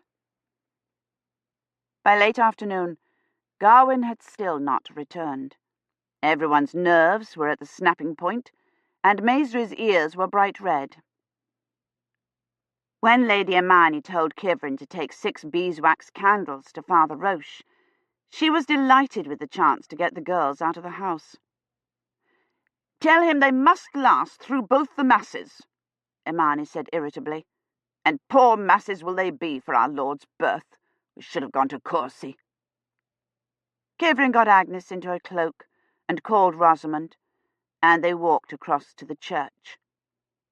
Roche wasn't there. A large yellowish candle with bands marked on it sat in the middle of the altar, unlit. He would light it at sunset and use it to keep track of the hours till midnight, on his knees in the icy church. He wasn't in his house either. Kivrin left the candles on the table. On the way back across the green, they saw Roche's donkey by the lich gate, licking the snow. "We forgot to feed the animals," Agnes said. "Feed the animals?" Kivrin asked warily, thinking of their clothes. "It is Christmas Eve," Agnes said. "Fed you not the animals at home?" "She remembers not," Rosamond said. "On Christmas Eve we feed the animals in honour of our Lord that he was born in a stable." "Do you remember naught of Christmas, then?" Agnes asked. "A little," Kivrin said, thinking of Oxford on Christmas Eve, of the shops in Carfax, decorated with plastine evergreens and laser lights, and jammed with last-minute shoppers, the High full of bicycles, and Magdalen Tower showing dimly through the snow. "First they ring the bells, and then you get to eat, and then Mass, and then the Yule log," Agnes said. "You have turned it all about," Rosamond said. "First we light the Yule log, and then we go to Mass." "First the bells," Agnes said, glaring at Rosamond, "and then Mass." They went to the barn for a sack of oats and some hay, and took them across to the stable to feed the horses. Gringolet wasn't among them, which meant Garwin still wasn't back. She must speak with him as soon as he returned. The rendezvous was less than a week away, and she still had no idea where the drop was. And with Lord Guillaume coming, everything might change. Eloise had only put off doing anything with her till her husband came, and she had told the girls again this morning she expected him today. He might decide to take Kivrin to Oxford or London, to look for her family, or Sir Bloet might offer to take her back with them to Courcy. She had to talk to him soon, but with guests here, it would be much easier to catch him alone, and in all the bustle and busyness of Christmas, she might even get him to show her the place. Kivrin dawdled as long as she could with the horses, hoping Garwin might come back. But Agnes got bored and wanted to go feed corn to the chickens. Kivrin suggested they go feed the steward's cow. "It is not our cow," Rosamond snapped. "She helped me on that day when I was ill," Kivrin said, thinking of how she had leaned against the cow's bony back the day she tried to find the drop. "I would thank her for her kindness." They went past the pen where the pigs had lately been, and Agnes said, "Poor piglings, I would have fed them an apple." "The sky to the north darkens again," Rosamond said. "I think they will not come." "Aye, but they will," Agnes said. "Sir Bloet has promised me a trinket." The steward's cow was in almost the same place Kivrin had found it, behind the second-to-the-last hut, eating what was left of the same blackening pea-vines. "Good Christmas, Lady Cow," Agnes said, holding a handful of hay a good metre from the cow's mouth. "They speak only at midnight," Rosamond said. "I would come see them at midnight, Lady Kivrin," Agnes said. The cow strained forward. Agnes edged back. "You cannot, Simplehead," Rosamond said. "You will be at Mass." The cow extended her neck and took a large hoofed step forward. Agnes retreated. Kivrin gave the cow a handful of hay. Agnes watched enviously. If all are at Mass, how do they know the animals speak? She asked. Good point, Kivrin thought. Father Roche says it is so, Rosamond said. Agnes came out from behind Kivrin's skirts and picked up another handful of hay. What do they say? She pointed it in the cow's general direction. They say you know not how to feed them, Rosamond said. They do not, Agnes said, thrusting her hand forward. The cow lunged for the hay, mouth open, teeth bared. Agnes threw the handful of hay at it and ran behind Kivrin's back. They praise our blessed Lord, Father Roche said it. There was a sound of horses. Agnes ran between the huts. They are come, she shouted, running back. Sir Bloet is here. I saw them. They ride now through the gate. Kivrin hastily scattered the rest of the hay in front of the cow. Rosamond took a handful of oats out of the bag and fed them to the cow, letting it nuzzle the grain out of her open hand. Come, Rosamond, Agnes said. Sir Bloet is here. Rosamond rubbed what was left of the oats off her hand. I would feed Father Roche's donkey, she said, and started toward the church, not even glancing in the direction of the manor. But they've come, Rosamond, Agnes shouted, running after her. Do you not want to see what they have brought? Obviously not. Rosamond had reached the donkey, which had found a tuft of foxtail grass sticking out of the snow next to the lich gate. She bent and stuck a handful of oats under its muzzle, to its complete disinterest, and then stood there with her hand on its back, her long dark hair hiding her face. Rosamond, Agnes said, her face red with frustration. Did you not hear me? They have come. The donkey nudged the oats out of the way and clamped its yellow teeth around a large head of the grass. Rosamond continued to offer it the oats. Rosamond, Kivrin said, I will feed the donkey. You must go to greet your guests. Sir Bloet said he would bring me a trinket, Agnes said. Rosamond opened her hands and let the oats fall. If you like him so well, why do you not ask Father to let you marry him? She said, and started for the manor.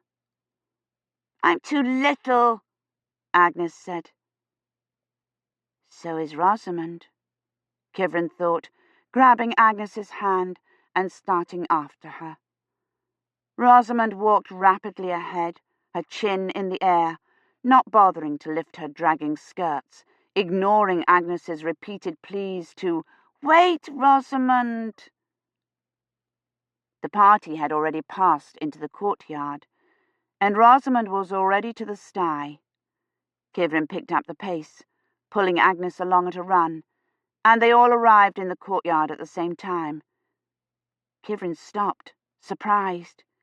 She had expected a formal meeting, the family at the door with stiff speeches and polite smiles. But this was like the first day of term. Everyone carrying in boxes and bags, greeting each other with exclamations and embraces, talking at the same time, laughing. Rosamond hadn't even been missed.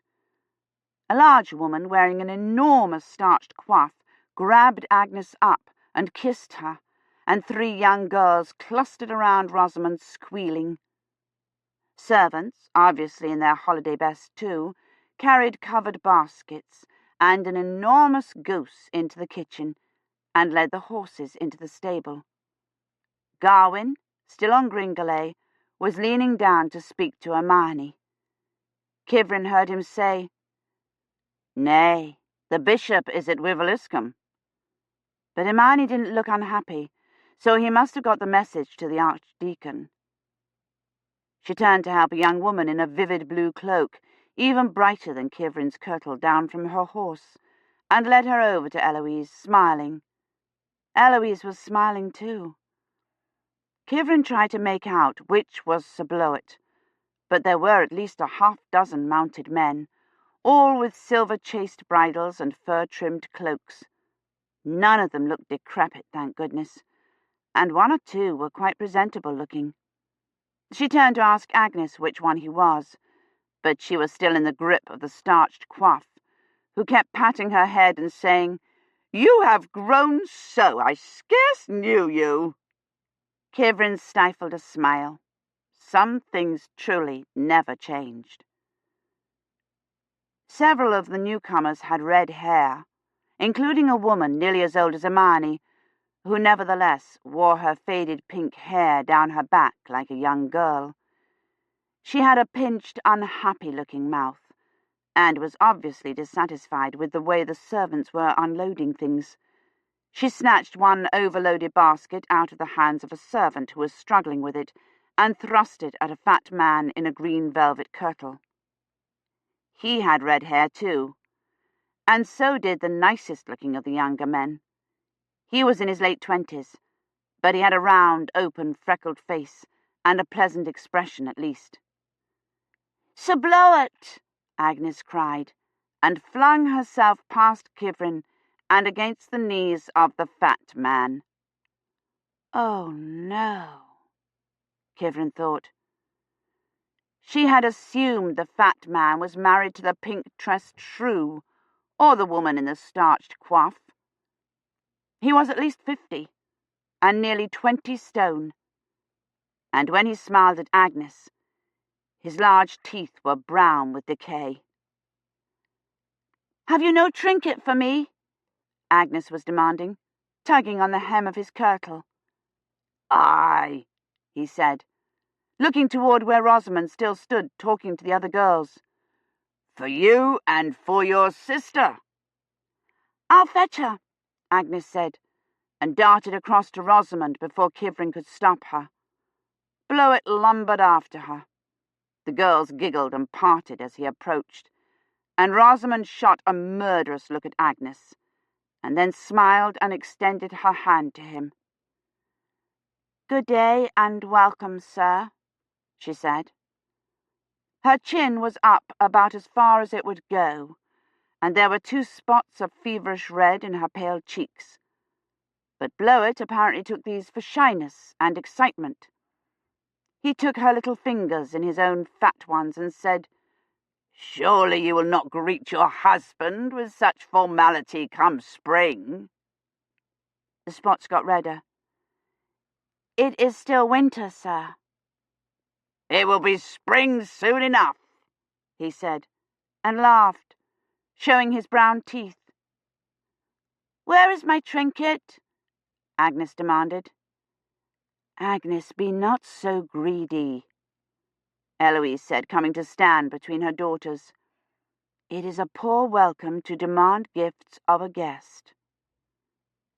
She smiled at him, and if she dreaded this marriage, she showed no sign of it. She looked more relaxed than Kivrin had yet seen her. "I promised my sister-in-law a trinket," he said, reaching into his too-tight belt and bringing out a little cloth bag. "And my betrothed a bride gift." He fumbled in the little bag and brought out a brooch set with stones. "A love knot for my bride," he said, unfastening the clasp. "You must think of me when you wear it." He moved forward, puffing, to pin it to her cloak. I hope he has a stroke, Kivrin thought. Rosamond stood stock still, her cheeks sharply red, while his fat hands fumbled at her neck. "Rubies," Eloise said delightedly. "Do you not thank your betrothed for this goodly gift, Rosamond?" "I thank thee for the brooch," Rosamond said tonelessly. "Where is my trinket?" Agnes said, dancing on one foot, then the other, while he reached in the little bag again and brought out something clenched in his fist. He stooped down to Agnes's level, breathing hard, and opened his hand. "It is a bell," Agnes said delightedly, holding it up and shaking it. It was brass and round, like a horse's sleigh bell, and had a metal loop at the top. Agnes insisted on Kivrin taking her up to the bower to fetch a ribbon to thread through it, so she could wear it around her wrist for a bracelet. "My father brought me this ribbon from the fair," Agnes said, pulling it out of the chest Kivrin's clothes had been kept in. It was patchily dyed, and so stiff Kivrin had trouble threading it through the hole. Even the cheapest ribbons at Woolworth's, or the paper ribbons used for wrapping Christmas presents, were better than this obviously treasured one. Kivrin tied it to Agnes's wrist, and they went back downstairs. The bustle and unloading had moved inside. Servants carrying chests and bedding and what looked like early versions of the carpet bag into the hall. She needn't have worried about Sir Bloet et al. Carrying her off. It looked like they were here for the winter at the least. She needn't have worried about them discussing her fate either. None of them had so much as cast a glance at her, even when Agnes insisted on going over to her mother and showing off her bracelet. Eloise was deep in conversation with Bloet, Garwin, and the nice-looking man, who must be a son or a nephew, and Eloise was twisting her hands again. The news from Bath must be bad. Lady Hermione was at the end of the hall, talking to the stout woman and a pale-looking man in a cleric's robe, and it was clear from the expression on her face that she was complaining about Father Roche. Kivrin took advantage of the noisy confusion to pull Rosamond away from the other girls and ask her who everyone was. The pale man was Sir Bloet's chaplain, which she had more or less figured out. The lady in the bright blue cloak was his foster-daughter. The stout woman with the starched coif was Sir Bloet's brother's wife, come up from Dorset to stay with him. The two red-headed young men and the giggling girls were all hers. Sir Bloet didn't have any children. Which, of course, was why he was marrying one, with apparently everyone's approval. The carrying on of the line was the all-important concern in 1320. The younger the woman, the better her chance of producing enough heirs that one at least would survive to adulthood, even if its mother didn't. The shrew with the faded red hair was, horror of horrors, Lady Evolde, his unmarried sister. She lived at Courcy with him, and Kivrin saw, watching her shouting at poor Maisry for dropping a basket, had a bunch of keys at her belt. That meant she ran the household. Or would until Easter. Poor Rosamond wouldn't stand a chance. "Who are all the others?" Kivrin asked, hoping there might be at least one ally for Rosamond among them. "Servants," Rosamond said, as if it were obvious, and ran back to the girls. There were at least 20 of them, not counting the grooms who were putting the horses up, and nobody, not even the nervous Eloise, seemed surprised by their number. She had read that noble households had dozens of servants, but had thought those figures must be off. Eloise and Hermione had scarcely any servants at all, had to put practically the whole village to work to get ready for Yule, and although she had put part of it down to their being in trouble, she had also thought the numbers of attendants for the rural manors must have been exaggerated. They obviously weren't. The servants swarmed over the hall, serving supper. Kivrin had not known whether they would eat an evening meal at all, since Christmas Eve was a fast day. But as soon as the pale chaplain finished reading Vespers, obviously on Lady Hermione's orders, the herd of servants trooped in with a meal of bread, watered wine, and dried cod that had been soaked in lye water and then roasted. Agnes was so excited she didn't eat a bite, and after supper had been cleared away, she refused to come and sit quietly by the hearth, but ran round the hall, ringing her bell and pestering the dogs. Sir Bloet's servants and the steward brought in the Yule log and dumped it on the hearth, scattering sparks everywhere. The women stepped back, laughing, and the children screamed with delight. Rosamond, as eldest child of the house, lit the log with a faggot saved from the Yule log the year before, touching it gingerly to the tip of one of the crooked roots. There was laughter and applause when it caught, and Agnes waved her arm wildly to make her bell ring. Rosamond had said earlier that the children were allowed to stay up for the Mass at midnight, but Kivrin had hoped she could at least coax Agnes to lie down on the bench beside her and take a nap. Instead, as the evening progressed, Agnes got wilder and wilder, shrieking and ringing her bell, till Kivrin had to take it away from her. The women sat down by the hearth, talking quietly. The men stood in little groups, their arms folded across their chests, and several times they all went outside, except for the chaplain, and came back in, stamping the snow off their feet and laughing. It was obvious from their red faces and Hermione's look of disapproval that they had been out in the brew-house with a keg of ale, breaking their fast. When they came in the third time, Blewett sat down across the hearth and stretched out his legs to the fire, watching the girls. The three gigglers and Rosamond were playing blind man's buff. When Rosamond, blindfolded, came close to the benches, Blewett reached out and pulled her onto his lap. Everyone laughed. Hermione spent the long evening sitting by the chaplain, reciting her grievances against Father Roche to him. He was ignorant, he was clumsy, he had said the Confiteor before the Adjutorum, during the Mass last Sunday, and he was out there in that ice-cold church on his knees, Kivrin thought, while the chaplain warmed his hands at the fire and shook his head disapprovingly. The fire died down to glowing embers. Rosamond slid off Blewett's lap and ran back to the game. Gawain told the story of how he had killed 6 wolves, watching Eloise the whole time. The chaplain told a story about a dying woman who had made false confession. When the chaplain had touched her forehead with the holy oil, her skin had smoked and turned black before his eyes. Halfway through the chaplain's story, Gawain stood up, rubbed his hands over the fire, and went over to the beggar's bench. He sat down and pulled off his boot. After a minute, Eloise stood up and went over to him.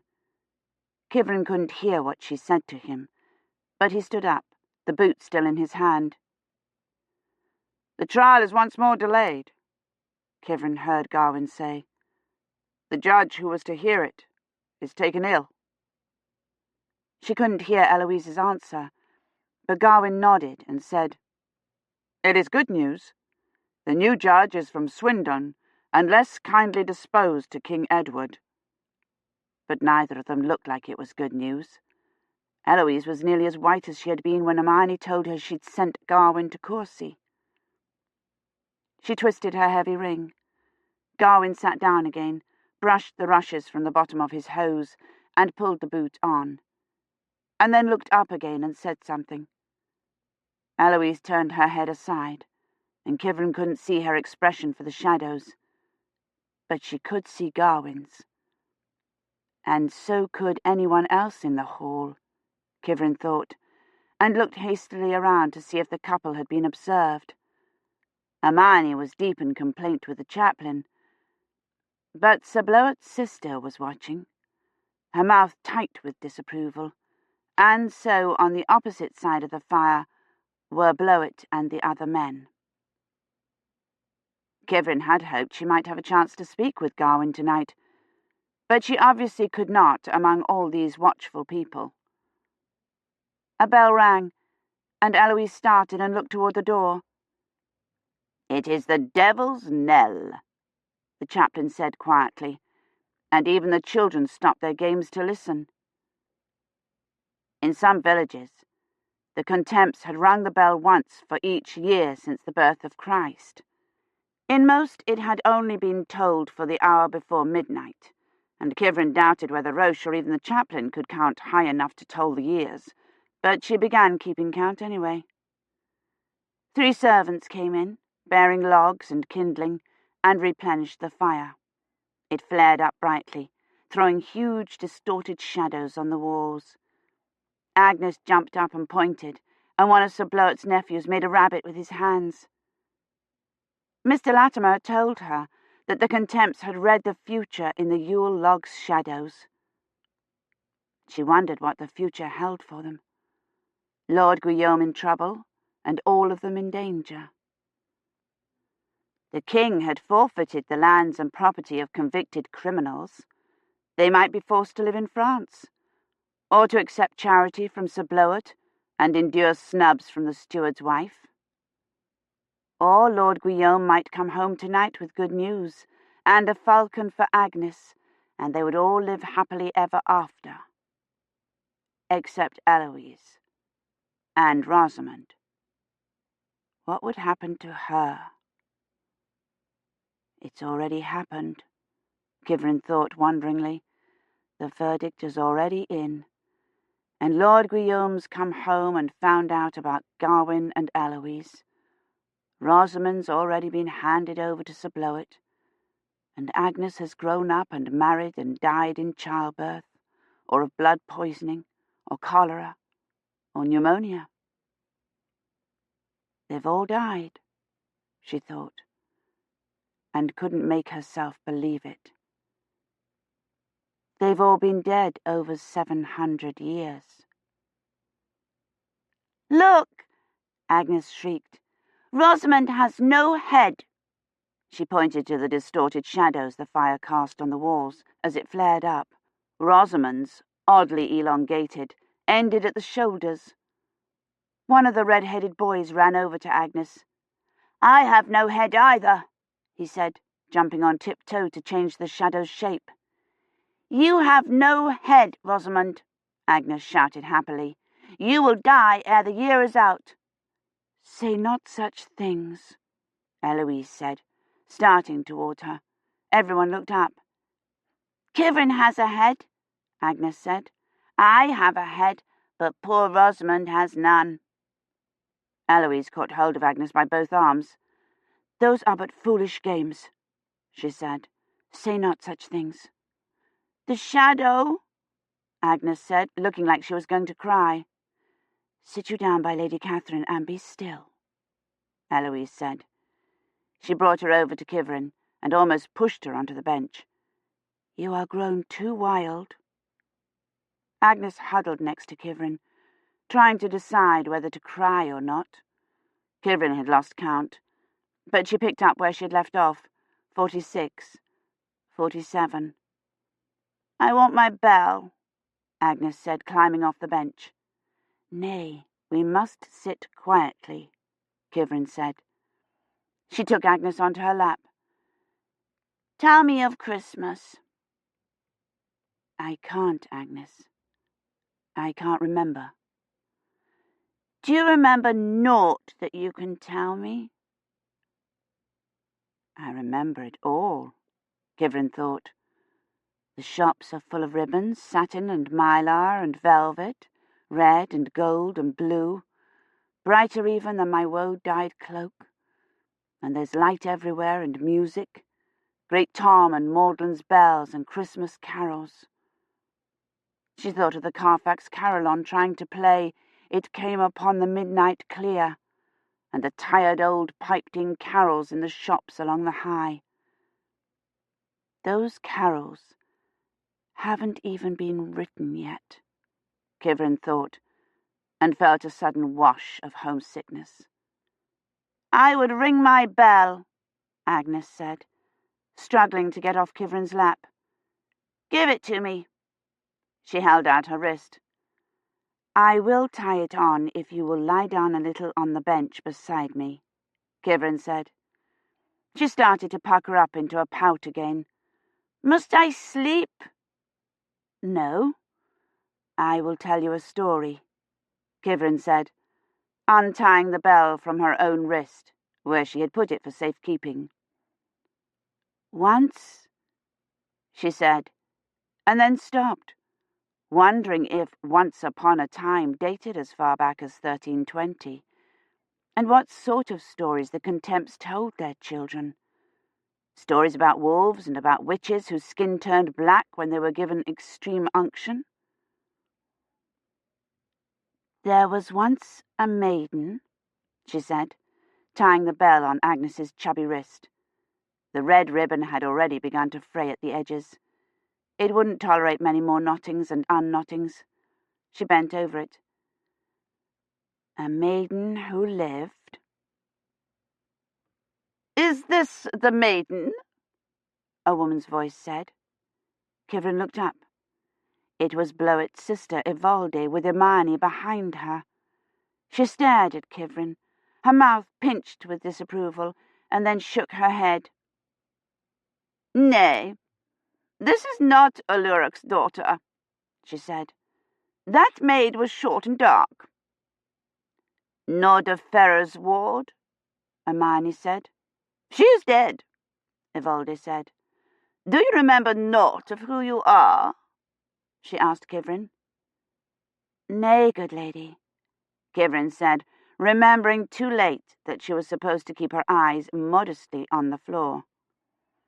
"She was struck upon the head," Agnes volunteered. "Yet you remember your name and how to speak. Are you of good family?" "I do not remember my family, good lady," Kivrin said, trying to keep her voice meek. Ivalde sniffed. "She sounds of the West. Have you sent to Bath for news?" "Nay," Imani said. "My son's wife would wait on his arrival. You have heard naught from Oxenford?" "Nay, but there is much illness there," Ivalde said. Rosamond came up. "Know you Lady Catherine's family, Lady Ivalde?" she asked. Ivalde turned her pinched look on her. "Nay. Where is the brooch my brother gave you?" "'Tis on my cloak," Rosamond stammered. "Do you not honour his gifts enough to wear them?" "Go and fetch it," Lady Imani said. "I would see this brooch." Rosamond's chin went up, but she went over to the outer wall where the cloaks hung. "She shows as little eagerness for my brother's gifts as for his presents," Ivalde said. "She spoke not once to him at supper." Rosamond came back, carrying her green cloak with the brooch pinned to it. She showed it wordlessly to Imani. "I would see it," Agnes said, and Rosamond bent down to show her. The brooch had red stones set on a round gold ring, and the pin in the centre. It had no hinge, but had to be pulled up and stuck through the garment. Letters ran around the outside of the ring. Io Suisen Louis Dami Amo. "What does it say?" Agnes said, pointing to the letters ringing the gold circle. "I know not," Rosamond said, in a tone that clearly meant, "and I don't care." Ivalde's jaw tightened, and Kivrin said hastily, "It says you are here in place of the friend I love, Agnes." And then realized sickly what she had done. She looked up at Imani, but Imani didn't seem to have noticed anything. "Such words should be on your breast instead of hanging on a peg," Imani said. She took the brooch and pinned it to the front of Rosamond's kirtle. "And you should be at my brother's side, as befits his betrothed," Ivalde said, "instead of playing childish games." She extended her hand in the direction of the hearth, where Blewett was sitting, nearly asleep, and obviously the worse for all the trips outside, and Rosamond looked beseechingly at Kivrin. "Go and thank Sir Blewett for such a generous gift," Imani said coldly. Rosamond handed Kivrin her cloak and started toward the hearth. "Come, Agnes," Kivrin said. "You must rest." "I would listen to the devil's knell," Agnes said. Lady Catherine, Ivaldi said, and there was an odd emphasis on the word lady. You told us you remembered naught, yet you read Lady Rosamond's brooch with ease. Can you read, then? I can read, Kivrin thought, but fewer than a third of the contempts could, and even fewer of women. She glanced at Hermione, who was looking at her the way she had the first morning she was here, fingering her clothes and examining her hands. No, Kivrin said, looking Ivaldi directly in the eye. I fear I cannot read even the Paternoster. Your brother told us what the words meant when he gave the brooch to Rosamond. Nay, he did not, Agnes said. You were looking at your bell, Kivrin said, thinking, Lady Ivaldi will never believe that. She'll ask him, and he'll say he never spoke to me. But Ivaldi seemed satisfied. I did not think such a one as she would be able to read, she said to Hermione. She gave her her hand, and they walked over to Sir Bloet. Kivrin sank down on the bench. I would have my bell, Agnes said. I will not tie it on unless you lie down. Agnes crawled into her lap. You must tell me the story first. Once there was a maiden. Once there was a maiden, Kivrin said. She looked at Hermione and Ivaldi. They had sat down next to Sir Bloet and were talking to Rosamond. She said something, her chin up, and her cheeks were red. Sir Bloet laughed, and his hand closed over the brooch, and then slid down over Rosamond's breast. Once there was a maiden, Agnes said insistently, who lived at the edge of a great forest, Kivrin said. Do not go into the forest alone, her father said. But she would not heed him, Agnes said, yawning. No, she wouldn't heed him. Her father loved her and cared only for her safety, but she wouldn't listen to him. What was in the woods? Agnes asked, nestling against Kivrin. Kivrin pulled Rosamond's cloak up over her. Cutthroats and thieves, she thought, and lecherous old men and their shrewish sisters, and illicit lovers, and husbands, and judges. All sorts of dangerous things. Wolves, Agnes said sleepily. Yes, wolves. She looked at Hermione and Ivaldi. They had moved away from Sir Bloet and were watching her, whispering. What happened to her? Agnes said sleepily, her eyes already closing. Kivrin cradled her close. I don't know, she murmured. I don't know.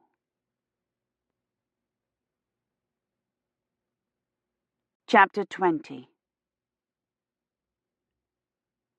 Agnes could not have been asleep more than 5 minutes before the bell stopped, and then began to ring again, more quickly, calling them to Mass. Father Roche begins too soon. It is not midnight yet, Lady Hermione said, and it wasn't even out of her mouth before the other bells started. Wychlade and Burford and far away to the east, too far to be more than a breath of an echo, the bells of Oxford. There are the Osney bells, and there's Carfax, Kivrin thought, and wondered if they were ringing at home tonight too. Sir Bloet heaved himself to his feet, and then helped his sister up. One of their servants hurried in with their cloaks and a squirrel fur-lined mantle.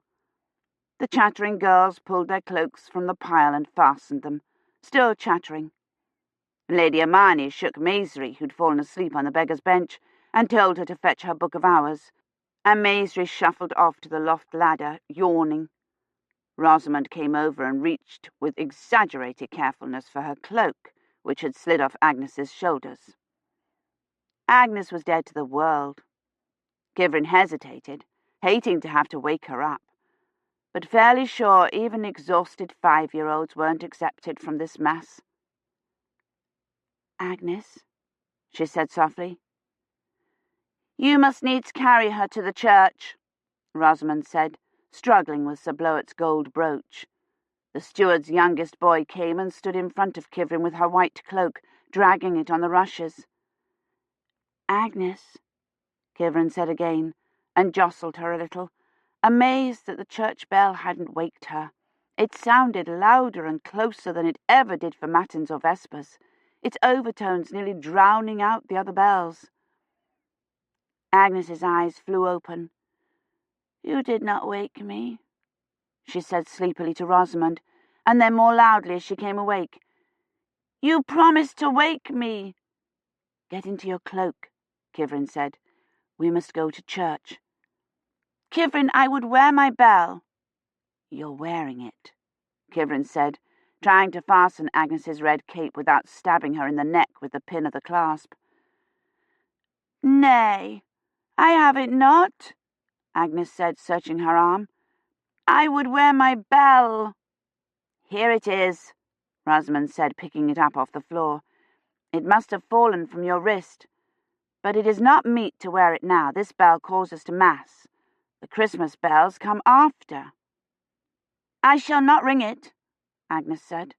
"I would only wear it." Kivrin didn't believe that for a minute, but everyone else was ready. One of Sir Bloet's men was lighting the horn lanterns with a brand from the fire and handing them to the servants. She hastily tied the bell to Agnes's wrist and took the girls by the hand. Lady Eloise laid her hand on Sir Bloet's upheld one. Lady Hermione signalled to Kivrin to follow with the little girls, and the others fell in behind them solemnly, as if it were a procession. Lady Hermione with Sir Bloet's sister, and then the rest of Sir Bloet's entourage. Lady Eloise and Sir Bloet led the way out into the courtyard, through the gate, and onto the green. It had stopped snowing, and the stars had come out. The village lay silent under its covering of white. Frozen in time, Kivrin thought. The dilapidated buildings looked different. The staggering fences and filthy daubed huts softened and graced by the snow. The lanterns caught the crystalline facets of the snowflakes and made them sparkle. But it was the stars that took Kivrin's breath away. Hundreds of stars, thousands of stars, and all of them sparkling like jewels in the icy air. "It shines," Agnes said, and Kivrin didn't know whether she was talking about the snow or the sky. The bell tolled evenly, calmly. Its sound different again out in the frosty air. Not louder, but fuller and somehow clearer. Kivrin could hear all the other bells now and recognize them. Estcourt and Whitney and Churtle in Tone, even though they sounded different too. She listened for the Swindone bell, which had rung all this time, but she couldn't hear it. She couldn't hear the Oxford bells either. She wondered if she had only imagined them. "You are ringing your bell, Agnes," Rosamond said. "I am not," Agnes said. "I'm only walking." "Look at the church," Kivrin said. "Isn't it beautiful?" It flamed like a beacon at the other end of the green, lit from inside and out, the stained glass windows throwing wavering ruby and sapphire lights on the snow. There were lights all around it, too, filling the churchyard all the way to the bell tower. Torches. She could smell their tarry smoke. More torches made their way in from the white fields, winding down from the hill behind the church. She thought suddenly of Oxford on Christmas Eve, the shops lit for last-minute shopping, and the windows of Brasenose shining yellow onto the quad, and the Christmas tree at Balliol lit with multicoloured strings of laser lights. I would that we had come to you for Yule, Lady Hermione said to Lady Evaldi. Then we had had a proper priest to say the masses. This place's priest can but barely say the Pater Noster. This place's priest just spent hours kneeling in an ice-cold church, Kivrin thought. Hours kneeling in hose that have holes in the knees, and now this place's priest is ringing a heavy bell that has had to be tolled for an hour, and will shortly go through an elaborate ceremony that he has had to memorize because he cannot read. It will be a poor sermon and a poor mass, I fear, Lady Hermione said. Alas, there are many who do not love God in these days, Lady Evaldi said. But we must pray to God that he will set the world right and bring men again to virtue. Kivrin doubted if that answer was what Lady Hermione wanted to hear. I have sent to the Bishop of Bath to send us a chaplain, Hermione said, but he has not yet come. My brother says there is much trouble in Bath, Evaldi said. They were almost to the churchyard. Kivrin could make out faces now, lit by the smoky torches, and by little oil crosettes some of the women were carrying. Their faces, reddened and lit from below, looked faintly sinister. Mr. Dunworthy would think they were an angry mob, Kivrin thought, gathered to burn some poor martyr at the stake. It's the light, she thought. Everyone looks like a cutthroat by torchlight. No wonder they invented electricity. They came into the churchyard. Kivrin recognized some of the people near the church doors, the boy with the scurvy who had run from her, two of the young girls who'd helped with the Christmas baking, Cobb. The steward's wife was wearing a cloak with an ermine collar and carrying a metal lantern with 4 tiny panes of real glass. She was talking animatedly to the woman with the scrofular scars who had helped put up the holly. They were all talking and moving around to keep warm, and one man with a black beard was laughing so hard his torch swept dangerously close to the steward's wife's wimple. Church officials had eventually had to do away with the midnight mass because of all the drinking and carousing, Kivrin remembered, and some of these parishioners definitely looked like they had spent the evening breaking fasts. The steward was talking animatedly to a rough-looking man Rosamond pointed out as Maisry's father. Both their faces were bright red from the cold, or the torchlight, or the liquor, or all three, but they seemed gay rather than dangerous. The steward kept punctuating what he was saying with hard, thunking claps on Maisry's father's shoulder, and every time he did it, the father laughed, a happy, helpless giggle that made Kivrin think he was much brighter than she had supposed. The steward's wife grabbed for her husband's sleeve, and he shook her off. But as soon as Lady Eloise and Sir Bloet came through the lich gate, he and Maisry's father fell back promptly to make a clear path into the church. So did all the others, falling silent as the entourage passed through the churchyard and in the heavy doors, and then beginning to talk again, but more quietly as they came into the church behind them. Sir Bloet unbuckled his sword and handed it to a servant, and he and Lady Eloise knelt and genuflected as soon as they were in the door. They walked almost to the rood screen together and knelt again. Kivrin and the little girls followed. When Agnes crossed herself, her bell jangled hollowly in the church. I'll have to take it off of her, Kivrin thought, and wondered if she should step out of the procession now and take Agnes off to the side by Lady Hermione's husband's tomb and undo it. But Lady Hermione was waiting impatiently at the door with Sir Bloet's sister. She led the girls to the front. Sir Bloet had already lumbered to his feet again. Eloise stayed on her knees a little longer and then stood, and Sir Bloet escorted her to the north side of the church, bowed slightly, and walked over to take his place on the men's side. Kivrin knelt with the little girls, praying Agnes wouldn't make too much noise when she crossed herself again. She didn't, but when Agnes got to her feet, She snagged her foot in the hem of her robe and caught herself with a clanging almost as loud as the bells still tolling outside. Lady Hermione was, of course, right behind them. She glared at Kivrin. Kivrin took the girls to stand beside Eloise. Lady Hermione knelt, but Lady Evoldi made only an obeisance. As soon as Hermione rose, a servant hurried forward with a dark velvet-covered prie-dieu and laid it on the floor next to Rosamond for Lady Evoldi to kneel on. Another servant had laid one in front of Sir Bloet on the men's side and was helping him get down on his knees on it.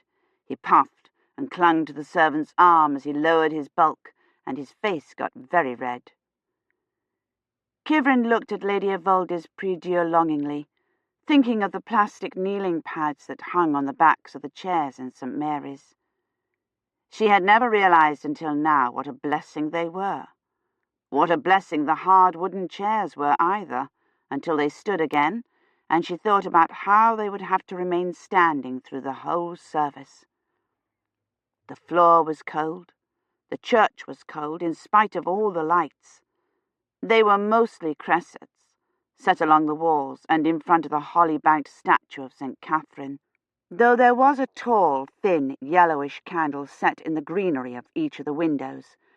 But the effect was probably not what Father Roche had intended. The bright flames only made the coloured panes of glass darker, almost black. More of the yellowish candles were in the silver candelabra on either side of the altar, and holly was heaped in front of them and along the top of the rood screen, and Father Roche had set Lady Hermione's beeswax candles in among the sharp, shiny leaves. He'd done a job of decorating the church that should please even Lady Hermione, Kivrin thought, and glanced at her. She was holding her reliquary between her folded hands, but her eyes were open, and she was staring at the top of the rood screen. Her mouth was tight with disapproval, and Kivrin supposed she hadn't wanted the candles there, but it was the perfect place for them. They illuminated the crucifix and the Last Judgment, and lit nearly the whole nave. They made the whole church seem different, homier, more familiar, like St. Mary's on Christmas Eve. Dunworthy had taken her to the ecumenical service last Christmas. She had planned to go to midnight mass at the Holy Reform to hear it said in Latin, but there hadn't been a midnight mass. The priest had been asked to read the gospel for the ecumenical service, so he had moved the mass to 4 in the afternoon. Agnes was fiddling with her bell again. Lady Hermione turned and glared at her across her piously folded hands, and Rosamond leaned across Kivrin and shushed her. "You mustn't ring your bell until the mass is over," Kivrin whispered, bending close to Agnes so no one else could hear her.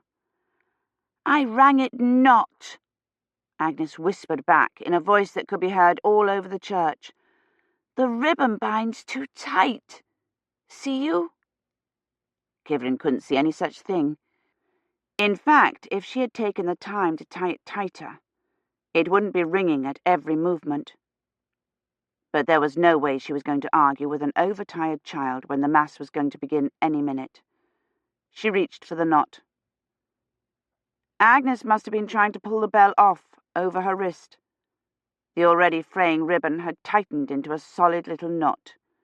Kivrin picked at its edges with her fingernails, keeping an eye on the people behind her. The service would start with a procession. Father Roche and his acolytes, if he had any, would come down the aisle, bearing the holy water and chanting the asperges. Kivrin pulled on the ribbon and both sides of the knot, tightening it beyond any hope of ever getting it off without cutting it, but getting a little more slack. It still wasn't enough to get the ribbon off. She glanced back at the church door. The bell had stopped, but there was still no sign of Father Roche and no aisle for him to come up either. The townsfolk had crowded in, filling the whole rear of the church. Someone had lifted a child up onto Hermione's husband's tomb and was holding him there so he could see, but there wasn't anything to see yet. She went back to working on the bell. She got 2 fingers under the ribbon and pulled up on it, trying to stretch it. "Tear it not," Agnes said in that carrying stage whisper of hers. Kivrin took hold of the bell and hastily pulled it around so it lay in Agnes's palm. Hold it like this, she whispered, cupping Agnes's fingers over it, tightly. Agnes obligingly clenched her little fist. Kivrin folded Agnes's other hand over the top of the fist in a so-so facsimile of a praying attitude, and said softly, "Hold tight to the bell, and it will not ring." Agnes promptly pressed her hands to her forehead in an attitude of angelic piety. "Good girl," Kivrin said, and put her arm around her. She glanced back at the church doors. They were still closed. She breathed a sigh of relief and turned back to face the altar. Father Roche was standing there. He was dressed in an embroidered white stole and a yellowed white alb with a hem more frayed than Agnes's ribbon, and was holding a book. He had obviously been waiting for her, had obviously stood there watching her the whole time she tended to Agnes. But there was no reproof in his face, or even impatience. His face held some other expression entirely. And she was reminded suddenly of Mr. Dunworthy, standing and watching her through the thin glass partition. Lady Hermione cleared her throat, a sound that was almost a growl, and he seemed to come to himself. He handed the book to Cobb, who was wearing a grimy cassock and a pair of too large leather shoes, and knelt in front of the altar. Then he took the book back and began saying the lecterns.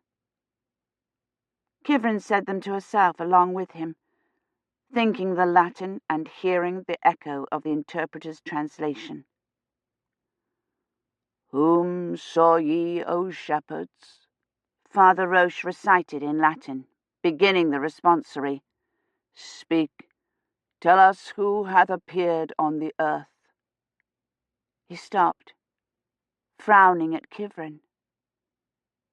"He's forgotten it," she thought. She glanced anxiously at Hermione, hoping she wouldn't realize there was more to come, but Hermione had raised her head and was scowling at him, her jaw in the silk wimple clenched. Roche was still frowning at Kivrin. "Speak, what saw ye?" he said, and Kivrin gave a sigh of relief. "Tell us who hath appeared." That wasn't right.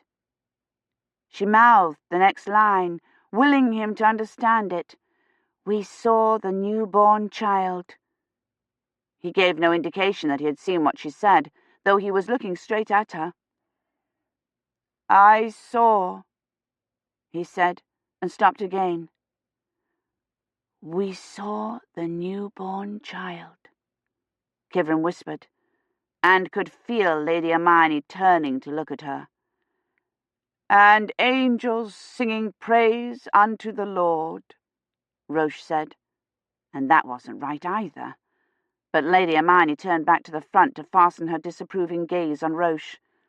The bishop would no doubt hear about this, and about the candles and the fraying hem, and who knew what other errors and infractions he had committed. "Speak, what saw ye?" Kivrin mouthed, and he seemed suddenly to come to himself. "Speak, what saw ye?" he said clearly, "and tell us of the birth of Christ. We saw the newborn child and angels singing praise unto the Lord." He began the Confitio Deo, and Kivrin whispered it along with him, but he got through it without any mistakes, and Kivrin began to relax a little, though she watched him closely as he moved to the altar for the Oremus Te. He was wearing a black cassock under the alb, and both of them looked like they had once been richly made. They were much too short for Roche. She could see a good 10 centimetres of his worn brown hose below the cassock's hem when he bent over the altar. The alb and cassock had probably belonged to the priest before him, or were cast-offs of Hermione's chaplain. The priest at Holy Reformed had worn a polyester alb over a brown jumper and jeans. He had assured Kivrin that the Mass was completely authentic, in spite of its being held in mid-afternoon. The antiphon dated from the 8th century, he had told her, and the gruesomely detailed Stations of the Cross were exact copies of Turin's. But the church had been a converted stationer's shop. They had used a folding table for an altar, and the Carfax carillon outside had been busily destroying It Came Upon the Midnight Clear. "Kyrie eleison," Cobb said, his hands folded in prayer. "Kyrie eleison," Father Roche said.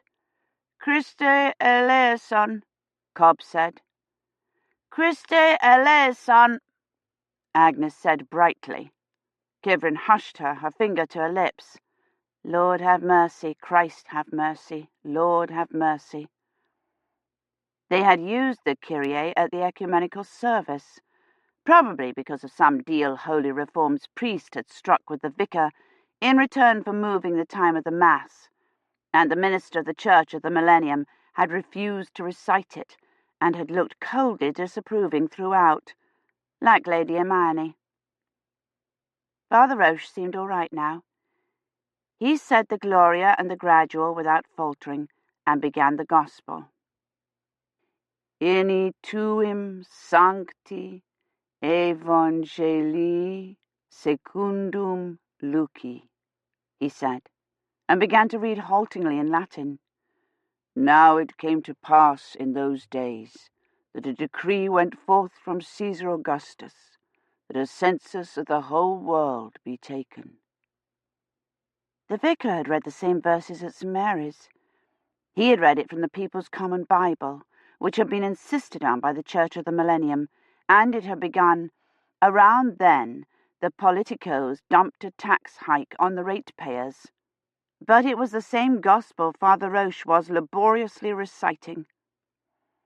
"And suddenly there was with the angel a multitude of the heavenly host praising God and saying, Glory to God in the highest, and on earth peace among men of good will." Father Roche kissed the gospel. "Per evangelica dicta deleantur nostra delicta." The sermon should come next, if there was one.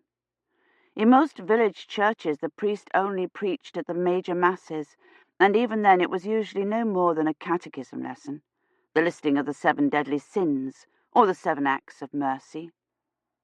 The high mass Christmas morning was probably when the sermon would be. But Father Roche stepped out in front of the central aisle, which had nearly closed up again as the villagers leaned against the pillars and each other, trying to find a more comfortable position, and began to speak. "In the days when Christ came to earth from heaven, God sent signs that men might know his coming. And in the last days also will there be signs. There will be famines and pestilence, and Satan will ride abroad in the land." Oh no, Kivrin thought. Don't talk about seeing the devil riding a black horse. She glanced at Hermione. The old woman looked furious, but it wouldn't matter what he'd said, Kivrin thought. She'd been determined to find mistakes and lapses she could tell the bishop about. Lady Evoldi looked mildly irritated, and everyone else had the look of tired patience people always get when listening to a sermon, no matter what the century. Kivrin had seen the same look in St. Mary's last Christmas. The sermon at St. Mary's had been on rubbish disposal, and the Dean of Christ Church had begun it by saying, "Christianity began in a stable. Will it end in a sewer?" But it hadn't mattered. It had been midnight, and St. Mary's had had a stone floor and a real altar, and when she'd closed her eyes, she'd been able to shut out the carpeted nave and the umbrellas and the laser candles. She had pushed the plastic kneeling pad out of her way and knelt on the stone floor and imagined what it would be like in the Middle Ages. Mr. Dunworthy had told her it wouldn't be like anything she had imagined, and he was right, of course, but not about this Mass. She had imagined it just like this, the stone floor and the murmured Kyrie, the smells of incense and tallow and cold. "The Lord will come with fire and pestilence, and all will perish," Roche said. "But even in the last days, God's mercy will not forsake us. He will send us help and comfort and bring us safely unto heaven." Safely unto heaven. She thought of Mr. Dunworthy. "Don't go," he had said. "It won't be anything like you imagine." And he was right. He was always right. But even he, with all his imaginings of smallpox and cutthroats and witch-burnings, would never have imagined this, that she was lost, that she didn't know where the drop was, and the rendezvous was less than a week away. She looked across the aisle at Garwin, who was watching Eloise. She had to talk to him after the Mass. Father Roche moved to the altar to begin the Mass proper. Agnes leaned against Kivrin, and Kivrin put her arm around her. Poor thing, she must be exhausted. Up since before dawn, and all that wild running around. She wondered how long the Mass would take.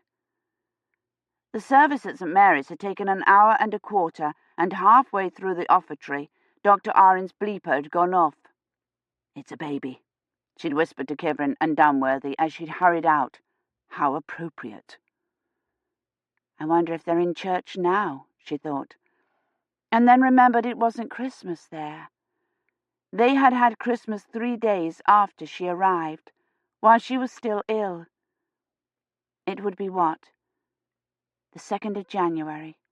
Christmas back nearly over, and all the decorations taken down.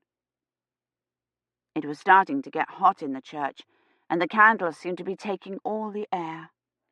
She could hear shiftings and shufflings behind her as Father Roche went through the ritualized steps of the Mass, and Agnes sank farther and farther against her. She was glad when they reached the Sanctus and she could kneel. She tried to imagine Oxford on the 2nd of January, the shops advertising New Year's sales, and the Carfax carillons silent.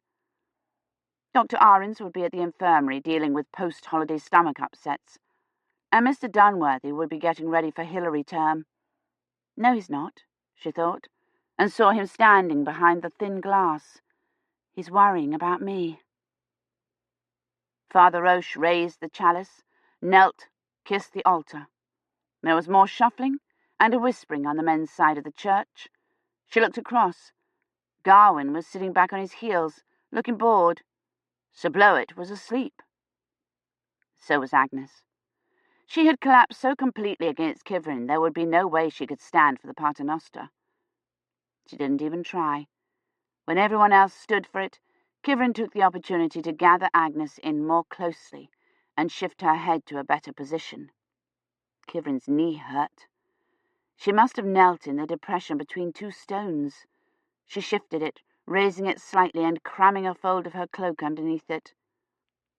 Father Roche put a piece of bread in the chalice and said the Haec Commixtio, and everyone knelt for the Agnus Dei.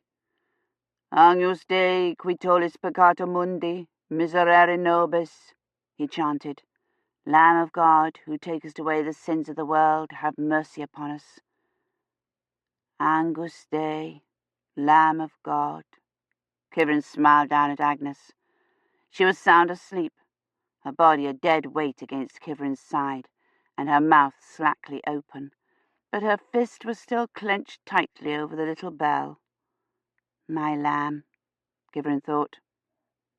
Kneeling on St. Mary's stone floor, she had envisioned the candles and the cold, but not Lady Imeyne, waiting for Roche to make a mistake in the Mass, not Eloise, or Garwin, or Rosamond, not Father Roche with his cutthroat's face and worn-out hose. She could never in 100 years, even in 734 years, have imagined Agnes, with her puppy and her naughty tantrums and her infected knee. I'm glad I came, she thought, in spite of everything.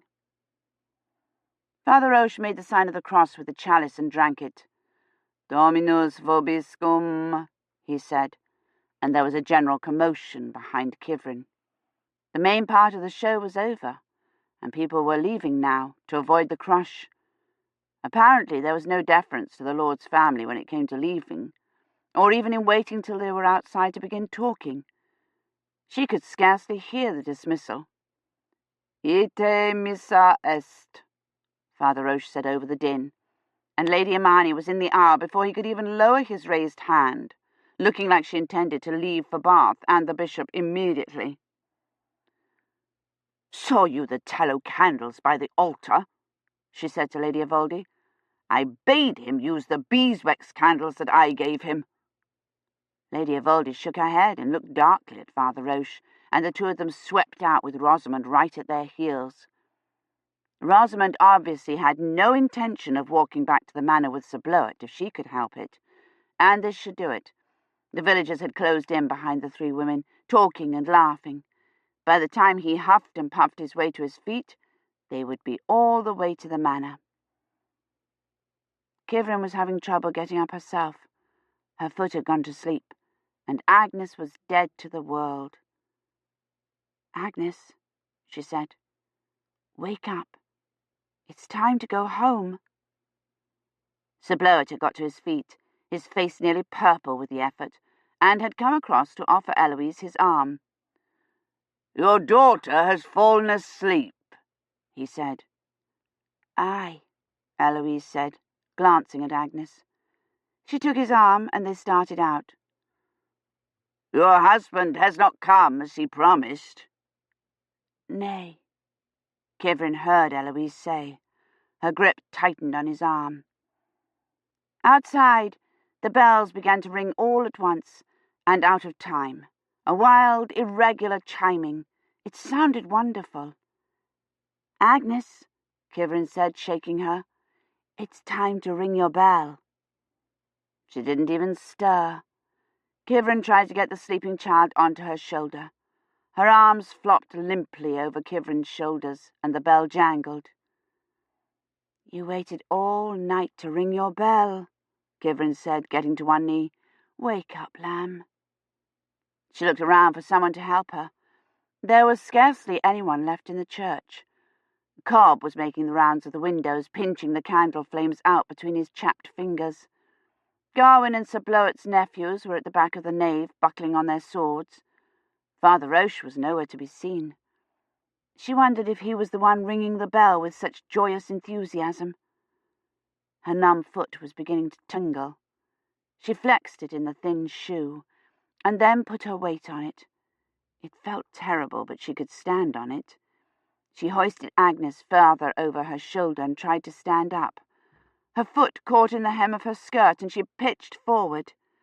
Gawain caught her. "Good Lady Catherine, my Lady Eloise bade me come to help you," he said, steadying her. He lifted Agnes easily out of her arms and onto his shoulder, and strode out of the church, Kivrin hobbling beside him.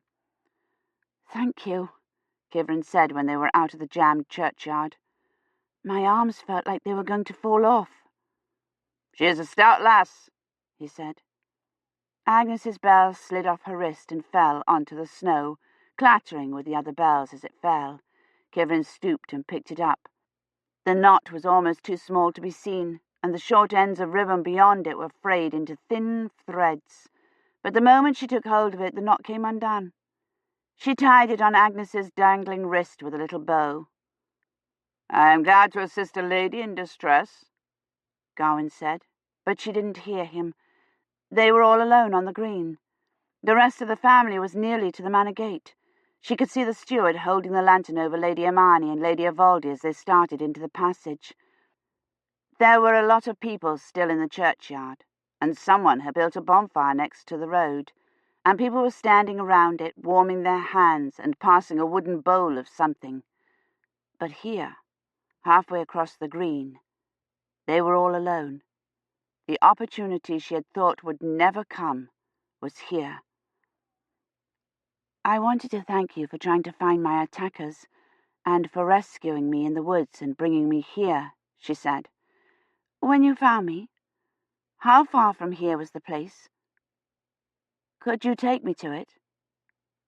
He stopped and looked at her. "Did they not tell you?" he said.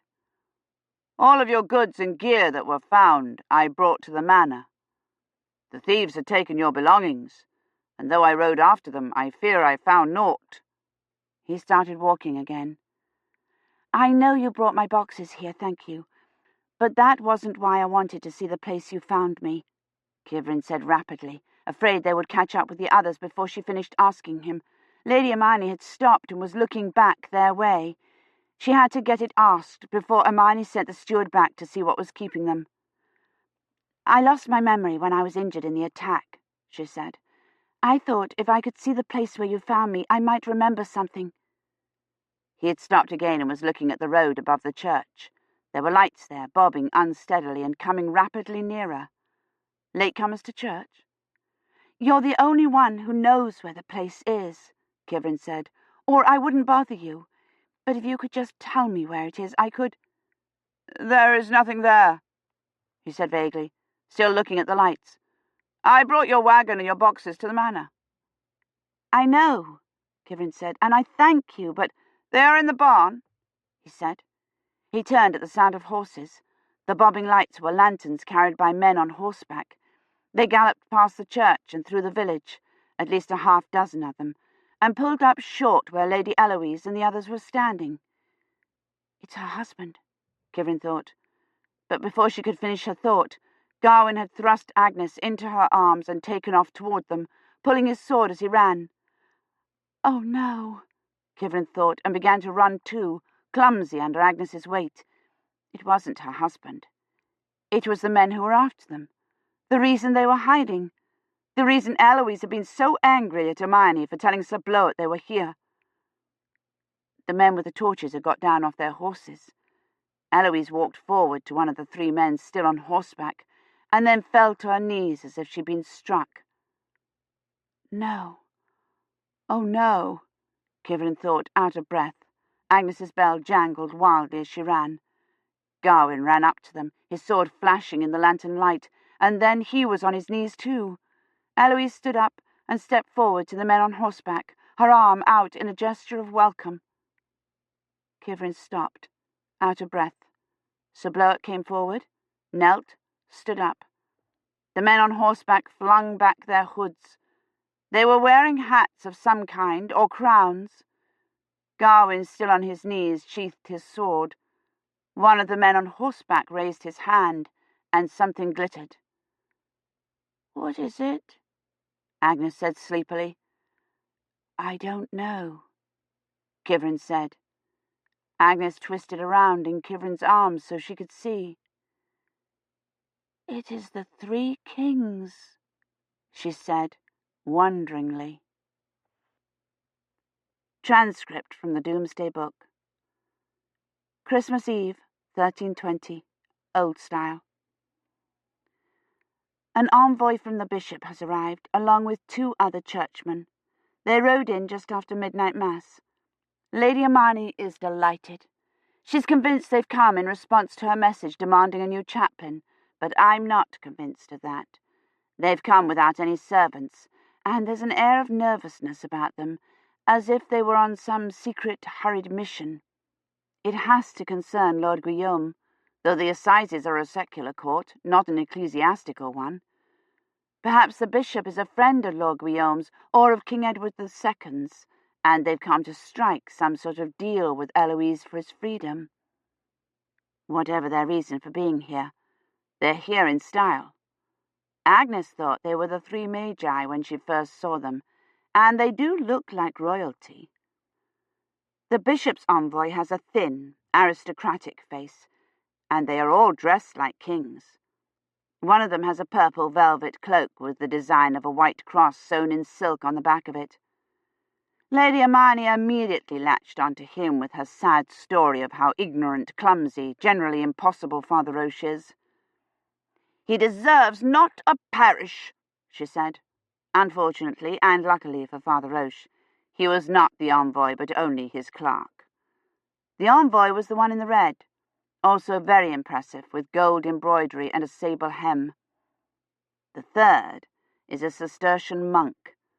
At least he wears the white habit of one, though it's made of even finer wool than my cloak, and has a silk cord for a sash, and he wears a ring fit for a king on each of his fat fingers. but he doesn't act like a monk. He and the envoy both demanded wine before they'd even dismounted, and it's obvious the clerk had already drunk a good deal before he got here. He slipped just now getting off his horse, and had to be supported into the hall by the fat monk. Break. I was apparently wrong about the reason for their coming here. Eloise and Sir Bloet went off in a corner with the bishop's envoy as soon as they got in the house, but they only talked to him for a few minutes, and I just heard her tell Hermione, "They have heard naught of Guillaume." Hermione didn't seem surprised or even particularly concerned at this news.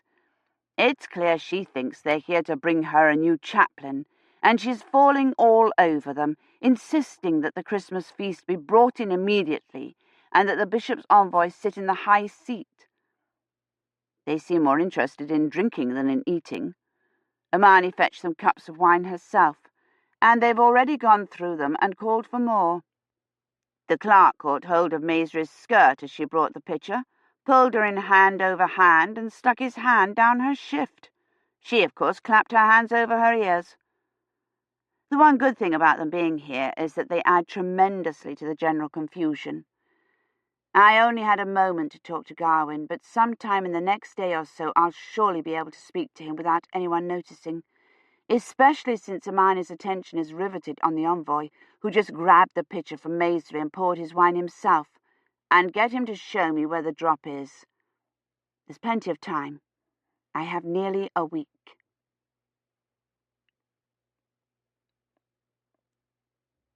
Chapter 21. 2 more people died on the 28th. Both of them primaries who had been at the dance in Headington, and Latimer had a stroke. He developed myocarditis, which caused a thromboembolism, Mary had said when she phoned.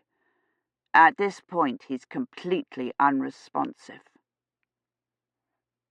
Over half of Dunworthy's detainees were down with the flu, and there was only room in infirmary for the most severe cases. Dunworthy and Finch, and a detainee William had found, who'd had a year of nurses' training, gave temps and dispensed orange juice around the clock. Dunworthy made up cots and gave medications. And worried. When he had told Mary about Badri's saying, "That can't be right," of his saying it was the rats, she had said, "It's the fever, James. It has no connection with reality. I've one patient who keeps talking about the Queen's elephants." But he could not get the idea of Kivrin's being in 1348 out of his mind. What year is it? Badri had said that first night, and that can't be right. Dunworthy had telephoned Andrews after his argument with Gilchrist and told him he couldn't get access to Brasenose net. "It doesn't matter," Andrews had said. "The locational coordinates aren't as critical as the temporals. I'll get an L&L on the dig from Jesus. I've already talked to them about doing the parameter checks, and they said it's all right." The visuals had been off again, but he had sounded nervous, as if he were afraid Dunworthy would broach the subject again of his coming to Oxford. "I've done some research on slippage," he said. "There are no theoretical limits, but in practice the minimal slippage is always greater than 0, even in uninhabited areas. Maximal slippage has never gone above 5 years, and those were all unmans. The greatest slippage on a man drop was a 17th century remote, 226 days. "Is there anything else it could be?" Dunworthy had asked. "Anything besides the slippage that could go wrong?" "If the coordinates are correct, nothing," Andrews had said, and promised to report as soon as he'd done the parameter checks. 5 years was 1325. The plague had not even begun in China then, and Badri had told Gilchrist there was minimal slippage. And it couldn't be the coordinates. Badri had checked them before he fell ill. But the fear continued to nag at him, and he spent the few free moments he could snatch telephoning Tex, trying to find someone willing to come read the fix when the sequencing arrived and Gilchrist opened the laboratory again. It was supposed to have arrived yesterday, but when Mary phoned, she had still been waiting for it. She phoned again in the late afternoon. "Can you set up a ward?" she asked. The visuals were back on. Her SPGs looked like she'd slept in them, and her mask dangled from her neck by one tie. "I've already set up a ward," he said. "It's full of detainees. We've got 31 cases as of this afternoon." "Do you have space to set up another one?" "I don't need it yet," she said tiredly, "but at this rate I will. We're nearly at capacity here, and several of the staff are either down with it or are refusing to come in." "And the sequencing hasn't come yet?" he asked. "No. The WIC just phoned. They got a faulty result the first time through and had to run it again. It's supposed to be here tomorrow. Now they think it's a Uruguayan virus." She smiled wanly. "Badri hasn't been in contact with anyone from Uruguay, has he? How soon can you have the beds ready?" "By this evening," Dunworthy said. But Finch informed him they were nearly out of folding cots, and he had to go to the NHS and argue them out of a dozen. They didn't get the ward set up, in 2 of the fellows' teaching rooms, until morning. Finch, helping assemble the cots and make beds, announced that they were nearly out of clean linens, face masks, and lavatory paper. "We haven't enough for the detainees," he said, tucking in a sheet, "let alone all these patients, and we have no bandages at all." "It's not a war," Dunworthy said. "I doubt if there'll be any wounded. Did you find out if any of the other colleges has a tech here in Oxford?" "Yes, sir. I telephoned all of them, but none of them did." He tucked a pillow beneath his chin. "I posted notices asking that everyone conserve lavatory paper, but it's done no good at all. The Americans are particularly wasteful." He tugged the pillow slip up over the pillow. "I do feel rather sorry for them, though. Helen came down with it last night, you know, and they haven't any alternates." "Helen?" "Miss Piantini, the tenor. She has a fever of 39.7. The Americans won't be able to do their Chicago surprise." "Which is probably a blessing," Dunworthy thought. "Ask them if they'll continue to keep watch on my telephone, even if they're no longer practicing," he said. "I'm expecting several important calls. Did Andrews ring back?" "No, sir, not yet. And the visual is off." He plumped the pillow. "It is too bad about the Peel. They could do Stedman's, of course, but that's old hat. It does seem a pity there's no alternative solution." "Did you get the list of techs?" "Yes, sir," Finch said, struggling with a reluctant cot. He motioned with his head. "It's there by the chalkboard." Dunworthy picked up the sheets of paper and looked at the one on top. It was filled with columns of numbers, all of them with the digits 1 through 6 in varying order. "That's not it," Finch said, snatching the papers away. "Those are the changes for the Chicago surprise." He handed Dunworthy a single sheet. "Here it is. I've listed the techs by college with addresses and telephone numbers." Colin came in, wearing his wet jacket and carrying a roll of tape and a plastine-covered bundle. "The vicar says I'm to put these up in all the wards," he said, taking out a placard that read, "Feeling disoriented, muddled, mental confusion can be a warning sign of the flu." He tore off a strip of tape and stuck the placard to the chalkboard. "I was just posting these at the infirmary, and what do you think the gallstone was doing?" he said, taking another placard out of the bundle. It read, "Wear your face mask." He taped it to the wall above the cot Finch was making up. "Reading the Bible to the patients." He pocketed the tape. "I hope I don't catch it." He tucked the rest of the placards under his arm and started out. "Wear your face mask," Dunworthy said. Colin grinned. "That's what the gallstone said, and she said the Lord would smite anyone who heeded not the words of the righteous." He pulled the grey plaid muffler out of his pocket. "I wear this instead of a face mask," he said, tying it over his mouth and nose, highwayman fashion. "Cloth cannot keep out microscopic viruses," Dunworthy said. "I know. It's the colour. It frightens them away." He darted out. Dunworthy rang Mary to tell her the ward was ready, but couldn't get through, so he went over to infirmary. The rain had let up a little, and people, mostly wearing masks, were out again, coming back from the grocer's and queuing in front of the chemist's. But the streets seemed hushed, unnaturally silent. "Someone's turned the carillon off," Dunworthy thought. He almost regretted it. Mary was in her office staring at a screen. "The sequencing's arrived," she said, before he could tell her about the ward. "Have you told Gilchrist?" he said eagerly. "No," she said.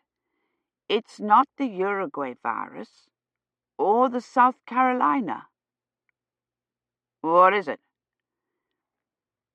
"It's an H9N2. Both the South Carolina and the Uruguay were H3s. And where did it come from?" "The WIC doesn't know. It's not a known virus. It's previously unsequenced." She handed him a printout. "It has a 7-point mutation, which explains why it's killing people."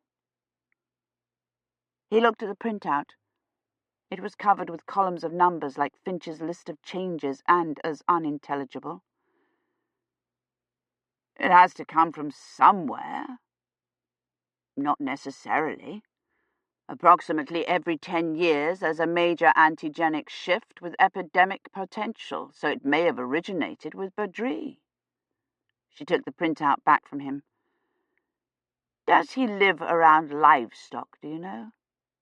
"Livestock?" he said. "He lives in a flat in Headington." "Mutant strains are sometimes produced by the intersection of an avian virus with a human strain.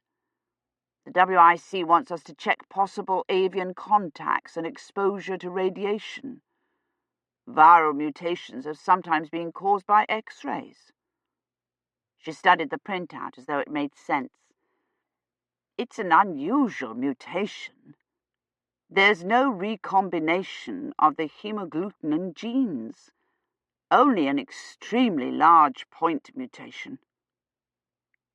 No wonder she had not told Gilchrist. He had said he would open the laboratory when the sequencing arrived, but this news would only convince him he should keep it closed. "Is there a cure?" "There will be as soon as an analogue can be manufactured, and a vaccine. They've already begun work on the prototype." "How long?" 3 to 5 days to produce a prototype, then at least another 5 to manufacture, if they don't run into any difficulty with duplicating the proteins. We should be able to begin inoculating by the 10th. The 10th? And that was when they could begin giving immunizations. How long would it take to immunize the quarantine area? A week? 2?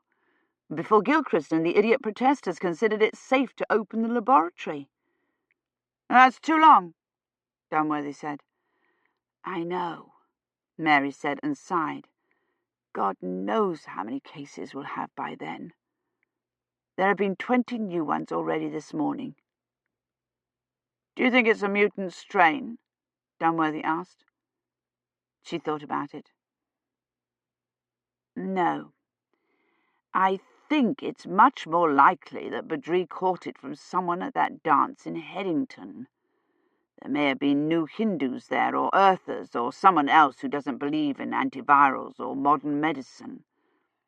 The Canadian goose flu of 2010, if you'll remember, was traced back to a Christian Science commune. There's a source. We'll find it." "And what about Kivrin in the meantime?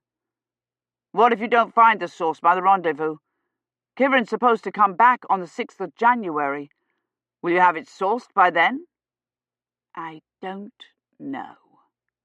she said wearily. She may not want to come back to a century that's rapidly becoming a 10. She may want to stay in 1320.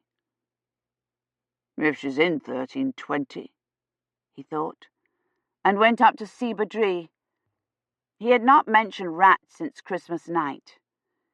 He was back to the afternoon at Balliol when he had come looking for Dunworthy. Laboratory, he murmured when he saw Dunworthy. He tried feebly to hand him a note, and then seemed to sink into sleep, exhausted by the effort. Dunworthy stayed only a few minutes, and then went to see Gilchrist.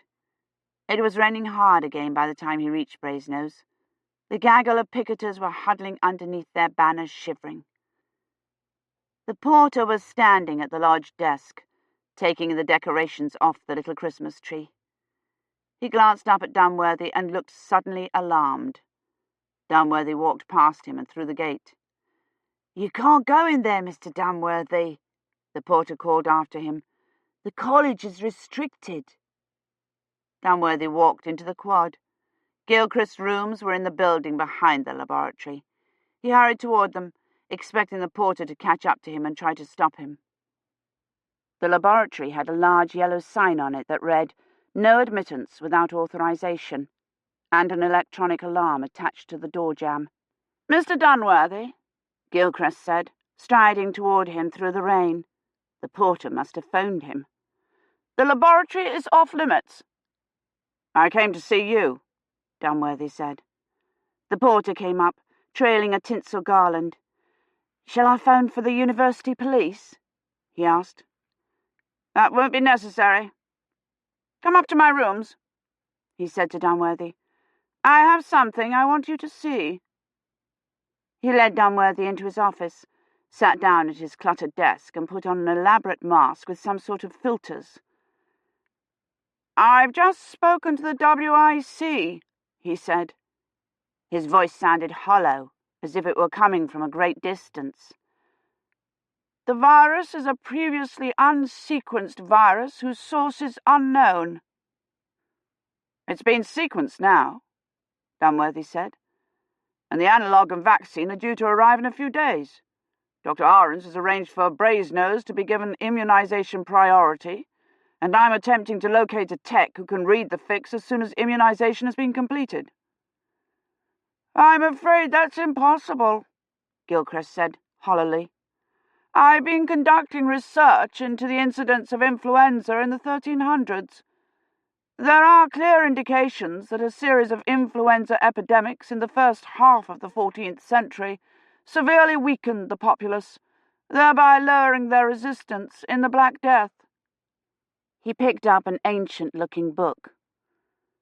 "I have found 6 separate references to outbreaks between October of 1318 and February of 1321. He held up a book and began to read. "After the harvest there came upon all of Dorset a fever so fierce as to leave many dead. This fever began with an aching in the head and confusion in all the parts. The doctors bled them, but many died in despite." A fever. In an age of fevers, typhoid and cholera and measles, all of them producing aching of the head and confusion in all the parts. 1319. The Bath Assizes for the previous year were cancelled, Gilchrist said, holding up another book. "A malady of the chest that fell upon the court so that none, nor judge, nor jury were left to hear the cases," Gilchrist said. He looked at Dunworthy over the mask. "You stated that the public's fears over the net were hysterical and unfounded. It would seem, however, that they are based in solid historical fact." Solid historical fact. References to fevers and maladies of the chest that could be anything, blood poisoning or typhus, or any of 100 nameless infections, all of which was beside the point. "The virus cannot have come through the net," he said. "Drops have been made to the pandemic, to World War I battles in which mustard gas was used, to Tel Aviv, 20th Century sent detection equipment to the site of St. Paul's 2 days after the pinpoint was dropped.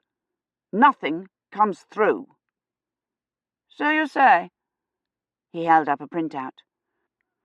Probability indicates a 0.003% possibility of a microorganism being transmitted through the net, and a 22.1% chance of a viable mixer virus being within the critical area when the net was opened. Where in God's name do you get these figures? Dunworthy said. Pull them out of a hat? According to probability, he said, putting a nasty emphasis on the word, there was only a 0.04% chance of anyone's being present when Kivrin went through. A possibility you consider statistically insignificant. Viruses are exceptionally sturdy organisms, Gilchrist said. They have been known to lie dormant for long periods of time, exposed to extremes of temperature and humidity, and still be viable. Under certain conditions, they form crystals, which retain their structure indefinitely. When put back into solution, they become infective again. Viable tobacco mosaic crystals have been found dating from the 16th century. There is clearly a significant risk of the viruses penetrating the net if opened, and under the circumstances I cannot possibly allow the net to be opened. The virus cannot have come through the net, Dunworthy said. Then why are you so anxious to have the fix read? Because, Dunworthy said, and stopped to get control of himself. Because reading the fix will tell us whether the drop went as planned or whether something went wrong. Oh, you'll admit there's a possibility of error, then? Gilchrist said. Then why not an error that would allow a virus through the net? As long as that possibility exists, the laboratory will remain locked. I'm certain Mr. Bassingham will approve of the course of action I've taken.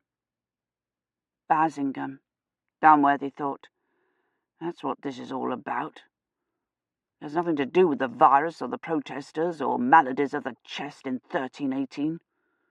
This is all to justify himself to Bassingham. Gilchrist was acting head in Bassingham's absence, and he had rushed through the re-ranking, rushed through a drop, intending no doubt to present Bassingham with a brilliant fait accompli. But he hadn't got it. Instead, he'd got an epidemic, and a lost historian, and people picketing the college, and now all he cared about was vindicating his actions, saving himself even though it meant sacrificing Kivrin. What about Kivrin? Does Kivrin approve of your course of action? He said. Miss Engel was fully aware of the risks when she volunteered to go to 1320, Gilchrist said. Was she aware you intended to abandon her? This conversation is over, Mr. Dunworthy. Gilchrist stood up.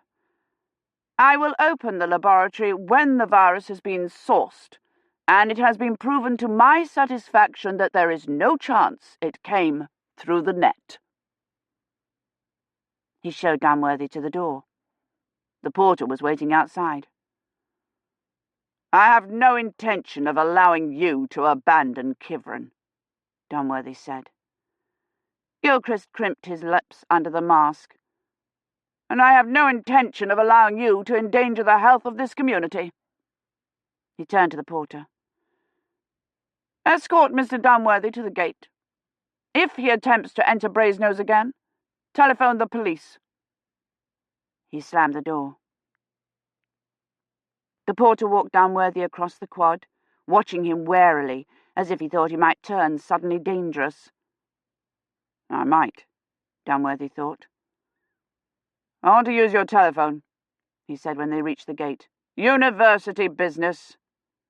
The porter looked nervous, but he set a telephone on the counter and watched while Dunworthy punched Balliol's number. When Finch answered, he said, We've got to locate Bassingham. It's an emergency. Phone the Scottish Fishing Licence Bureau and compile a list of hotels and inns. And get me Polly Wilson's number." He wrote down the number, rang off, and started to punch it in, and then thought better of it and telephoned Mary. "I want to help source the virus," he said. "Gilchrist wouldn't open the net," she said. "No," he said. "What can I do to help with the sourcing?" "What you were doing before with the primaries. Trace the contacts, look for the things I told you about, exposure to radiation, proximity to birds or livestock, religions that forbid antivirals. You'll need the contacts charts." "I'll send Colin for them," he said. "I'll have someone get them ready. You'd better check Badri's contacts back 4 to 6 days as well, in case the virus did originate with him. The time of incubation from a reservoir can be longer than a person-to-person incubation period." "I'll put William on it," he said. He pushed the phone back at the porter, who immediately came around the counter and walked him out to the pavement. Dunworthy was surprised he didn't follow him all the way to Balliol. As soon as he got there, he phoned Polly Wilson. "Is there some way you can get into the net console without having access to the laboratory?" he asked her. "Can you go in directly through the university's computer?" "I don't know," she said. "The university's computer is moated. I might be able to rig a battering ram or worm in from Balliol's console. I'll have to see what the safeties are. Do you have a tech to read it if I can get it set up?" "I'm getting one," he said. He rang off. Colin came in, dripping wet, to get another roll of tape. "Did you know the sequencing came and the virus is a mutant?"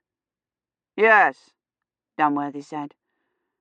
"I want you to go to infirmary and get the contacts charts from your great-aunt." Colin set down his load of placards. The one on top read, "Do not have a relapse." "They're saying it's some sort of biological weapon," Colin said. "They're saying it escaped from a laboratory." "Not Gilchrist's," he thought bitterly. "Do you know where William Gadsden is?" "No." Colin made a face. "He's probably on the staircase kissing someone." He was in the buttery, embracing one of the detainees. Dunworthy told him to find out Badri's whereabouts for Thursday through Sunday morning, and to obtain a copy of Basingham's credit records for December, and went back to his rooms to telephone Tex. One of them was running a net for 19th Century in Moscow, and 2 of them had gone skiing. The others weren't at home, or perhaps, alerted by Andrews, they weren't answering. Colin brought the contacts charts. They were a disaster. No attempt had been made to correlate any of the information, except possible American connections, and there were too many contacts. Half of the primaries had been at the dance in Headington, 2/3 of them had gone Christmas shopping, all but 2 of them had ridden the tube. It was like looking for a needle in a haystack. He spent half the night checking religious affiliations and running cross matches. 42 of them were Church of England, 9 wholly reformed, 17 unaffiliated, 8 were students at Shrewsbury College, 11 had stood in line at Debenhams to see Father Christmas, 9 had worked on Montoya's dig, 30 had shopped at Blackwell's. 21 of them had cross contacts with at least 2 secondaries, and Debenham's Father Christmas had had contact with 32, all but 11 at a pub after his shift, but none of them could be traced to all the primaries, except Badri. Mary brought the overflow cases in the morning. She was wearing SPGs, but no mask. "Are the beds ready?" she said. "Yes. We've got 2 wards of 10 beds each." "Good. I'll need all of them." They helped the patients into the makeshift ward and into bed, and left them in the care of William's nurse trainee. The stretcher cases will be over as soon as we have an ambulance free, Mary said, walking back across the quad with Dunworthy. The rain had stopped completely, and the sky was lighter, as if it might clear. When will the analogue arrive? He asked. It'll be 2 days at the least, she said. They reached the gate. She leaned against the stone passageway. When all this is over, I'm going to go through the net, she said, to some century where there aren't any epidemics, where there isn't any waiting or worrying or helpless standing by. She pushed her hand back over her grey hair. Some century that isn't a 10. She smiled. Only there isn't one, is there? He shook his head. Did I ever tell you about the Valley of the Kings? She said. You said you saw it during the pandemic. She nodded. Cairo was quarantined, so we had to fly out of Addis Ababa, and on the way down, I bribed the taxi driver to take us to the Valley of the Kings, so I could see Tutankhamun's tomb, she said. It was a foolhardy thing to do.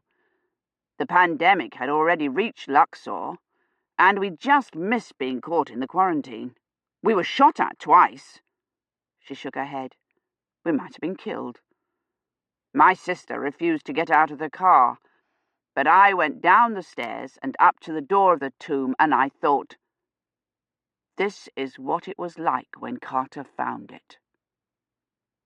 She looked at Dunworthy, and through him, remembering it. When they found the door to the tomb, it was locked, and they were supposed to wait for the proper authorities to open it. Carter drilled a hole in the door and held a candle up and looked through. Her voice was hushed. Carnarvon said, Can you see anything? And Carter said, yes. Wonderful things. She closed her eyes. I've never forgotten that. Standing there at that closed door. I can see it clearly even now. She opened her eyes. Perhaps that's where I'll go when this is over. To the opening of King Tut's tomb. She leaned out the gate. Oh dear, it started raining again. I must get back. I'll send the stretcher cases as soon as there's an ambulance. She looked sharply at him. Why aren't you wearing your mask? It causes my spectacles to steam up. Why aren't you wearing yours? We're running out of them. You've had your T-cell enhancement, haven't you? He shook his head. I haven't had any time. Make time, she said, and wear your mask. You'll be of no help to Kivrin if you fall ill. I'm of no help to Kivrin now, he thought, walking back across to his rooms.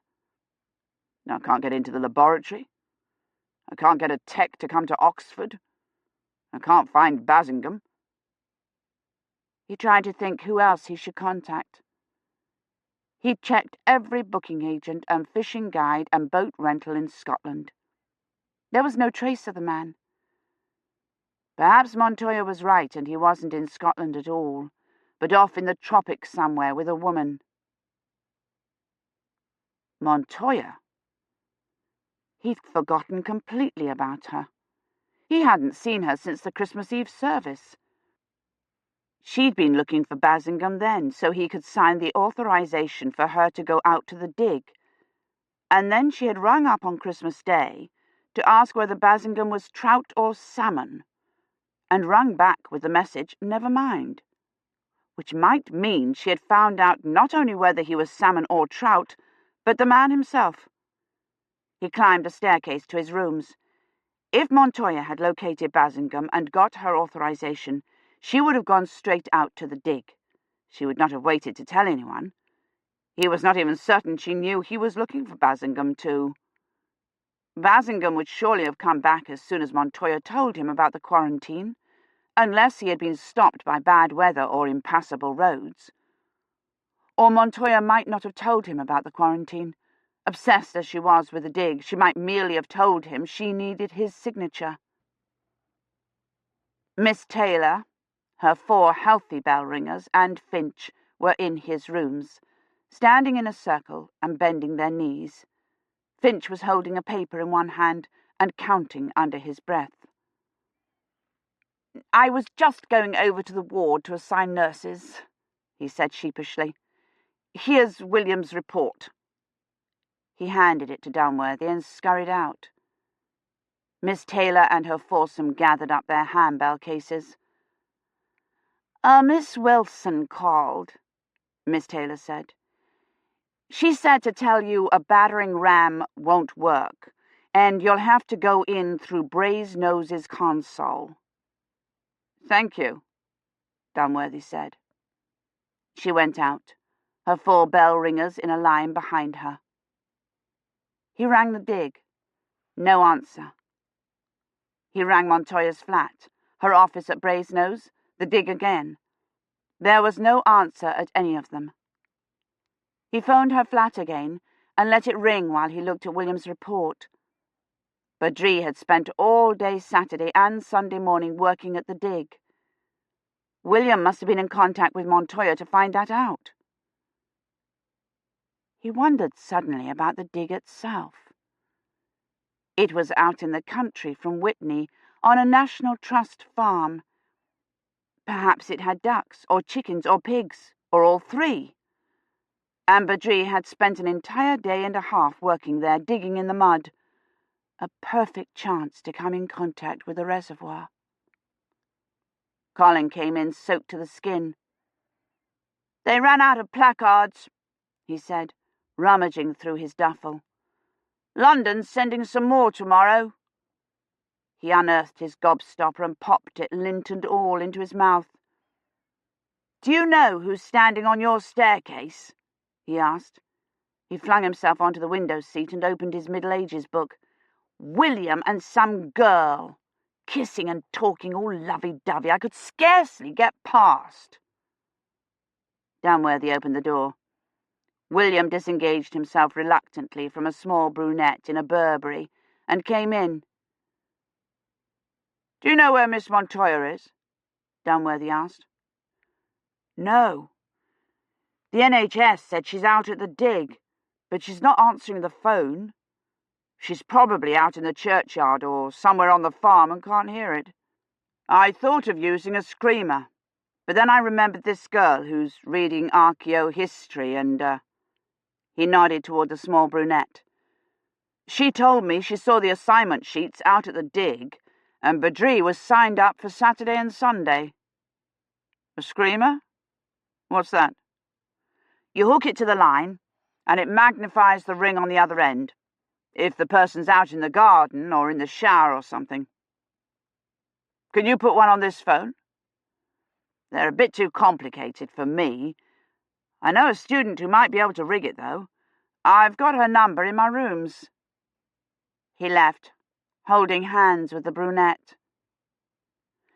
"You know, if Miss Montoya is at the dig, I could get you through the perimeter," Colin said. He took his gobstopper out and examined it. "It'll be easy. There are lots of places that aren't watched. The guards don't like to stand out in the rain." "I have no intention of breaking quarantine," Dunworthy said. "We are trying to stop this epidemic, not spread it." "That's how the plague was spread during the Black Death," Colin said, taking the gobstopper out and examining it. It was a sickly yellow. "They kept trying to run away from it, but they just took it along with them." William stuck his head in the door. "She says it'd take 2 days to set it up, but she's got one on her phone if you want to use that." Colin grabbed for his jacket. "Can I go?" "No," Dunworthy said, "and get out of those wet clothes. I don't want you catching the flu." He went down the stairs with William. "She's an undergraduate at Shrewsbury," William said, heading off through the rain. Colin caught up with them halfway across the quad. "I can't catch it. I had my enhancement," he said. "They didn't have quarantines during the Black Death, so it went everywhere." He pulled his muffler out of his jacket pocket. "Botley Road's a good place to sneak through the perimeter. There's a pub on the corner by the blockade, and the guard nips in now and again for something to keep warm." "Fasten your jacket," Dunworthy said. The girl turned out to be Polly Wilson. She told Dunworthy she had been working on an optical traitor that could break into the console, but hadn't managed it yet. Dunworthy phoned the dig, but there was no answer. "Let it ring," Polly said. "She may have a long trek to get to it. The screamer's got a range of 1/2 kilometre. He let it ring for 10 minutes, put the receiver down, waited 5 minutes, tried again, and let it ring 1/4 of an hour before admitting defeat. Polly was looking longingly at William, and Colin was shivering in his wet jacket. Dunworthy took him home and put him to bed. "Or I could sneak through the perimeter and tell her to phone you," Colin said, putting his gobstopper back in the duffel. "If you're worried about being too old to go, I'm very good at getting through perimeters." Dunworthy waited till William returned the next morning, and then went back to Shrewsbury and tried again, but to no avail. "I'll set it to ring at half-hour intervals," Polly said, walking him to the gate. "You wouldn't know if William has any other girlfriends, would you?" "No," Dunworthy said. The sound of bells clanged out suddenly from the direction of Christchurch, pealing loudly through the rain. "Has someone switched that horrid carillon on again?" Polly asked, leaning out to listen. "No," he said. "It's the Americans." He cocked his head in the direction of the sound, trying to determine whether Miss Taylor had settled for Stedman's, but he could hear 6 bells. The ancient bells of Osney, Douce and Gabriel and Marie, one after the other, Clement and Haute-Clerc and Taylor. And Finch. They sounded remarkably good. Not at all like the digital carillon. Not at all like O Christ who interfaces with the world. They rang out clearly and brightly, and Dunworthy could almost see the bell-ringers in their circle in the belfry, bending their knees and raising their arms, Finch referring to his list of numbers. "Every man must stick to his bell without interruption," Miss Taylor had said. He had had nothing but interruptions, but he felt oddly cheered nonetheless. Miss Taylor had not been able to get her bell-ringers to Norwich for Christmas Eve, but she had stuck to her bells, and they rang out deafeningly, deliriously overhead, like a celebration, a victory, like Christmas morning. He would find Montoya, and Basingame, or a tech who wasn't afraid of the quarantine. He would find Kivrin. The telephone was ringing when he got back to Balliol. He galloped up the stairs, hoping it was Polly. It was Montoya. "Dunworthy," she said. "Hi, it's Loopy Montoya. What's going on?" "Where are you?" he demanded. "At the dig," she said, but that was already apparent. She was standing in front of the ruined nave of the church in the half-excavated medieval churchyard. He could see why she had been so anxious to get back to her dig. There was as much as a foot of water in places. She had draped a motley assortment of tarps and plastine sheets over the excavation, but rain was dripping in at a dozen places, and where the sagging coverings met, spilling down the edges in veritable waterfalls. Everything, the gravestones, the battery light she had clipped to the tarps, the shovels stacked against the wall, was covered in mud. Montoya was covered in mud too. She was wearing her terrorist jacket and thigh-high fisherman's waders like Basingame, wherever he was, might be wearing, and they were wet and filthy. The hand she was holding the telephone with was caked with dried mud. "I've been ringing you for days," Dunworthy said. "I can't hear the phone over the pump." She gestured towards something outside the picture, presumably the pump, though he couldn't hear anything save for the thump of rain on the tops. "It's just broken a belt, and I don't have another one. I heard the bells. Do they mean the quarantine's over?" "Hardly," he said. "We're in the midst of a full-scale epidemic. 780 cases and 16 deaths. Haven't you seen the papers?" "I haven't seen anything or anybody since I got here. I've spent the last 6 days trying to keep this damned dig above water. But I can't do it all by myself, and without a pump." She pushed her heavy black hair back from her face with a dirty hand. "What were they ringing the bells for, then, if the quarantine's not over?" "A peal of Chicago surprise minor." She looked irritated.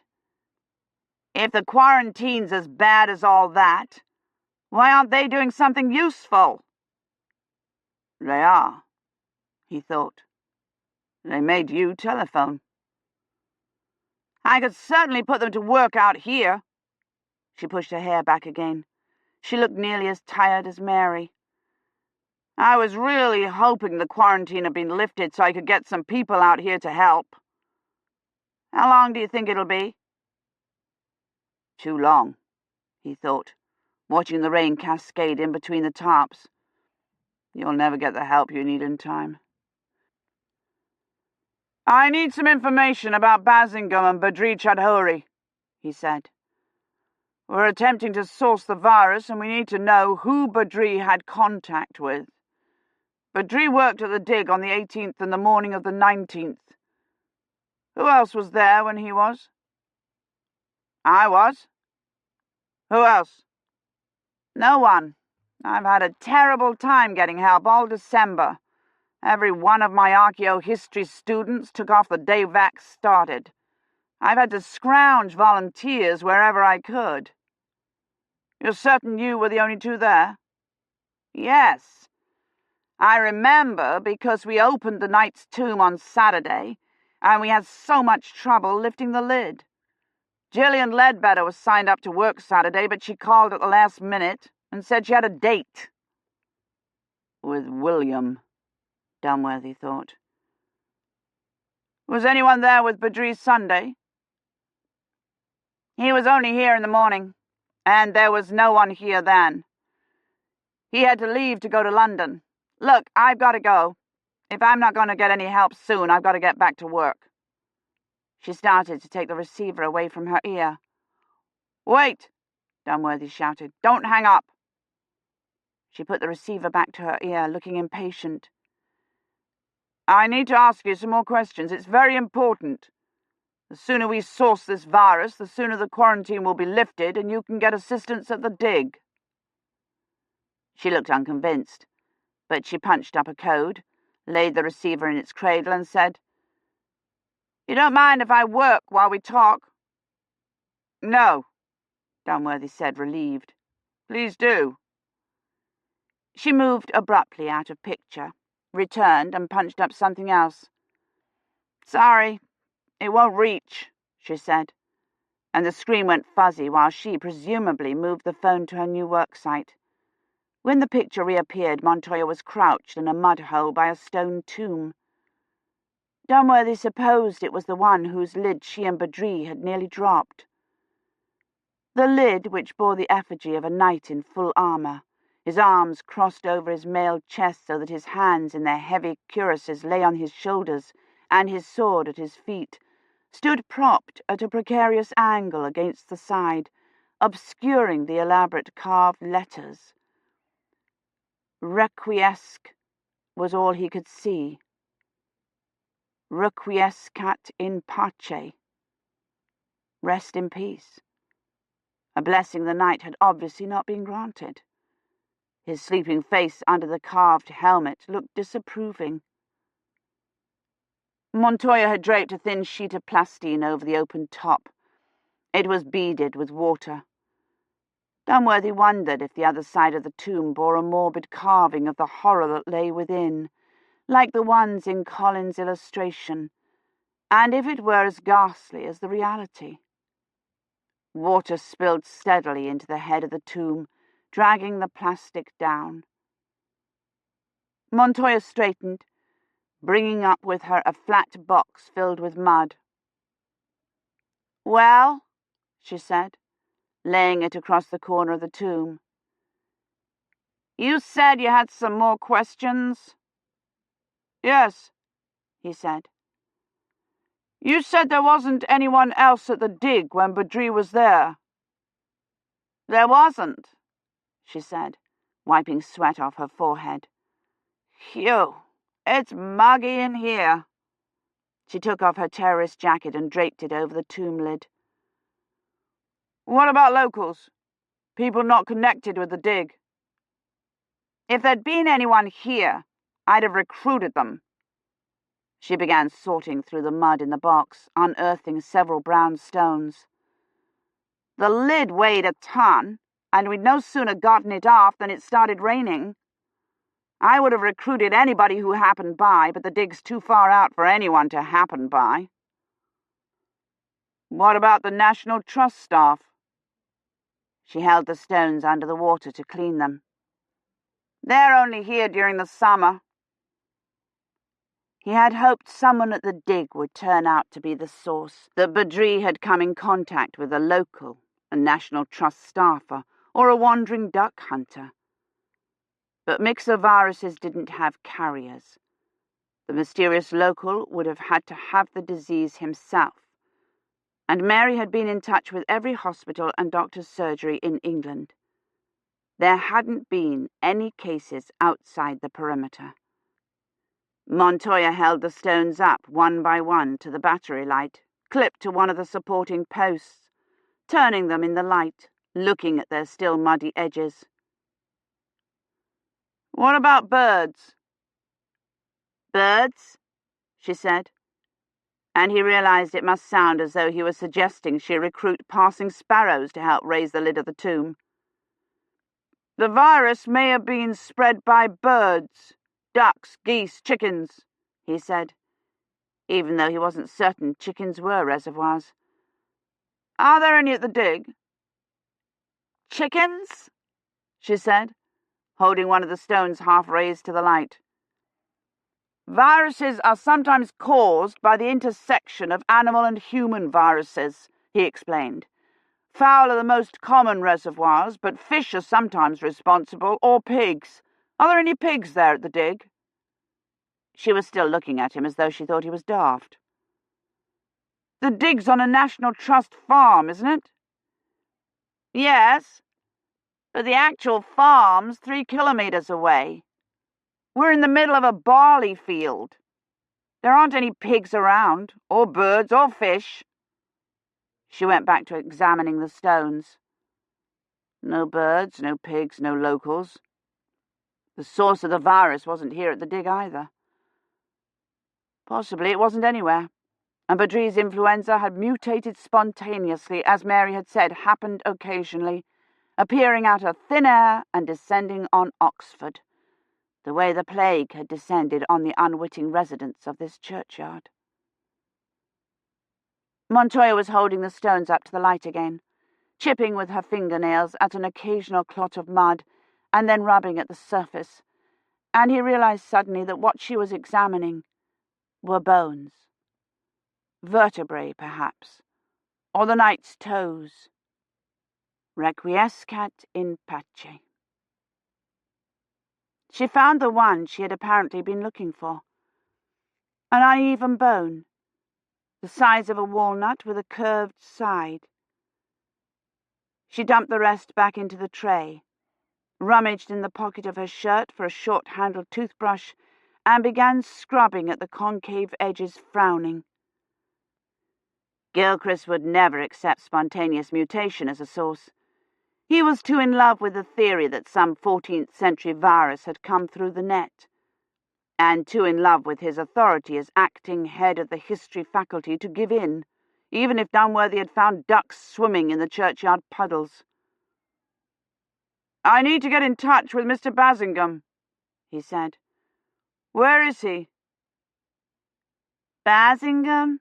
she said, still frowning at the bone. "I don't have any idea." "But I thought you'd found him. When you phoned Christmas Day, you said you had to find him to authorize your NHS dispensation." "I know. I spent 2 full days calling every trout and salmon guide in Scotland before I decided I couldn't wait any longer. If you ask me, he's nowhere near Scotland." She pulled a pocket knife out of her jeans and began scraping at the rough edge of the bone. "Speaking of the NHS, would you do something for me? I keep calling their number, but it's always busy. Would you run over there and tell them I've got to have some more help? Tell them the dig's of irreplaceable historical value, and it's going to be irretrievably lost if they don't send me at least 5 people, and a pump." The knife snagged. She frowned and chipped some more. "How did you get Bassingham's authorization if you didn't know where he was? I thought you said the form required his signature." "It did," she said. An edge of bone flew suddenly off and landed on the plastine shroud. She examined the bone and dropped it back in the box, no longer frowning. "I forged it." She crouched by the tomb again, digging for more bones. She looked as absorbed as Colin examining his gobstopper. He wondered if she even remembered that Kivrin was in the past, or if she had forgotten her, as she seemed to have forgotten the epidemic. He rang off, wondering if Montoya would even notice, and walked back to infirmary to tell Mary what he had found out, and to begin questioning the secondaries again, looking for the source. It was raining very hard, spilling off the downspouts and washing away things of irreplaceable historical value. The bell-ringers and Finch were still at it, ringing the changes one after another in their determined order, bending their knees and looking like Montoya, sticking to their bells. The sound pealed out loudly, leadenly, through the rain, like an alarum, like a cry for help. Transcript from the Doomsday Book. Christmas Eve, 1320, Old Style. I don't have as much time as I thought. When I came in from the kitchen just now, Rosamond told me Lady Imeyne wanted me. Imeyne was deep in earnest conversation with the bishop's envoy, and I supposed from her expression that she was cataloguing Father Roche's sins. But as Rosamond and I came up, she pointed to me and said, "This is the woman I spake of." Woman, not maid, and her tone was critical, almost accusing. I wondered if she'd told the bishop her theory that I was a French spy. "She says she remembers naught," Lady Imeyne said. "Yet she can speak and read." She turned to Rosamond. "Where is your brooch?" "It's on my cloak," Rosamond said. "I laid it in the loft." "Go and fetch it." Rosamond went, reluctantly. As soon as she was gone, Imeyne said, "Sir Bloet brought a love-knot brooch to my granddaughter with words on it in the Roman tongue." She looked at me triumphantly. "She told their meaning. And at the church this night, she spoke the words of the Mass ere the priest had said them." "Who taught you your letters?" the bishop's envoy asked, his voice blurred from the wine. I thought of saying Sir Bloet had told me what the words meant, but I was afraid he'd already denied it. I know not, I said. I have no memory of my life since I was waylaid in the woods, for I was struck upon the head. When first she woke, she spoke in a tongue none could understand, Hermione said, as if that were further proof. But I had no idea what she was trying to convict me of, or how the bishop's envoy was involved. Holy Father, go you to Oxenford when you leave us? She asked him. Aye, he said, sounding wary. We can stay but a few days here. I would have you take her with you to the good sisters at Godstow. We go not to Godstow, he said, which was clearly an excuse. The nunnery wasn't even 5 miles from Oxford. But I will inquire of the bishop for news of the woman on my return, and send word to you. I wot she is a nun, for that she speaks in Latin and knows the passages of the Mass, Hermione said. I would have you take her to their convent, that they may ask among the nunneries who she may be. The bishop's envoy looked even more nervous, but he agreed. So I have till whenever they leave. A few days, the bishop's envoy said, and with luck that means they won't leave till after the slaughter of the innocents. But I plan to put Agnes to bed and talk to Gawain as soon as possible. Chapter 22. Kivrin didn't get Agnes to bed till nearly dawn. The arrival of the 3 kings, as she continued to call them, had woken her completely, and she refused to even consider lying down for fear she might miss something, even though she was obviously exhausted. She tagged after Kivrin as she tried to help Eloise bring in the food for the feast, whining that she was hungry, and then when the tables were finally set and the feast began, refused to eat anything. Kivrin had no time to argue with her. There was course after course to be brought across the courtyard from the kitchen, trenchers of venison and roast pork, and an enormous pie Kivrin half expected blackbirds to fly out of when the crust was cut. According to the priest at Holy Reformed, fasting was observed between the midnight mass and the high mass Christmas morning, but everyone, including the bishop's envoy, ate heartily of the roast pheasant and goose and stewed rabbit in saffron gravy, and drank. The 3 kings called constantly for more wine. They had already had more than enough. The monk was leering at Maisry, and the clerk, drunk when he arrived, was nearly under the table. The bishop's envoy was drinking more than either of them, beckoning constantly to Rosamond to bring him the wassail bowl, his gestures growing broader and less clear with every drink. Good, Kivrin thought. Perhaps he'll get so drunk, he'll forget he promised Lady Hermione he'd take me to the nunnery at Godstow. She took the bowl around to Gawain, hoping to have an opportunity to ask him where the drop was. But he was laughing with some of Sir Bloet's men, and they called to her for ale and more meat.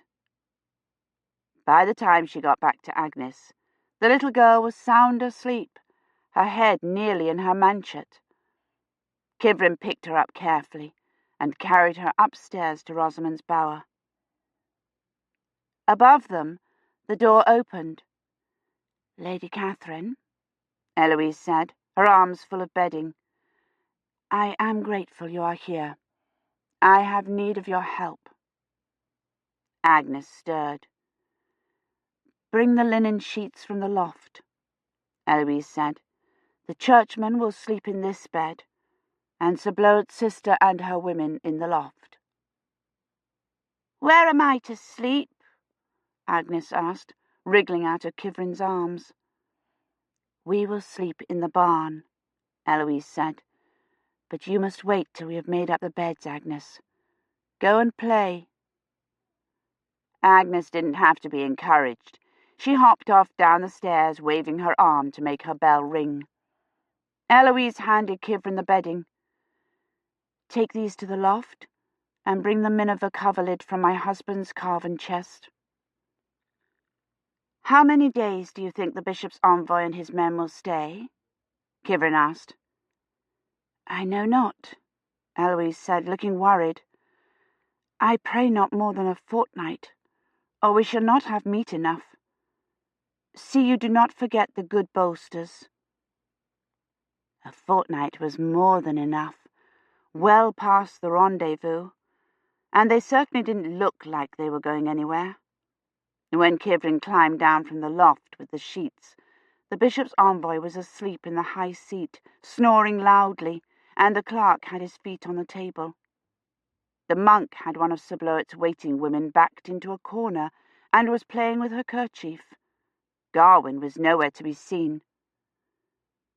Kivrin took the sheets and coverlid to Eloise, then offered to take bedding out to the barn. Agnes is very tired, she said. I would put her to bed soon. Eloise nodded absently, pounding at one of the heavy bolsters, and Kivrin ran downstairs and out into the courtyard. Gawain was not in the stable nor the brewhouse. She lingered near the privy until two of the red-headed young men emerged, looked at her curiously, and then went on to the barn. Perhaps Gawain had gone off with Maisry again, or joined the villagers' celebration on the green. She could hear the sound of laughter as she spread straw on the bare wooden floor of the loft. She laid the furs and quilts on the straw, and went down and out through the passageway to see if she could see him. The Contempts had built a bonfire in front of the churchyard, and were standing around it warming their hands and drinking out of large horns. She could see the reddened faces of Maisry's father and the reeve in the firelight, but not Gawain's. He was not in the courtyard either. Rosamond was standing by the gate, wrapped in her cloak. "What are you doing out here in the cold?" Kivrin asked. "I am awaiting my father," Rosamond said. "Gawain told me he expects him before day." "Have you seen Gawain?" "Aye. He's in the stable." Kivrin looked anxiously toward the stable. "It's too cold to wait out here. You must go in the house, and I'll tell Gawain to tell you when your father comes." "Nay, I will wait here," Rosamond said. "He promised he would come to us for Christmas." Her voice quavered a little. Kivrin held her lantern up. Rosamond wasn't crying, but her cheeks were red. Kivrin wondered what Sir Bloet had done now that had Rosamond hiding from him. Or perhaps it was the monk who had frightened her, or the drunken clerk. Kivrin took her arm. "You can wait as well in the kitchen, and it is warm there," she said. Rosamond nodded. "My father promised he would come without fail." "And do what?" Kivrin wondered. "Throw out the churchman? Call off Rosamond's engagement to Sir Bloet?" "My father would never allow me to come to harm," she had told Kivrin. But he was scarcely in a position to cancel the betrothal when the marriage settlement had already been signed to alienate Sir Bloet, who had many powerful friends. Kivrin took Rosamond into the kitchen and told Maisry to heat a cup of wine for her. "I'll go tell Gawain to come get you as soon as your father comes," she said, and went across to the stable. But Gawain wasn't there, or in the brewhouse. She went into the house wondering if Hermione had sent him on yet another of her errands.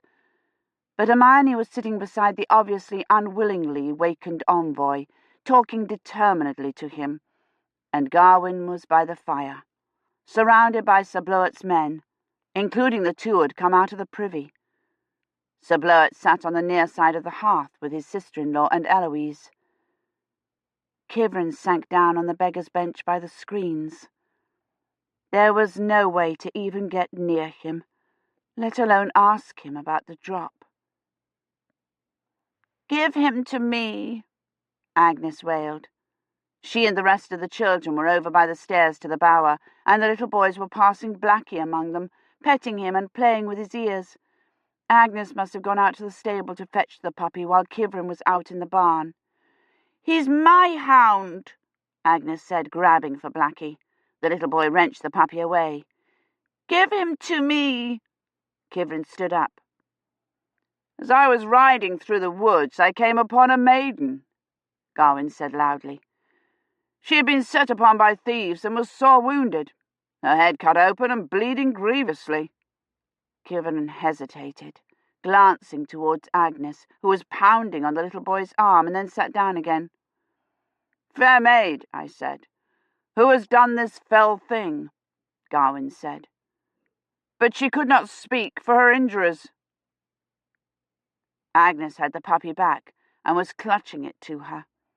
Kivrin should go rescue the poor thing, but she stayed where she was. "Tell them where you found me," she willed Gawain. "Tell them where in the woods." "I am your liegeman and will find these evil knaves," I said. "But I feared to leave you in such sad plight," he said, looking toward Eloise. But she had recovered herself, and she begged me to go and find those who had harmed her. Eloise stood up and walked to the door. She stood there for a moment looking anxious, and then came and sat back down. "No!" Agnes shrieked. One of Sir Bloet's red-headed nephews had Blackie now, and was holding him above his head in one hand. If Kivrin didn't rescue it soon, they'd squeeze the poor dog to death, and there was no point in listening to any more of the rescue of the maiden in the wood, which was obviously intended not to tell what had happened, but to impress Eloise. She walked over to the children. "The robbers had not been long gone," Gawain said, "and I found their trail with ease and followed it, spurring my steed after them." Sir Bloet's nephew was dangling Blackie by his front legs, and the puppy was whimpering pathetically. "Kivrin!" Agnes cried, catching sight of her, and flung herself at Kivrin's legs. Sir Bloet's nephew immediately handed Kivrin the puppy and backed away, and the rest of the children scattered. "You rescued Blackie," Agnes said, reaching for him. Kivrin shook her head. "It is time to go to bed," she said. "I'm not tired," Agnes said in a whine that was scarcely convincing. She rubbed her eyes. "Blackie is tired," Kivrin said, squatting down beside Agnes, "and he won't go to bed unless you will lie down with him." That argument seemed to interest her, and before she could find a flaw in it, Kivrin handed Blackie back to her, placing him in her arms like a baby, and scooped them both up. "Blackie would have you tell him a story," Kivrin said, starting for the door. "Soon I found myself in a place that I knew not," Gawain said. "A dark forest." Kivrin carried her charges outside and across the courtyard. "Blackie likes stories about cats," Agnes said, rocking the puppy gently in her arm. "You must tell him a story about a cat, then," Kivrin said.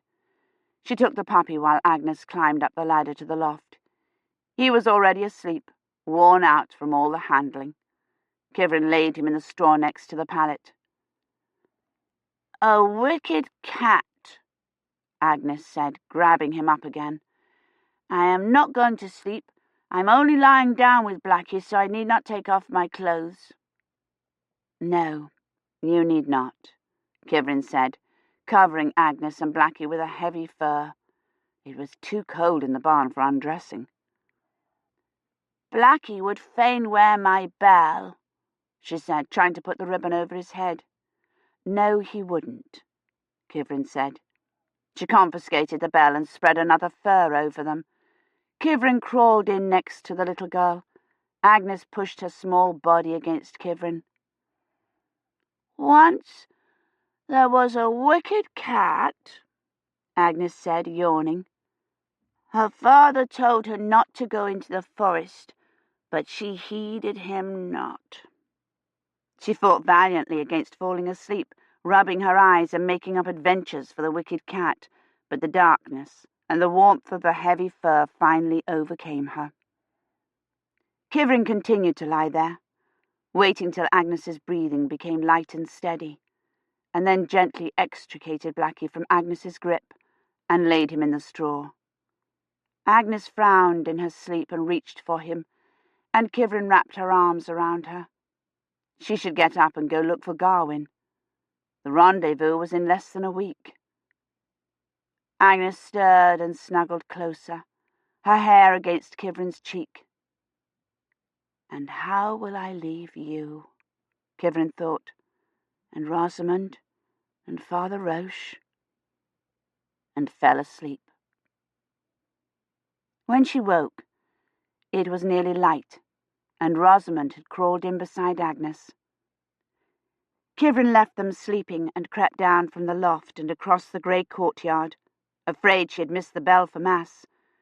But Garwin was still holding forth by the fire, and the bishop's envoy was still sitting in the high seat listening to Lady Hermione. The monk was sitting in the corner with his arm around Maisry, but the clerk was nowhere to be seen. He must have passed out and been put to bed. The children must also have been put to bed, and some of the women had apparently gone up to the loft to rest. Kivrin didn't see Sir Bloet's sister or the sister-in-law from Dorset. "Halt, knave," I cried, Garwin said, "for I would fight you in fair combat." Kivrin wondered if this was still the rescue, or one of Sir Lancelot's adventures. It was impossible to tell, and if the purpose of it was to impress Eloise, it was to no avail. She wasn't in the hall. What was left of Garwin's audience didn't seem impressed either. Two of them were playing a desultory game of dice on the bench between them, and Sir Bloet was asleep, his chin on his massive chest.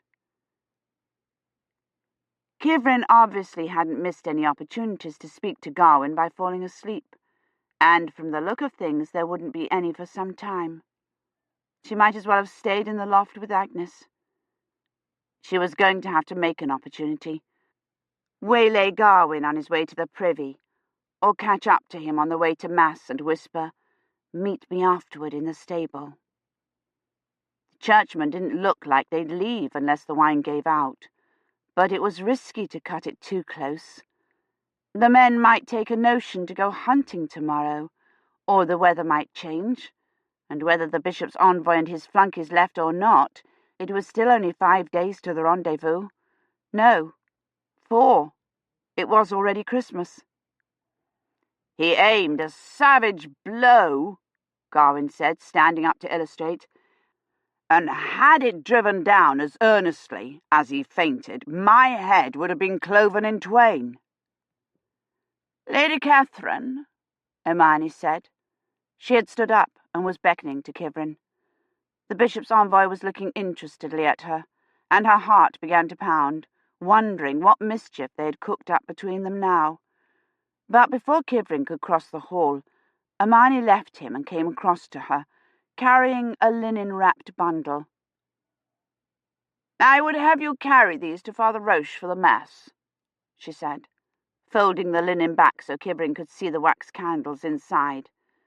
"Bid him put these on the altar, and say to him to pinch not the flames from the candles, for it breaks the wick.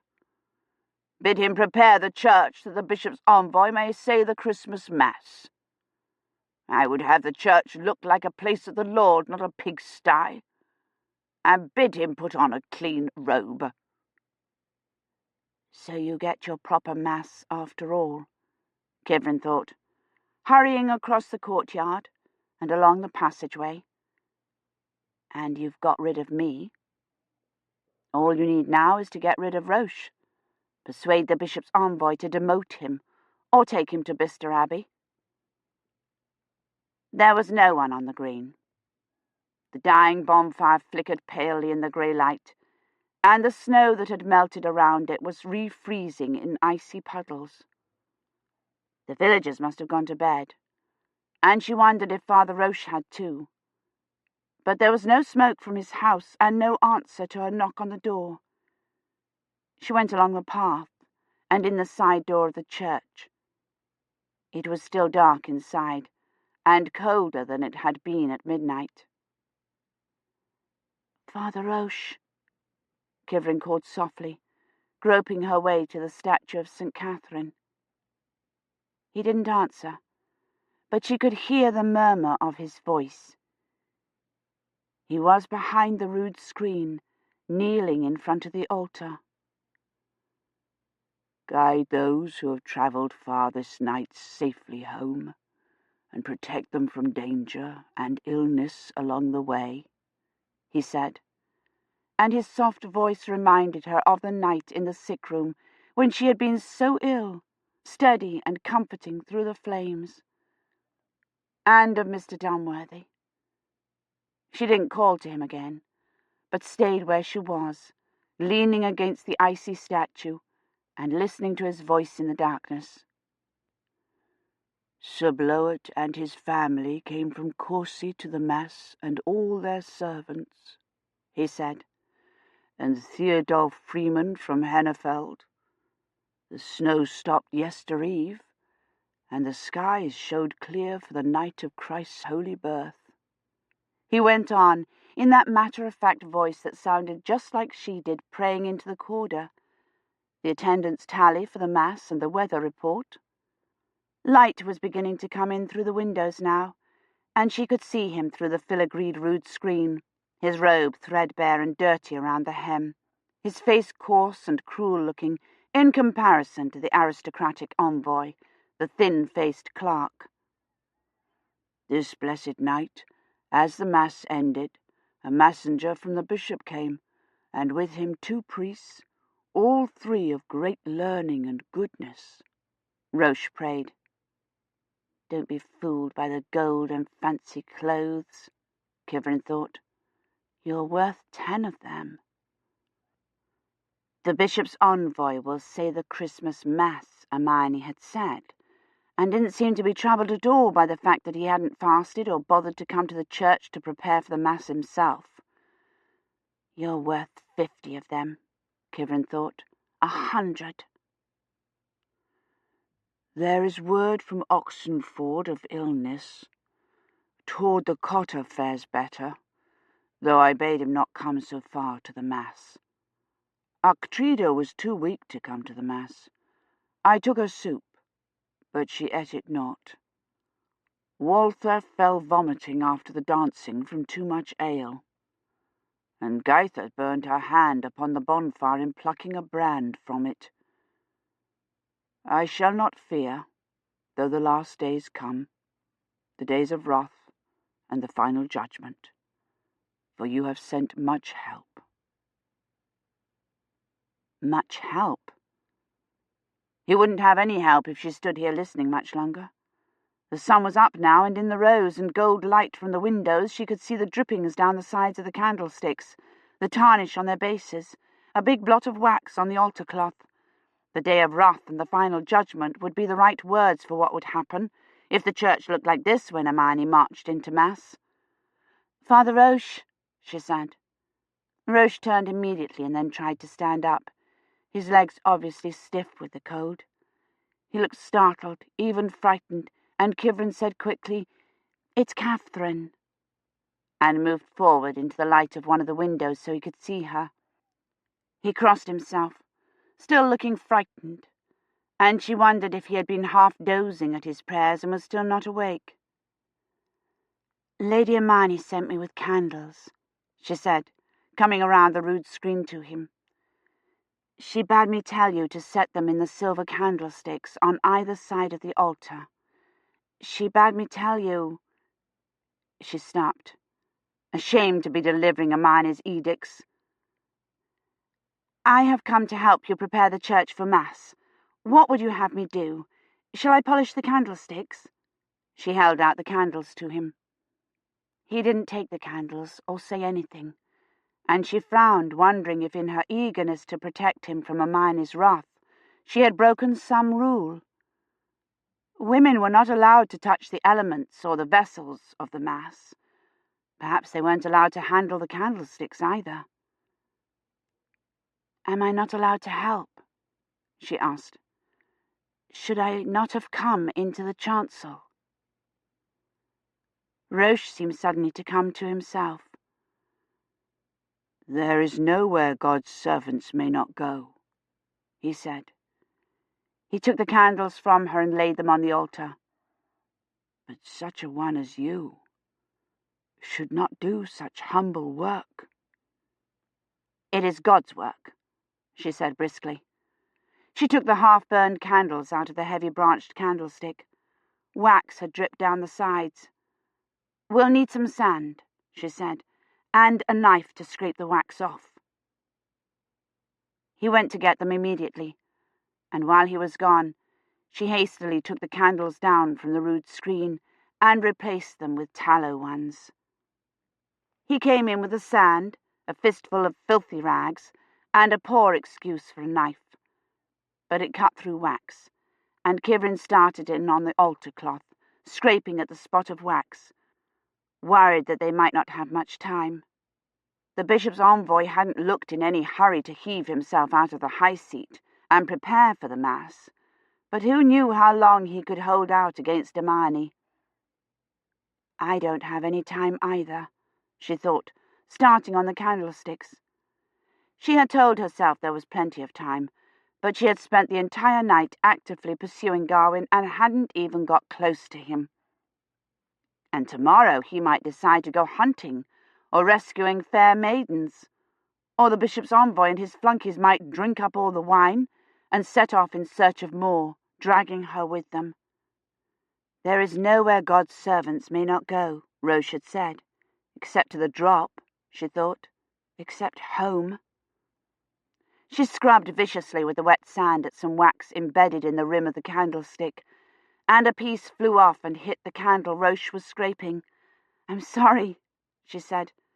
"Lady Hermione," and then stopped. There was no point in telling him she was being sent away. If he tried to intercede for her with Lady Hermione, it would only make it worse, and she didn't want him shipped off to Osney for trying to help her. He was waiting for her to finish her sentence. "Lady Hermione bade me tell you the bishop's envoy will say the Christmas Mass," she said. "It will be a blessing to hear such holiness on the birthday of Christ Jesus," he said, setting down the polished chalice.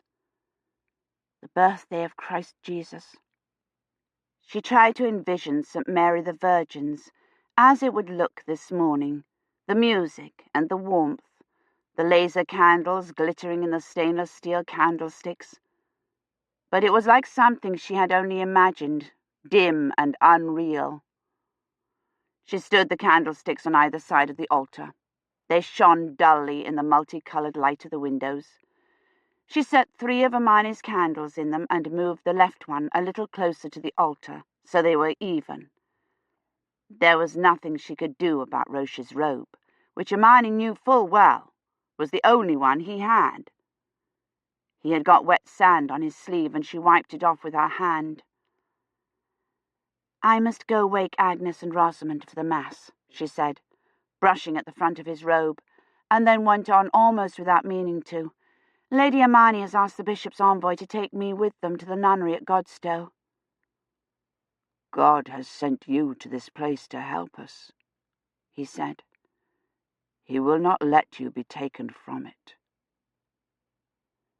"I wish I could believe you," Kivrin thought, going back across the green.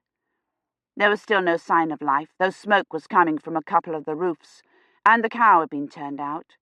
It was nibbling the grass near the bonfire where the snow had melted. "Perhaps they're all asleep, and I can wake Gawain and ask him where the drop is," she thought, and saw Rosamond and Agnes coming toward her. They looked considerably the worse for wear. Rosamond's leaf-green velvet dress was covered with wisps of straw and hay dust, and Agnes had it in her hair. She broke free of Rosamond as soon as she saw Kivrin and ran up to her. "You're supposed to be asleep," Kivrin said, brushing straw from her red kirtle. "Some men came," Agnes said. "They wakened us." Kivrin looked inquiringly at Rosamond. "Has your father come?" "Nay," she said. "I know not who they are. I think they must be servants of the bishop's envoy." They were. There were 4 of them, monks, though not of the class of the Cistercian monk, and 2 laden donkeys, and they had obviously only now caught up with their master. They unloaded 2 large chests while Kivrin and the girls watched, several wadmal bags, and an enormous wine cask. "They must be planning to stay a long while," Agnes said. "Yes," Kivrin said. "God has sent you to this place. He will not let you be taken from it." "Come," she said cheerfully. "I will comb your hair." She took Agnes inside and cleaned her up. The short nap hadn't improved Agnes's disposition, and she refused to stand still while Kivrin combed her hair. It took her till Mass to get all the straw and most of the tangles out, and Agnes continued to whine the whole way to the church. There had apparently been vestments as well as wine in the envoy's luggage. The bishop's envoy wore a black velvet chasuble over his dazzlingly white vestments, and the monk was resplendent in yards of samite and gilt embroidery. The clerk was nowhere to be seen, and neither was Father Roche, probably exiled because of his dirty robe. Kivrin looked toward the back of the church, hoping he'd been allowed to witness all this holiness. But she couldn't see him among the villagers. They looked somewhat the worse for wear, too, and some of them were obviously badly hung over. As was the bishop's envoy. He rattled through the words of the Mass tonelessly and in an accent Kivrin could scarcely understand. It bore no resemblance to Father Roche's Latin, nor to what Latimer and the priest at Holy Reformed had taught her. The vowels were all wrong, and the C in excelsis was almost a Z. She thought of Latimer drilling her on the long vowels, of Holy Reform's priest insisting on C as in eggshell, on the true Latin. And it was the true Latin, she thought. "I will not leave you," he had said. He had said, "Be not afraid." And I understood him. As the Mass progressed, the envoy chanted faster and faster, as if he were anxious to be done with it. Lady Hermione didn't seem to notice. She looked smugly serene in the knowledge of doing good, and nodded approvingly at the sermon, which seemed to be about forsaking worldly things. As they were filing out, though, she stopped at the door of the church and looked toward the bell tower, her lips pursed in disapproval. Now what? Kivrin thought. A mote of dust on the bell? "Saw you how the church looked, Lady Evaldi?" Hermione said angrily to Sir Bloet's sister over the sound of the bell. "He had set no candles in the chancel windows, but only cressets, as a peasant uses." She stopped. "I must stay behind to speak to him of this. He has disgraced our house before the bishop." She marched off toward the bell tower, her face set with righteous anger. And if he had set candles in the windows, Kivrin thought, they would have been the wrong kind, or in the wrong place, or he would have blown them out incorrectly. She wished there was some way to warn him, but Hermione was already halfway to the tower, and Agnes was tugging insistently on Kivrin's hand.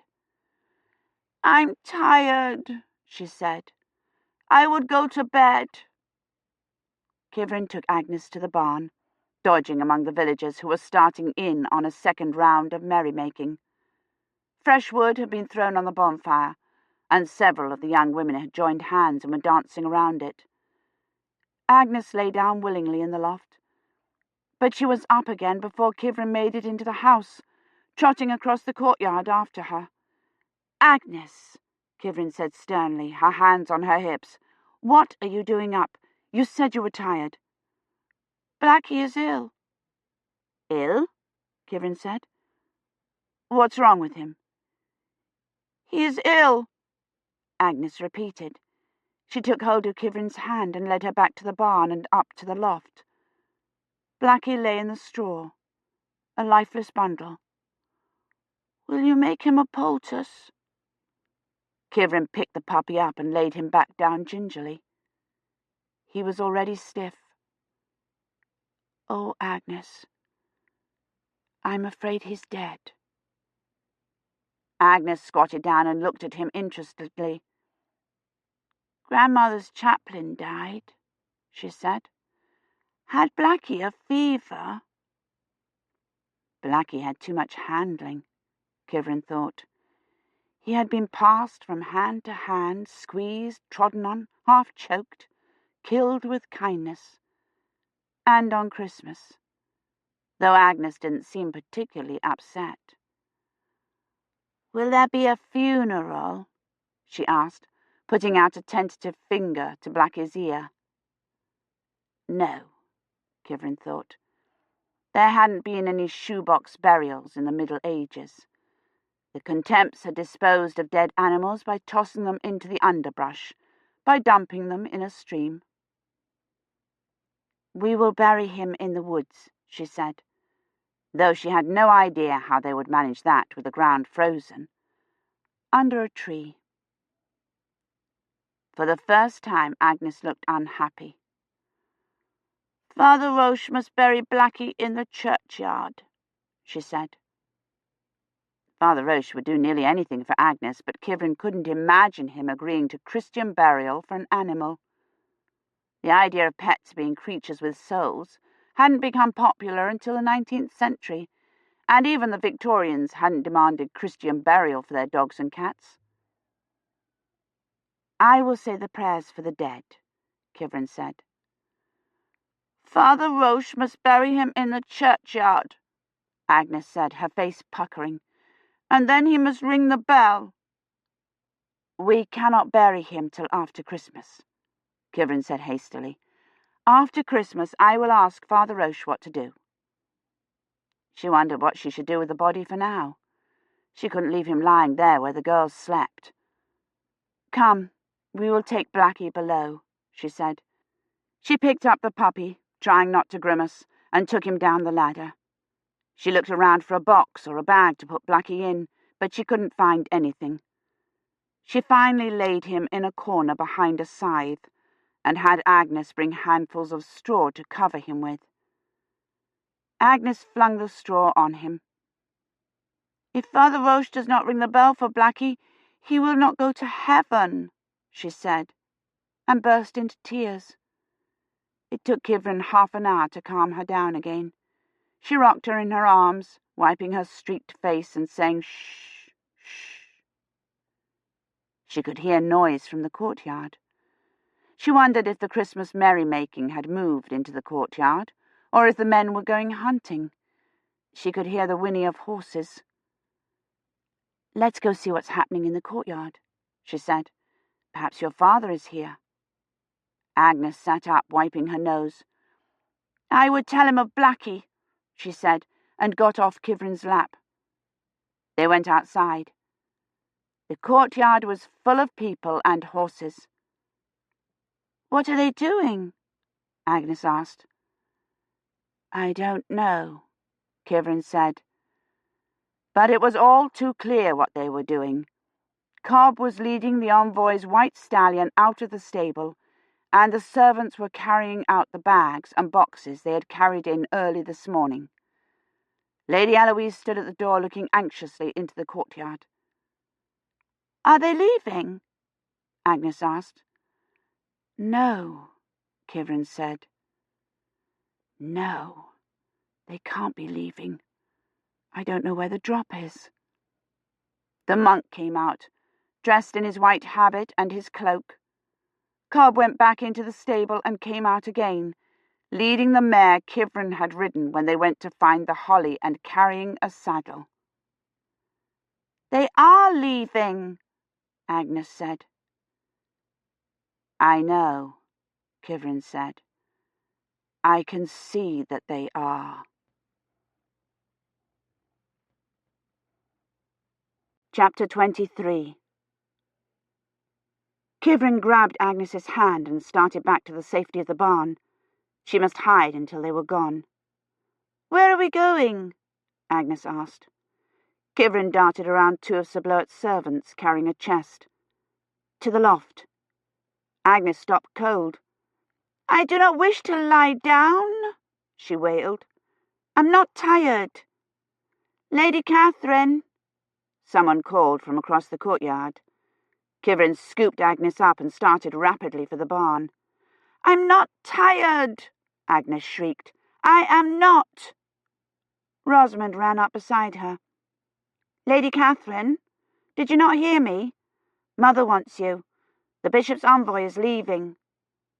She took hold of Kivrin's arm and turned her back toward the house. Eloise was still standing in the door, watching them now, and the bishop's envoy had come out and was standing beside her in his red cloak. Kivrin couldn't see Hermione anywhere. She was probably inside, packing Kivrin's clothes. "The bishop's envoy has urgent business at the priory at Bernecestre," Rosamond said, leading Kivrin to the house. "And Sir Bloet goes with them."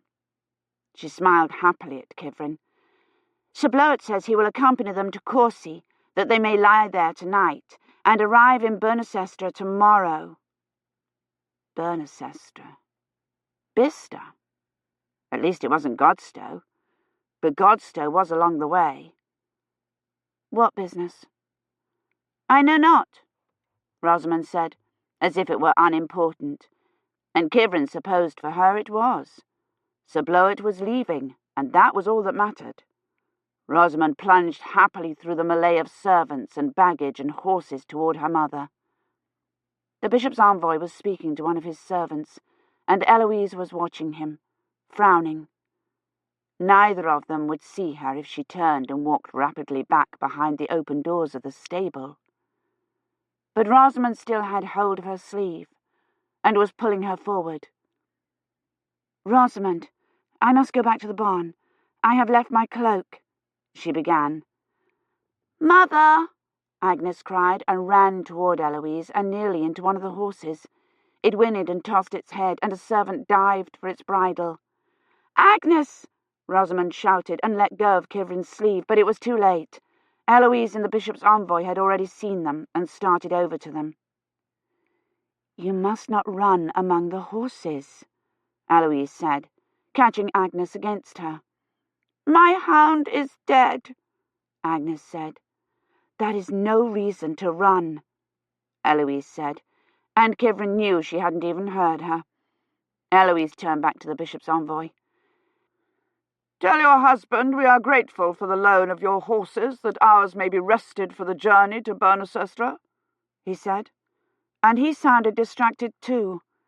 "I will send them from Courcy with a servant." "Would you see my hound?" Agnes said, tugging on her mother's skirt. "Hush," Eloise said. "My clerk does not ride with us this afternoon," he said. "I fear he made too merry yesterday eve, and feels now the pains of too much drink.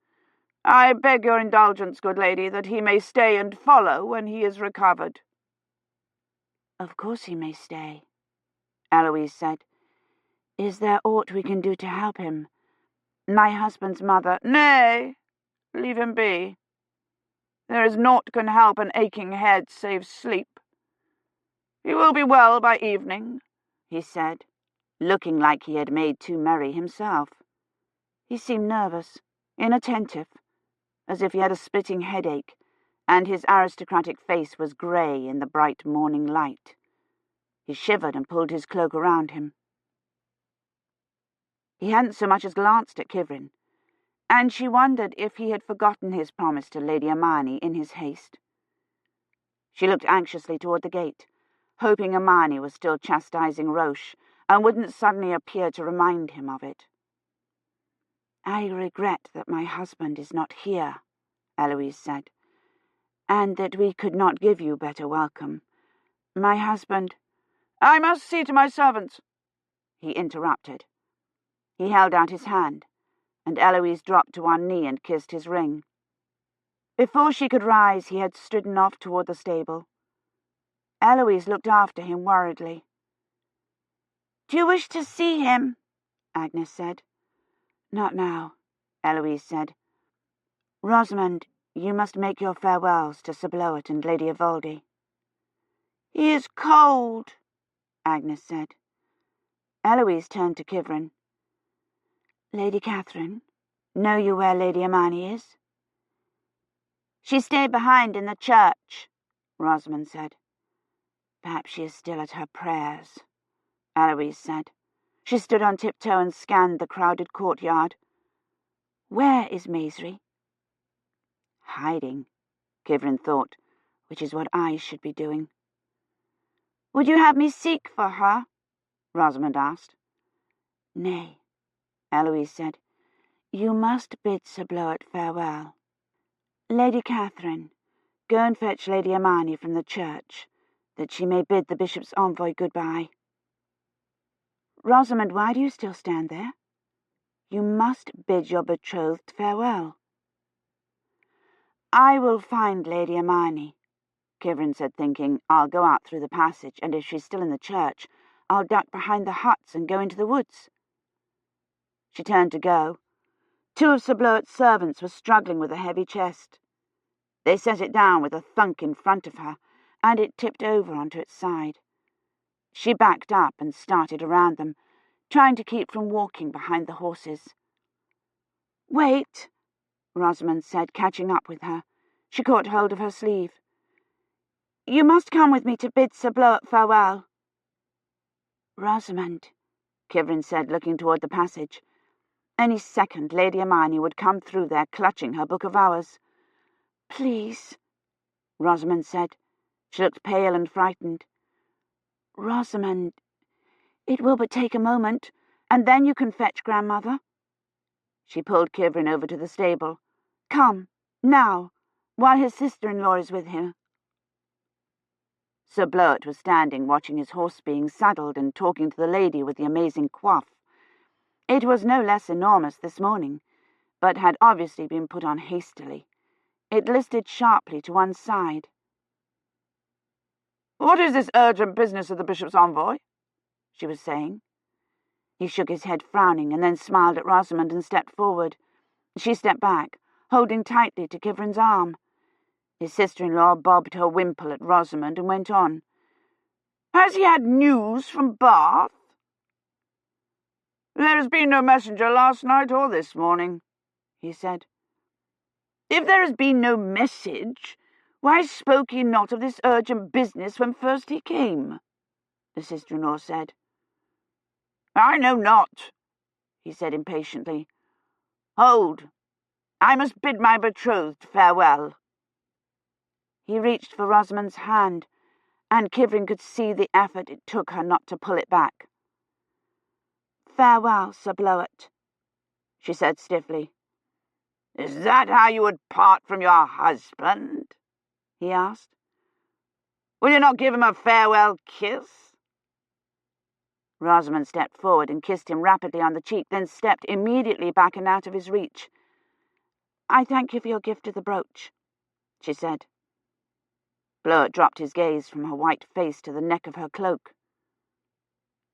You are here in place of the friend I love, he said, fingering it.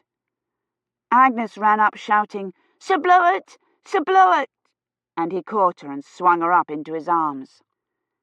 I have come to bid you goodbye, she said. My hound died. I will bring you a hound for a wedding gift, he said, if you will give me a kiss. Agnes flung her arms around his neck and planted a noisy kiss on each red cheek. You're not so chary of your kisses as your sister, he said, looking at Rosamond. He set Agnes down. Or will you give your husband 2 kisses as well? Rosamond didn't say anything. He stepped forward and fingered the brooch. Io suicien lui dami amo, he said. He put his hands on her shoulders. You must think of me whenever you wear my brooch. He leaned forward and kissed her throat. Rosamond didn't flinch away from him, but the colour drained out of her face. He released her.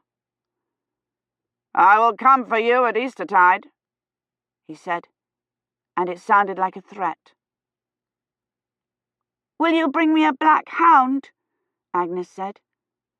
Lady Evoldi came up to them, demanding, "What have your servants done with my travelling cloak?" "I will fetch it," Rosamond said, and darted off toward the house with Kivrin still in tow. As soon as they were safely away from Sir Bloet, Kivrin said, "I must find Lady Imeyne. Look, they are nearly ready to leave." It was true. The jumble of servants and boxes and horses had resolved itself into a procession, and Cobb had opened the gate. The horses the three kings had ridden in on the night before were loaded with their chests and bags, their reins tied together. Sir Bloet's sister-in-law and her daughters were already mounted, and the bishop's envoy was standing beside Eloise's mare, tightening the cinch on the saddle. Only a few more minutes, Kivrin thought. Let her stay in the church a few more minutes, and they'll be gone. "Your mother bade me find Lady Imeyne," Kivrin said. "You must come with me into the hall first," Rosamond said. Her hand on Kivrin's arm was still trembling. "Rosamond, there isn't any time." "Please," she said. "What if he comes into the hall and finds me?" Kivrin thought of Sir Bloet kissing her on the throat. "I will come with you," she said, "but we must hurry." They ran across the courtyard, through the door, and nearly into the fat monk. He was coming down the steps from the bower and looked angry or hung over. He went out through the screens without a glance at either of them. There was no one else in the hall. The table was still covered with cups and platters of meat, and the fire was burning smokily unattended. "Lady Evoldi's cloak is in the loft," Rosamond said. "Wait for me." She scrambled up the ladder as though Sir Bloet were after her. Kivrin went back to the screens and looked out. She couldn't see the passageway. The bishop's envoy was standing over by Eloise's mare with one hand on the pommel of his saddle, listening to the monk who was leaning close as he spoke. Kivrin glanced up the stairs at the shut door of the bower, wondering if the clerk was truly hung over, or had had some sort of falling out with his superior. The monk's gestures were obviously upset. "Here it is," Rosamond said, climbing down, clutching the cloak in one hand and the ladder in the other. "I would have you take it to Lady Evoldi. It will take but a minute." It was the chance she'd been waiting for. "I will," she said, took the heavy cloak from Rosamond and started out. As soon as she was outside, she would give the cloak to the nearest servant to deliver to Bloet's sister and head straight for the passageway. "Let her stay in the church a few more minutes," she prayed. "Let me make it to the green." She stepped out of the door, into Lady Imeyne. "Why are you not ready to leave?" Imeyne said, looking at the cloak in her arms. "Where is your cloak?" Kivrin shot a glance at the bishop's envoy. He had both hands on the pommel and was stepping onto Cobb's linked hands. The friar was already mounted. "My cloak is in the church," Kivrin said. "I will fetch it." "There is no time. They are departing." Kivrin looked desperately around the courtyard, but they were all out of reach. Eloise standing with Gawain by the stable, Agnes talking animatedly to one of Sir Bloet's nieces, Rosamond nowhere to be seen, presumably still in the house hiding. "Lady Evoldi bade me to bring her her cloak," Kivrin said. "Maisry can take it to her," Hermione said. "Maisry?" "Let her still be hiding," Kivrin prayed. "Maisry!" Hermione shouted, and Maisry came slinking out from the brewhouse door, holding her ear. Lady Hermione snatched the cloak out of Kivrin's arms and dumped it on Maisry's. "Stop snivelling and take this to Lady Evoldi," she snapped. She grabbed Kivrin by the wrist. "Come," she said, and started toward the bishop's envoy. "Holy Father, you have forgotten Lady Catherine, whom you promised to take with you to Godstow." "We do not go to Godstow," he said, and swung himself into the saddle with an effort. "We journey to Bernasastra." Gawain had mounted Gringolet and was walking him toward the gate. "He's going with them," she thought. Perhaps on the way to Corsi I can persuade him to take me to the drop. Perhaps I can persuade him to tell me where it is, and I can get away from them and find it myself." "Can she not ride with you to Bernacester, then, and a monk escort her to Godstow? I would have her return to her nunnery." "There is no time," he said, picking up the reins. Hermione grabbed hold of his scarlet cope. "Why do you leave so suddenly? Has aught offended you?" He glanced at the friar, who was holding the reins of Kivrin's mare. "Nay." He made a vague sign of the cross over Hermione.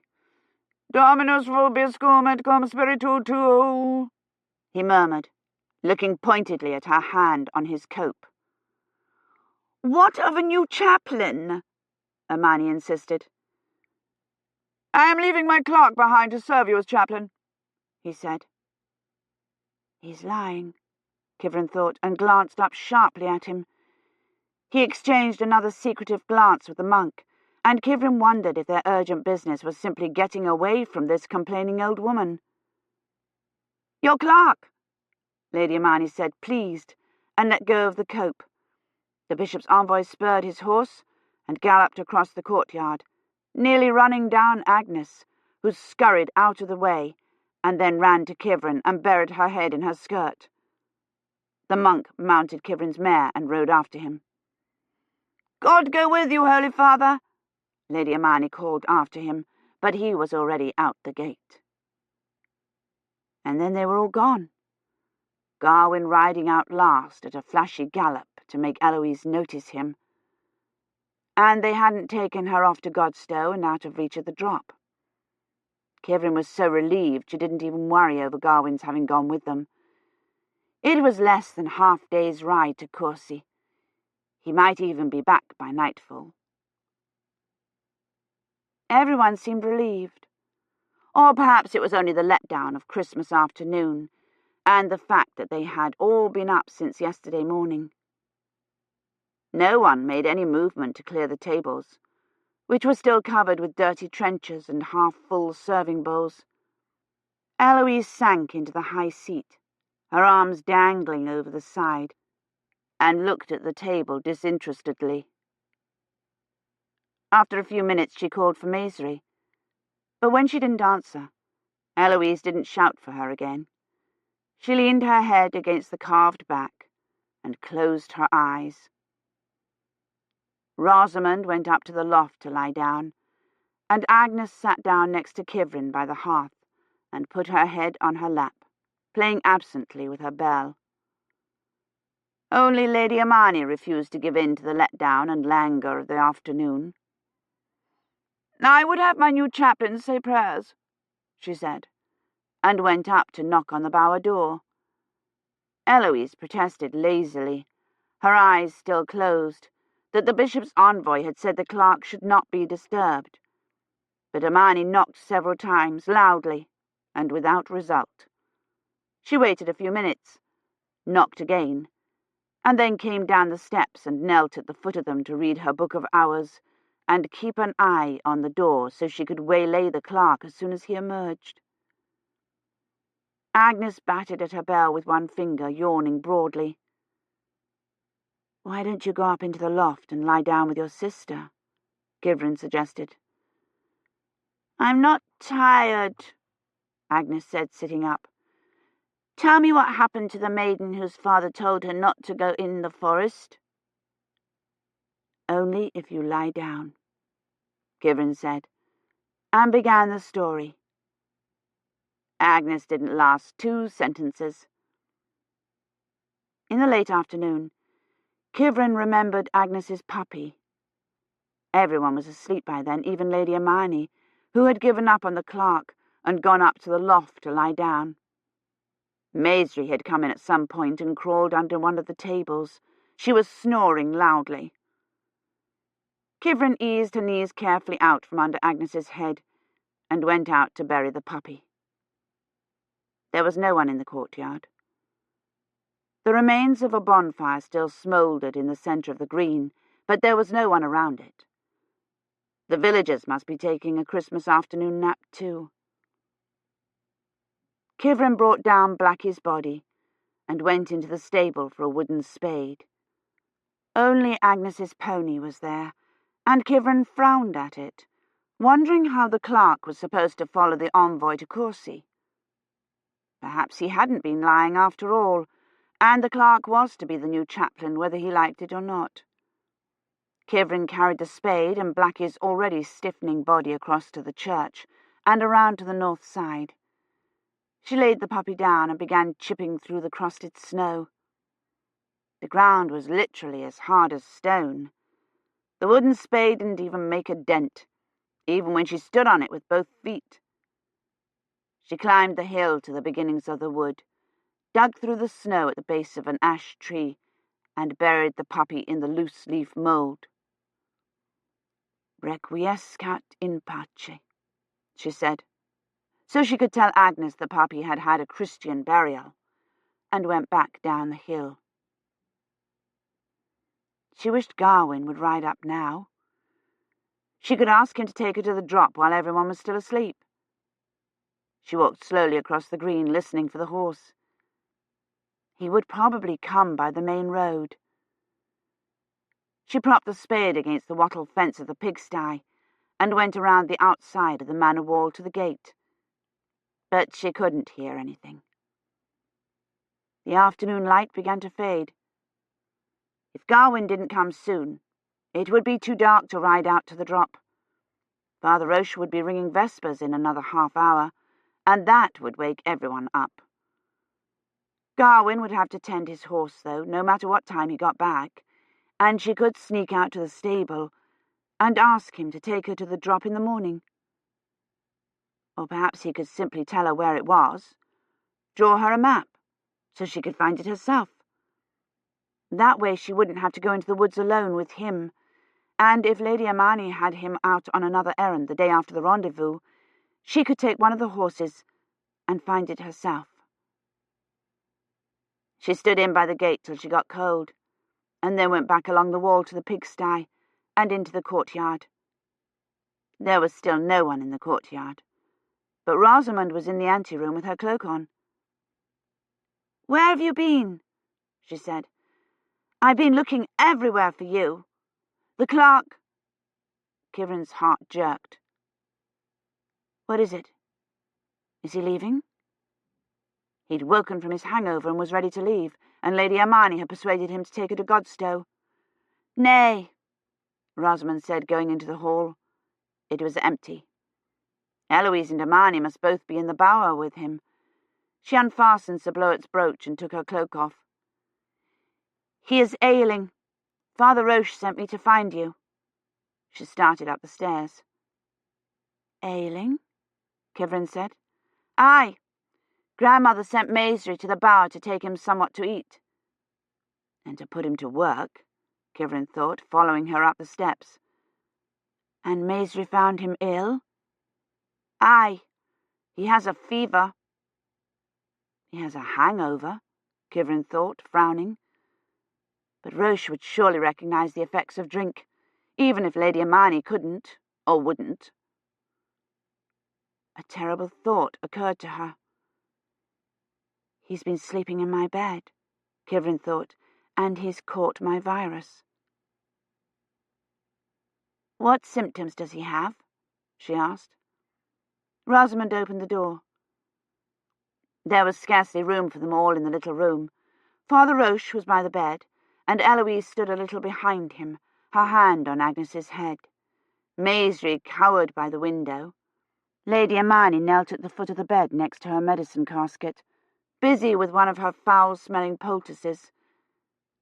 And there was another smell in the room, sickish, and so strong it overpowered the mustard and leek smell of the poultice. They all, except Agnes, looked frightened. Agnes looked interested, the way she had with Blackie, and Kivrin thought, "He's dead. He's caught what I had, and he's died." But that was ridiculous. She had been here since the middle of December. That would mean an incubation period of nearly 2 weeks, and no one else had caught it, not even Father Roche or Eloise, and they had been with her constantly while she was ill.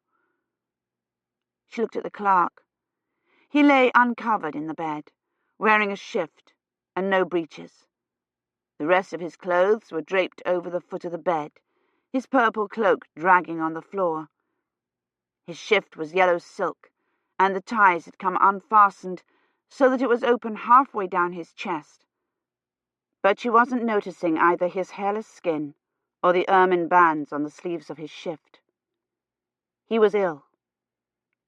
I was never that ill, Kivrin thought. Not even when I was dying. She went up to the bed. Her foot hit a half-empty earthenware wine bottle and sent it rolling under the bed. The clerk flinched. Another bottle, with the seal still on it, stood at the head of the bed. "He has eaten too much rich food," Lady Imeyne said, mashing something in her stone bowl, but it was clearly not food poisoning, nor too much alcohol, in spite of the wine bottles. He's ill, Kivrin thought. Terribly ill. He breathed rapidly in and out through his open mouth, panting like poor Blackie, his tongue sticking out. It was bright red and looked swollen. His face was an even darker red, and his expression was distorted, as if he were terrified. She wondered if he might have been poisoned. The bishop's envoy had been so anxious to leave, he had nearly run Agnes down, and he had told Eloise not to disturb him. The church had done things like this in the 1300s, hadn't they? Mysterious deaths in the monastery and the cathedral, convenient deaths. But that made no sense.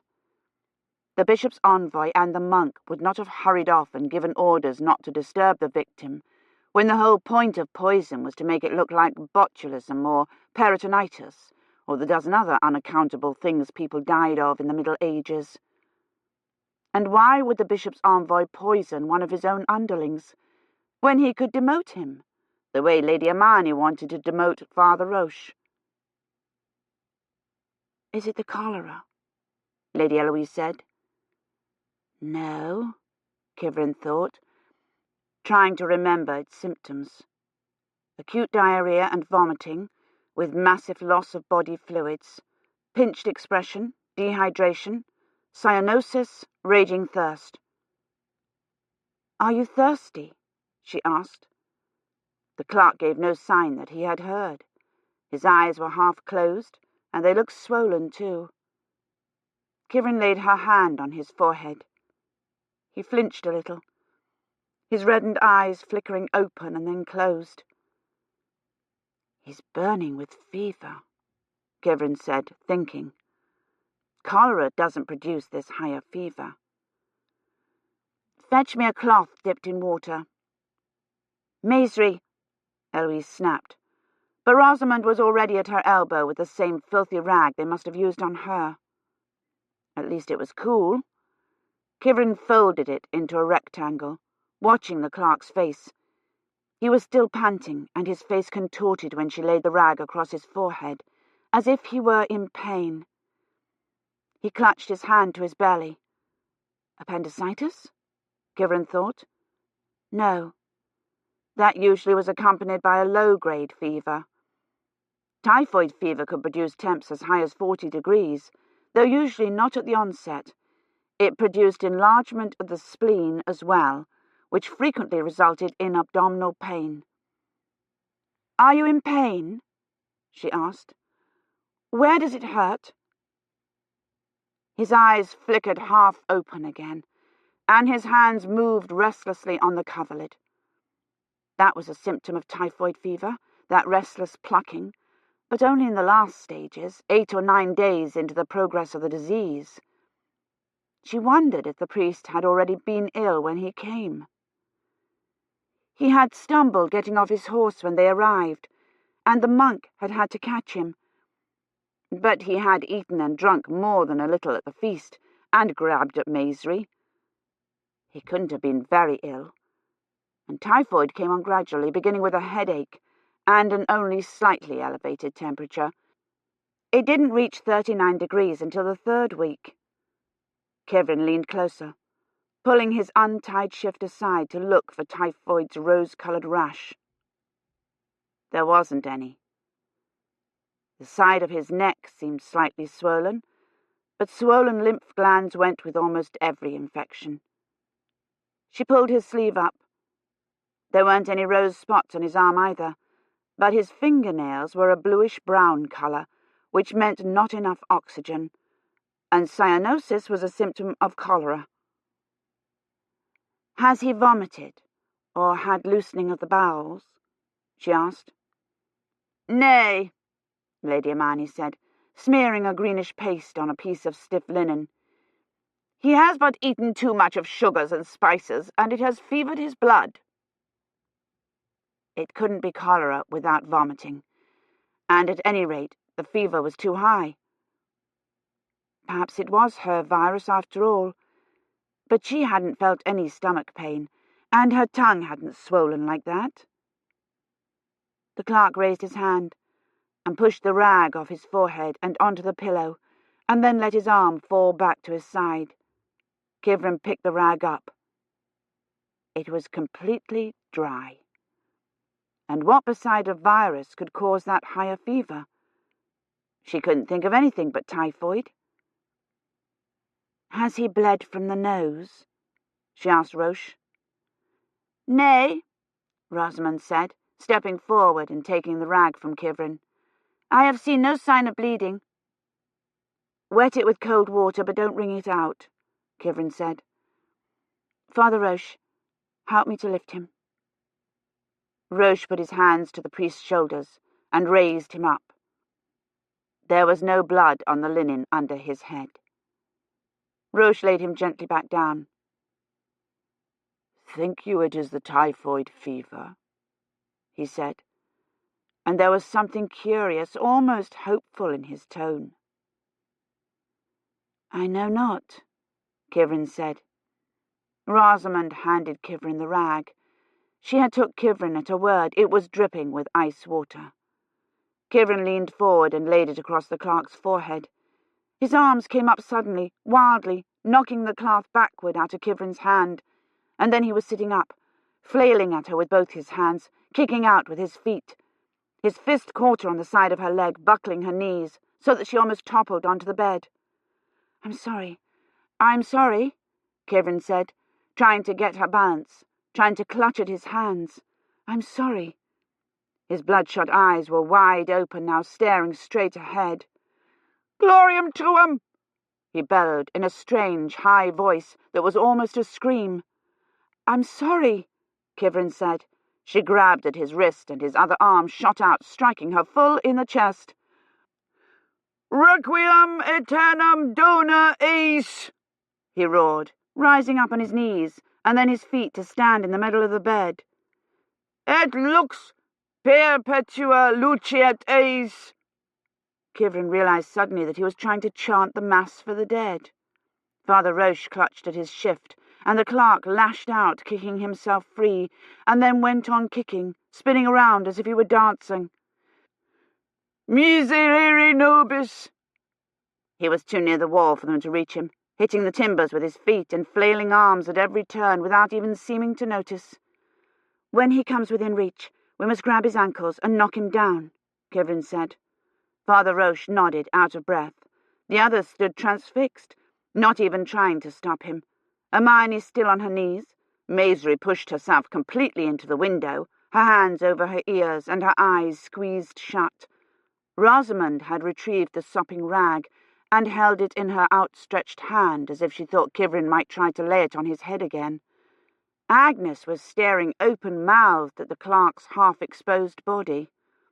The clerk spun back toward them, his hands pawing at the ties on the front of his shift, trying to rip them free. "Now," Kivrin said.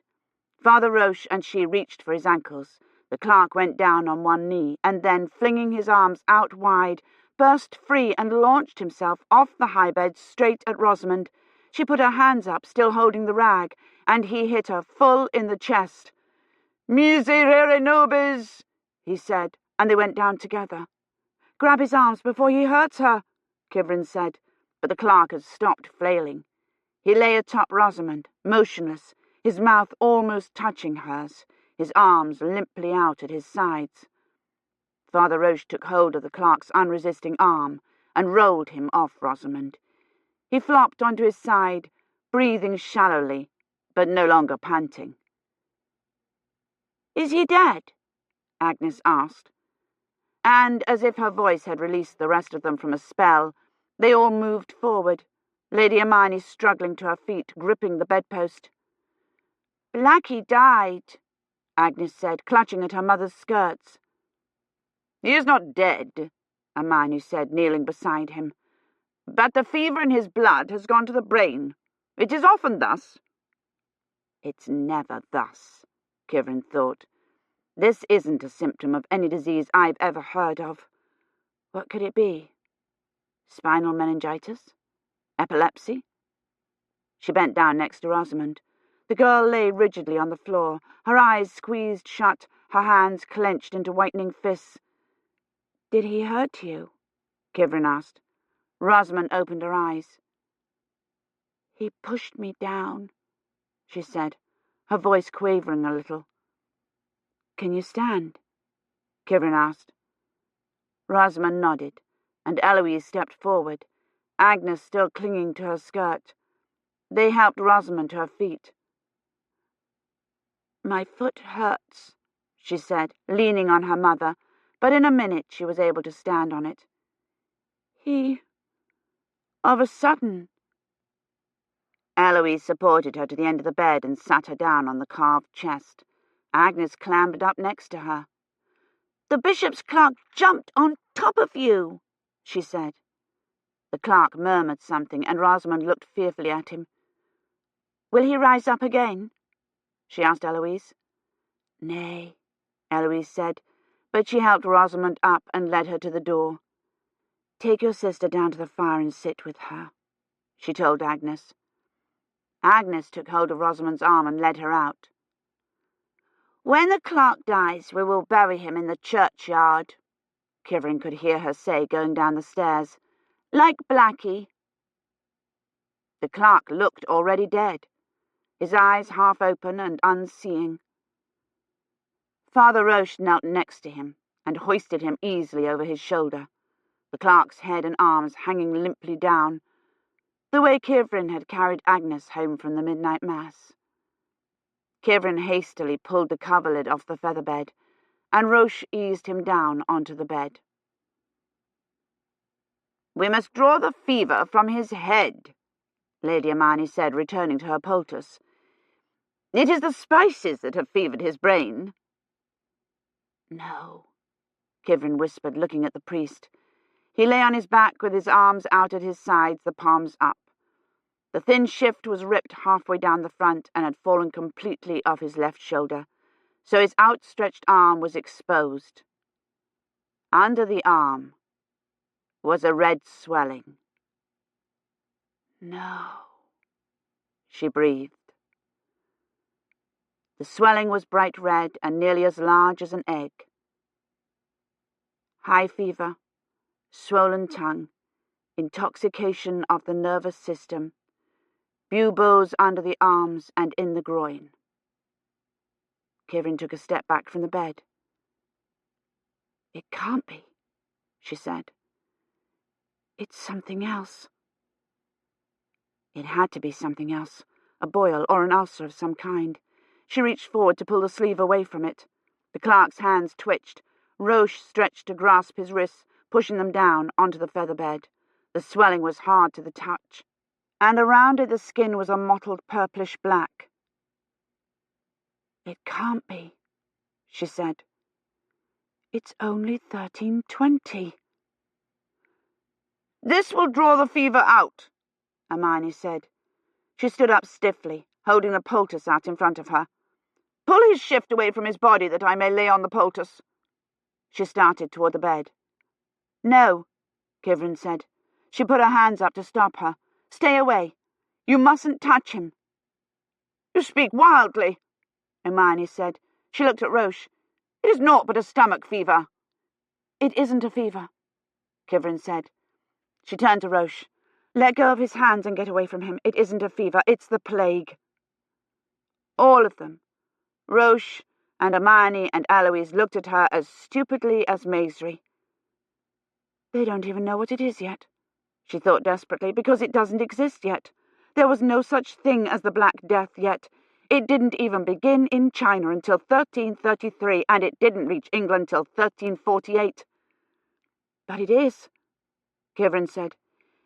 He's got all the symptoms. The bubo and the swollen tongue and the hemorrhaging under the skin. It is naught but a stomach fever, Hermione said, and pushed past Kivrin to the bed. No, Kivrin said, but Hermione had already stopped, the poultice poised above his naked chest. Lord, have mercy on us, she said, and backed away, still holding the poultice. Is it the blue sickness? Eloise said frightenedly. And suddenly Kivrin saw it all. They had not come here because of the trial, because Lord Guillaume was in trouble with the king. He had sent them here because the plague was in Bath. Our nurse died, Agnes had said, and Lady Hermione's chaplain, Brother Hubard. Rosamond said he died of the blue sickness, Agnes had told her. And Sir Bloet had said that the trial had been delayed because the judge was ill. That was why Eloise hadn't wanted to send word to Courcy, and why she'd been so angry when Hermione sent Gawain to the bishop, because the plague was in Bath. But it couldn't be. The Black Death hadn't reached Bath until the autumn of 1348. What year is it? Kivrin said. The women looked at her dumbly, Hermione still holding the forgotten poultice. Kivrin turned to Roche. What is the year? Are you ill, Lady Catherine? He said anxiously, reaching for her wrists, as if he were afraid she was going to have one of the clerk's seizures. She jerked her hands away. Tell me the year. It is the 21st year of Edward III's reign, Eloise said. Edward III, not the second. In her panic she could not remember when he had reigned. Tell me the year, she said. Anno Domini, the clerk said from the bed. He tried to lick his lips with his swollen tongue. 1348. Book 3. Buried with my own hands 5 of my children in a single grave. No bells, no tears. This is the end of the world. Agniola di Tura, Siena, 1347. Chapter 24. Dunworthy spent the next 2 days ringing Finch's list of techs and Scottish fishing guides and setting up another ward in Bulkley Johnson. 15 more of his detainees were down with the flu, among them Miss Taylor, who had collapsed 49 strokes short of a full peal. Fainted dead away and let go her bell, Finch reported. It swung right over with a noise like doom, and the rope thrashed about like a live thing, wrapped itself around my neck and nearly strangled me. Miss Taylor wanted to go on after she came to herself, but of course it was too late. I do wish you'd speak to her, Mr. Dunworthy. She's very despondent. Says she'll never forgive herself for letting the others down. I told her it wasn't her fault, that sometimes things are simply out of one's control, aren't they? Yes, Dunworthy said. He had not succeeded in reaching a tech, let alone persuading him to come to Oxford, and he had not found Bassingham. He and Finch had phoned every hotel in Scotland, and then every inn and rental cottage.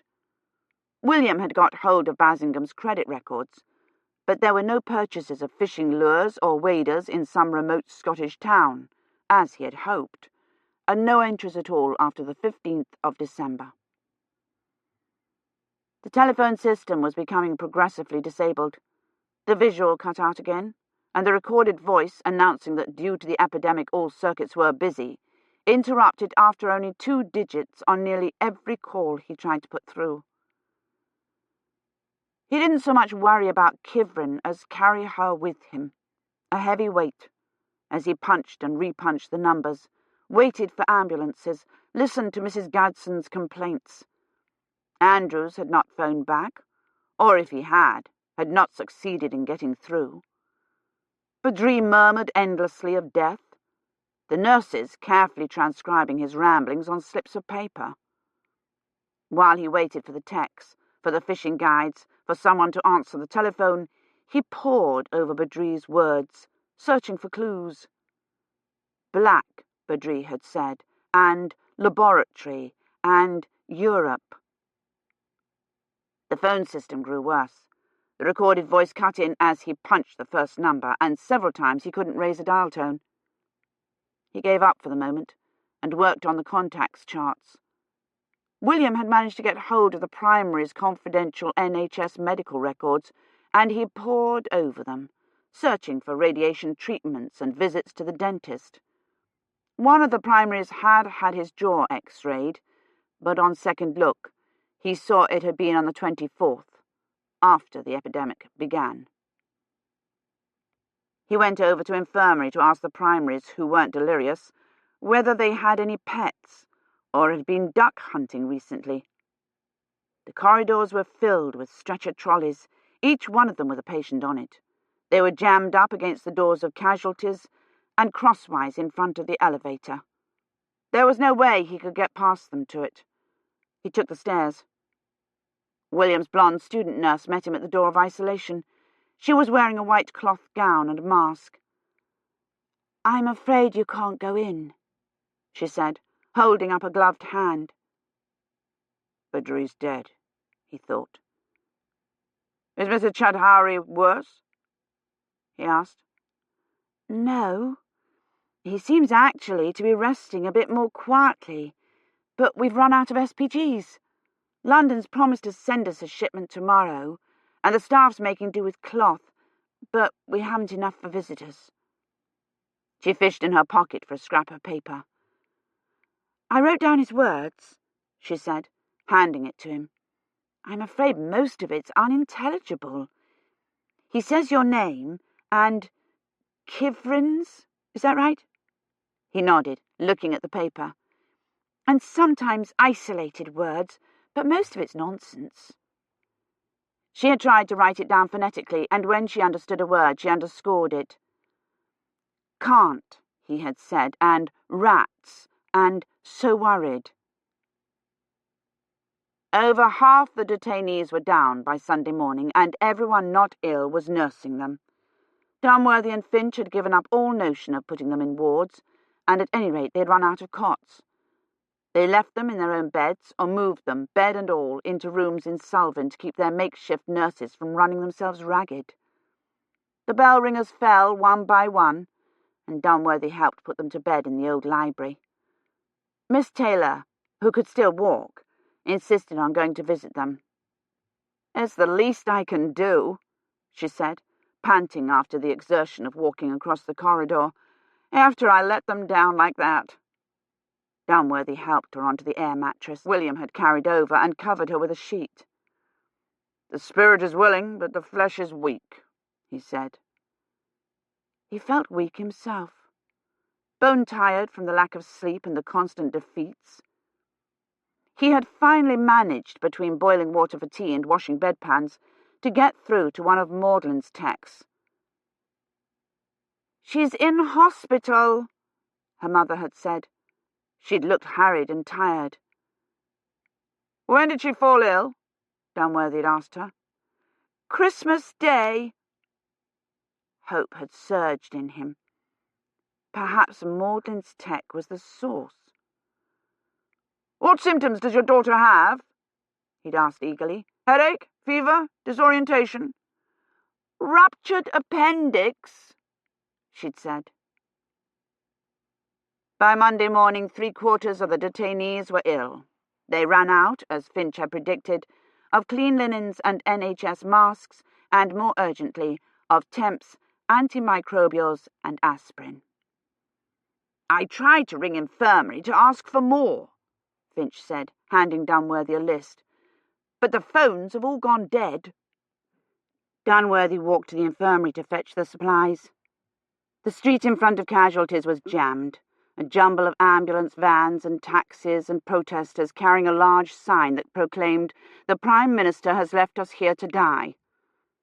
As he squeezed past them and in the door, Colin came running out.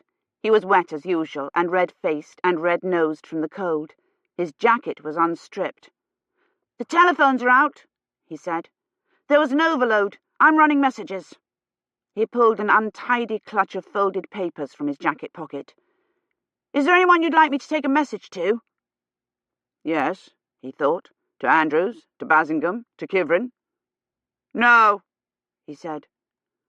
Colin stuffed the already wet messages back in his pocket. "I'm off then. If you're looking for Great Aunt Mary, she's in casualties. 5 more cases just came in. Family. The baby was dead." He darted off through the traffic jam. Dunworthy pushed his way into casualties and showed his list to the house officer, who directed him to supplies. The corridors were still full of stretcher trolleys, though now they were lined lengthwise on both sides, so there was a narrow passage between. Bending over one of the stretcher trolleys was a nurse in a pink mask and gown reading something to one of the patients. "The Lord shall make the pestilence cleave unto thee," she said, and he realized too late that it was Mrs. Gadsden, but she was so intent on her reading she did not look up. "Until he have consumed thee from the land." "The pestilence shall cleave unto thee," he said silently, and thought of Badri. "It was the rats," Badri had said. "It killed them all. Half of Europe." "She can't be in the Black Death," he thought, turning down the corridor to supplies. Andrews had said the maximal slippage was 5 years. In 1325, the plague hadn't even begun in China. Andrews had said the only 2 things that would not have automatically aborted the drop were the slippage and the coordinates. And Badri, when he could answer Dunworthy's questions, insisted he had checked Puchalski's coordinates. He went into supplies. There was no one at the desk. He rang the bell. Each time Dunworthy had asked him, Badri had said the apprentice's coordinates were correct, but his fingers moved nervously over the sheet, typing in the fix. "That can't be right. There's something wrong." He rang the bell again, and a nurse emerged from among the shelves. She had obviously come out of retirement expressly for the epidemic. She was 90 at the least, and her white uniform was yellowed with age, but still stiff with starch. It crackled when she took his list. "Have you a supply authorization?" "No," he said. She handed him back his list and a 3-page form. "All orders must be authorized by the ward matron." "We haven't any ward matron," he said, his temper flaring. "We haven't any ward. We have 50 detainees in 2 dormitories and no supplies."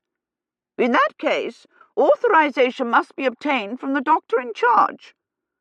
"The doctor in charge has an infirmary full of patients to take care of. She doesn't have time to sign authorizations. There's an epidemic on." "I am well aware of that," the nurse said frigidly.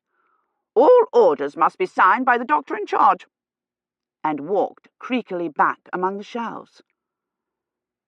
He went back to casualties. Mary was no longer there. The house officers sent him up to isolation, but she wasn't there either. He toyed with the idea of forging Mary's signature, but he wanted to see her. Wanted to tell her about his failure to reach the text, his failure to find a way to bypass Gilchrist and open the net. He could not even get a simple aspirin, and it was already the 3rd of January. He finally ran Mary to ground in the laboratory. She was speaking into the telephone, which was apparently working again, though the visual was nothing but snow. She wasn't watching it. She was watching the console, which had the branching contacts chart on it. "What exactly is the difficulty?" she was saying. You said it would be here 2 days ago. There was a pause while the person lost in the snow apparently made some sort of excuse. What do you mean it was turned back? She said incredulously. I've got 1,000 people with influenza here. There was another pause. Mary typed something into the console and a different chart appeared. Well, send it again, she shouted. I need it now. I've got people dying here. I want it here by... Hello? Are you there? The screen went dead. She turned to click the receiver and caught sight of Dunworthy. She beckoned him into the office. Are you there? She said into the telephone. Hello? She slammed the receiver down. The phones don't work. Half my staff is down with the virus, and the analogues aren't here because some idiot wouldn't let them into the quarantine area, she said angrily. She sank down in front of the console and rubbed her fingers against her cheekbones. Sorry, she said. It's been rather a bad day. I've had 3 DOAs this afternoon. One of them was 6 months old. She was still wearing the sprig of holly on her lab coat. Both it and the lab coat were much the worse for wear, and Mary looked impossibly tired, the lines around her mouth and eyes cutting deeply into her face. He wondered how long it had been since she had slept, and whether, if he were to ask her, she would even know. She rubbed 2 fingers along the lines above her eyes. One never gets used to the idea that there is nothing one can do, she said. No. She looked up at him, almost as if she hadn't realized he was there. Was there something you needed, James? She had had no sleep and no help and 3 DOAs, one of them a baby. She had enough on her mind without worrying over Kivrin. No, he said, standing up. He handed her the form. Nothing but your signature. She signed it without looking at it. I went to see Gilchrist this morning, she said, handing it back to him. He looked at her, too surprised and touched to speak. I went to see if I could convince him to open the net earlier. I explained that there's no need to wait until there's been full immunization. Immunization of a critical percentage of the virus pool effectively eliminates the contagion vectors. None of your arguments had the slightest effect on him? No. He's utterly convinced the virus came through from the past. Mary sighed. He's drawn up charts of the cyclical mutation patterns of type A myxoviruses. According to them, one of the type A myxoviruses extant in 1318 to 19 was an H9N2. She rubbed at her forehead again. He won't open the laboratory until full immunization's been completed and the quarantine's lifted. And when will that be? He asked, though he had a good idea. Quarantine has to remain in effect until 7 days after full immunization or 14 days after final incidence, she said, as if she were giving him bad news. Final incidence. 2 weeks with no new cases. How long will nationwide immunization take? Once we get sufficient supplies of the vaccine, not long. The pandemic only took 18 days. 18 days? After sufficient supplies of the vaccine were manufactured, the end of January? Well, that's not soon enough, he said. I know. We must positively identify the source, that's all. She turned to look at the console. The answer's in here, you know. We're simply looking in the wrong place. She punched in a new chart. I've been running correlations, looking for veterinary students, primaries who live near zoos, rural addresses. This one's of secondaries listed in Debrett's, grouse hunting and all that. But the closest any of them's come to a waterfowl is eating goose for Christmas. She punched up the contacts chart. Badri's name was still at the top of it. She sat and looked at it a long moment, as remote as Montoya staring at her bones. The first thing a doctor has to learn is not to be too hard on himself when he loses a patient, she said. And he wondered if she meant Kivrin or Badri. I'm going to get the net open, he said. I hope so, she said. The answer did not lie in the context charts or the commonalities.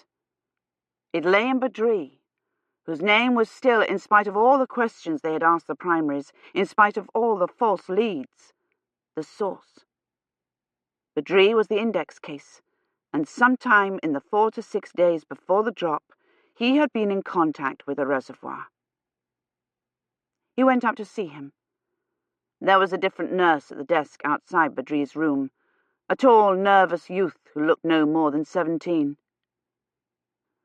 "Where's—" Dunworthy began, and realized he didn't know the blonde nurse's name. "She's down with it," the boy said. "Yesterday. She's the 20th of the nursing staff to catch it, and they're out of subs. They asked for third-year students to help. I'm actually only first year, but I've had first aid training." Yesterday. A whole day had passed then with no one recording what Badri had said. "Do you remember anything Badri might have said while you were in with him?" he said without hope, a first-year student. "Any words or phrases you could understand?" "You're Mr. Dunworthy, aren't you?" the boy said. He handed him a set of SPGs. "Eloise said you wanted to know everything the patient said." Dunworthy put on the newly arrived SPGs. They were white and marked with tiny black crosses along the back opening of the gown. He wondered where they'd resorted to borrowing them from. "She was awfully ill, and she kept saying over and over how important it was." The boy led Dunworthy into Badri's room, looked at the screens above the bed, and then down at Badri. At least he looks at the patient, Dunworthy thought. Badri lay with his arms outside the sheet, plucking at it with hands that looked like those in Colin's illustration of the knight's tomb. His sunken eyes were open, but he did not look at the nurse, or at Dunworthy, or at the sheet, which his ceaseless hands could not seem to grasp. "I read about this in Meds," the boy said, "but I've never actually seen it. It's a common terminal symptom in respiratory cases." He went to the console, punched something up, and pointed at the top left screen. "I've written it all down." He had. Even the gibberish. He had written that phonetically, with ellipses to represent pauses, and seek after questionable words. Half he had written, and Baka, seek, and why doesn't he come? "This is mostly from yesterday," he said. He moved a cursor to the lower third of the screen. "He talked a bit this morning. Now, of course, he doesn't say anything." Dunworthy sat down beside Badri and took his hand. It was ice-cold, even through the imperm glove. He glanced at the temp screen. Badri no longer had a fever or the dark flush that had gone with it. He seemed to have lost all colour. His skin was the colour of wet ashes. "Badri," he said. "It's Mr. Dunworthy. I need to ask you some questions." There was no response. His cold hand lay limply in Dunworthy's gloved one, and the other continued picking steadily, uselessly, at the sheet. "Dr. Orange thinks you might have caught your illness from an animal, a wild duck or a goose." The nurse looked interestedly at Dunworthy and then back at Badri, as if he were hoping he would exhibit another yet unobserved medical phenomenon. "Badri, can you remember? Did you have any contact with ducks or geese the week before the drop?" Badri's hand moved. Dunworthy frowned at it, wondering if he were trying to communicate, but when he loosened his grip a little, the thin fingers were only trying to pluck at his palm, at his fingers, at his wrist. He was suddenly ashamed that he was sitting here torturing Badri with questions, though he was past hearing, past even knowing Dunworthy was here or caring. He laid Badri's hand back on the sheet. "Rest," he said, patting it gently. "Try to rest." "I doubt if he can hear you," the nurse said. "When they're this far gone, they're not really conscious." "No, I know," Dunworthy said. But he went on sitting there. The nurse adjusted a drip, peered nervously at it, and adjusted it again.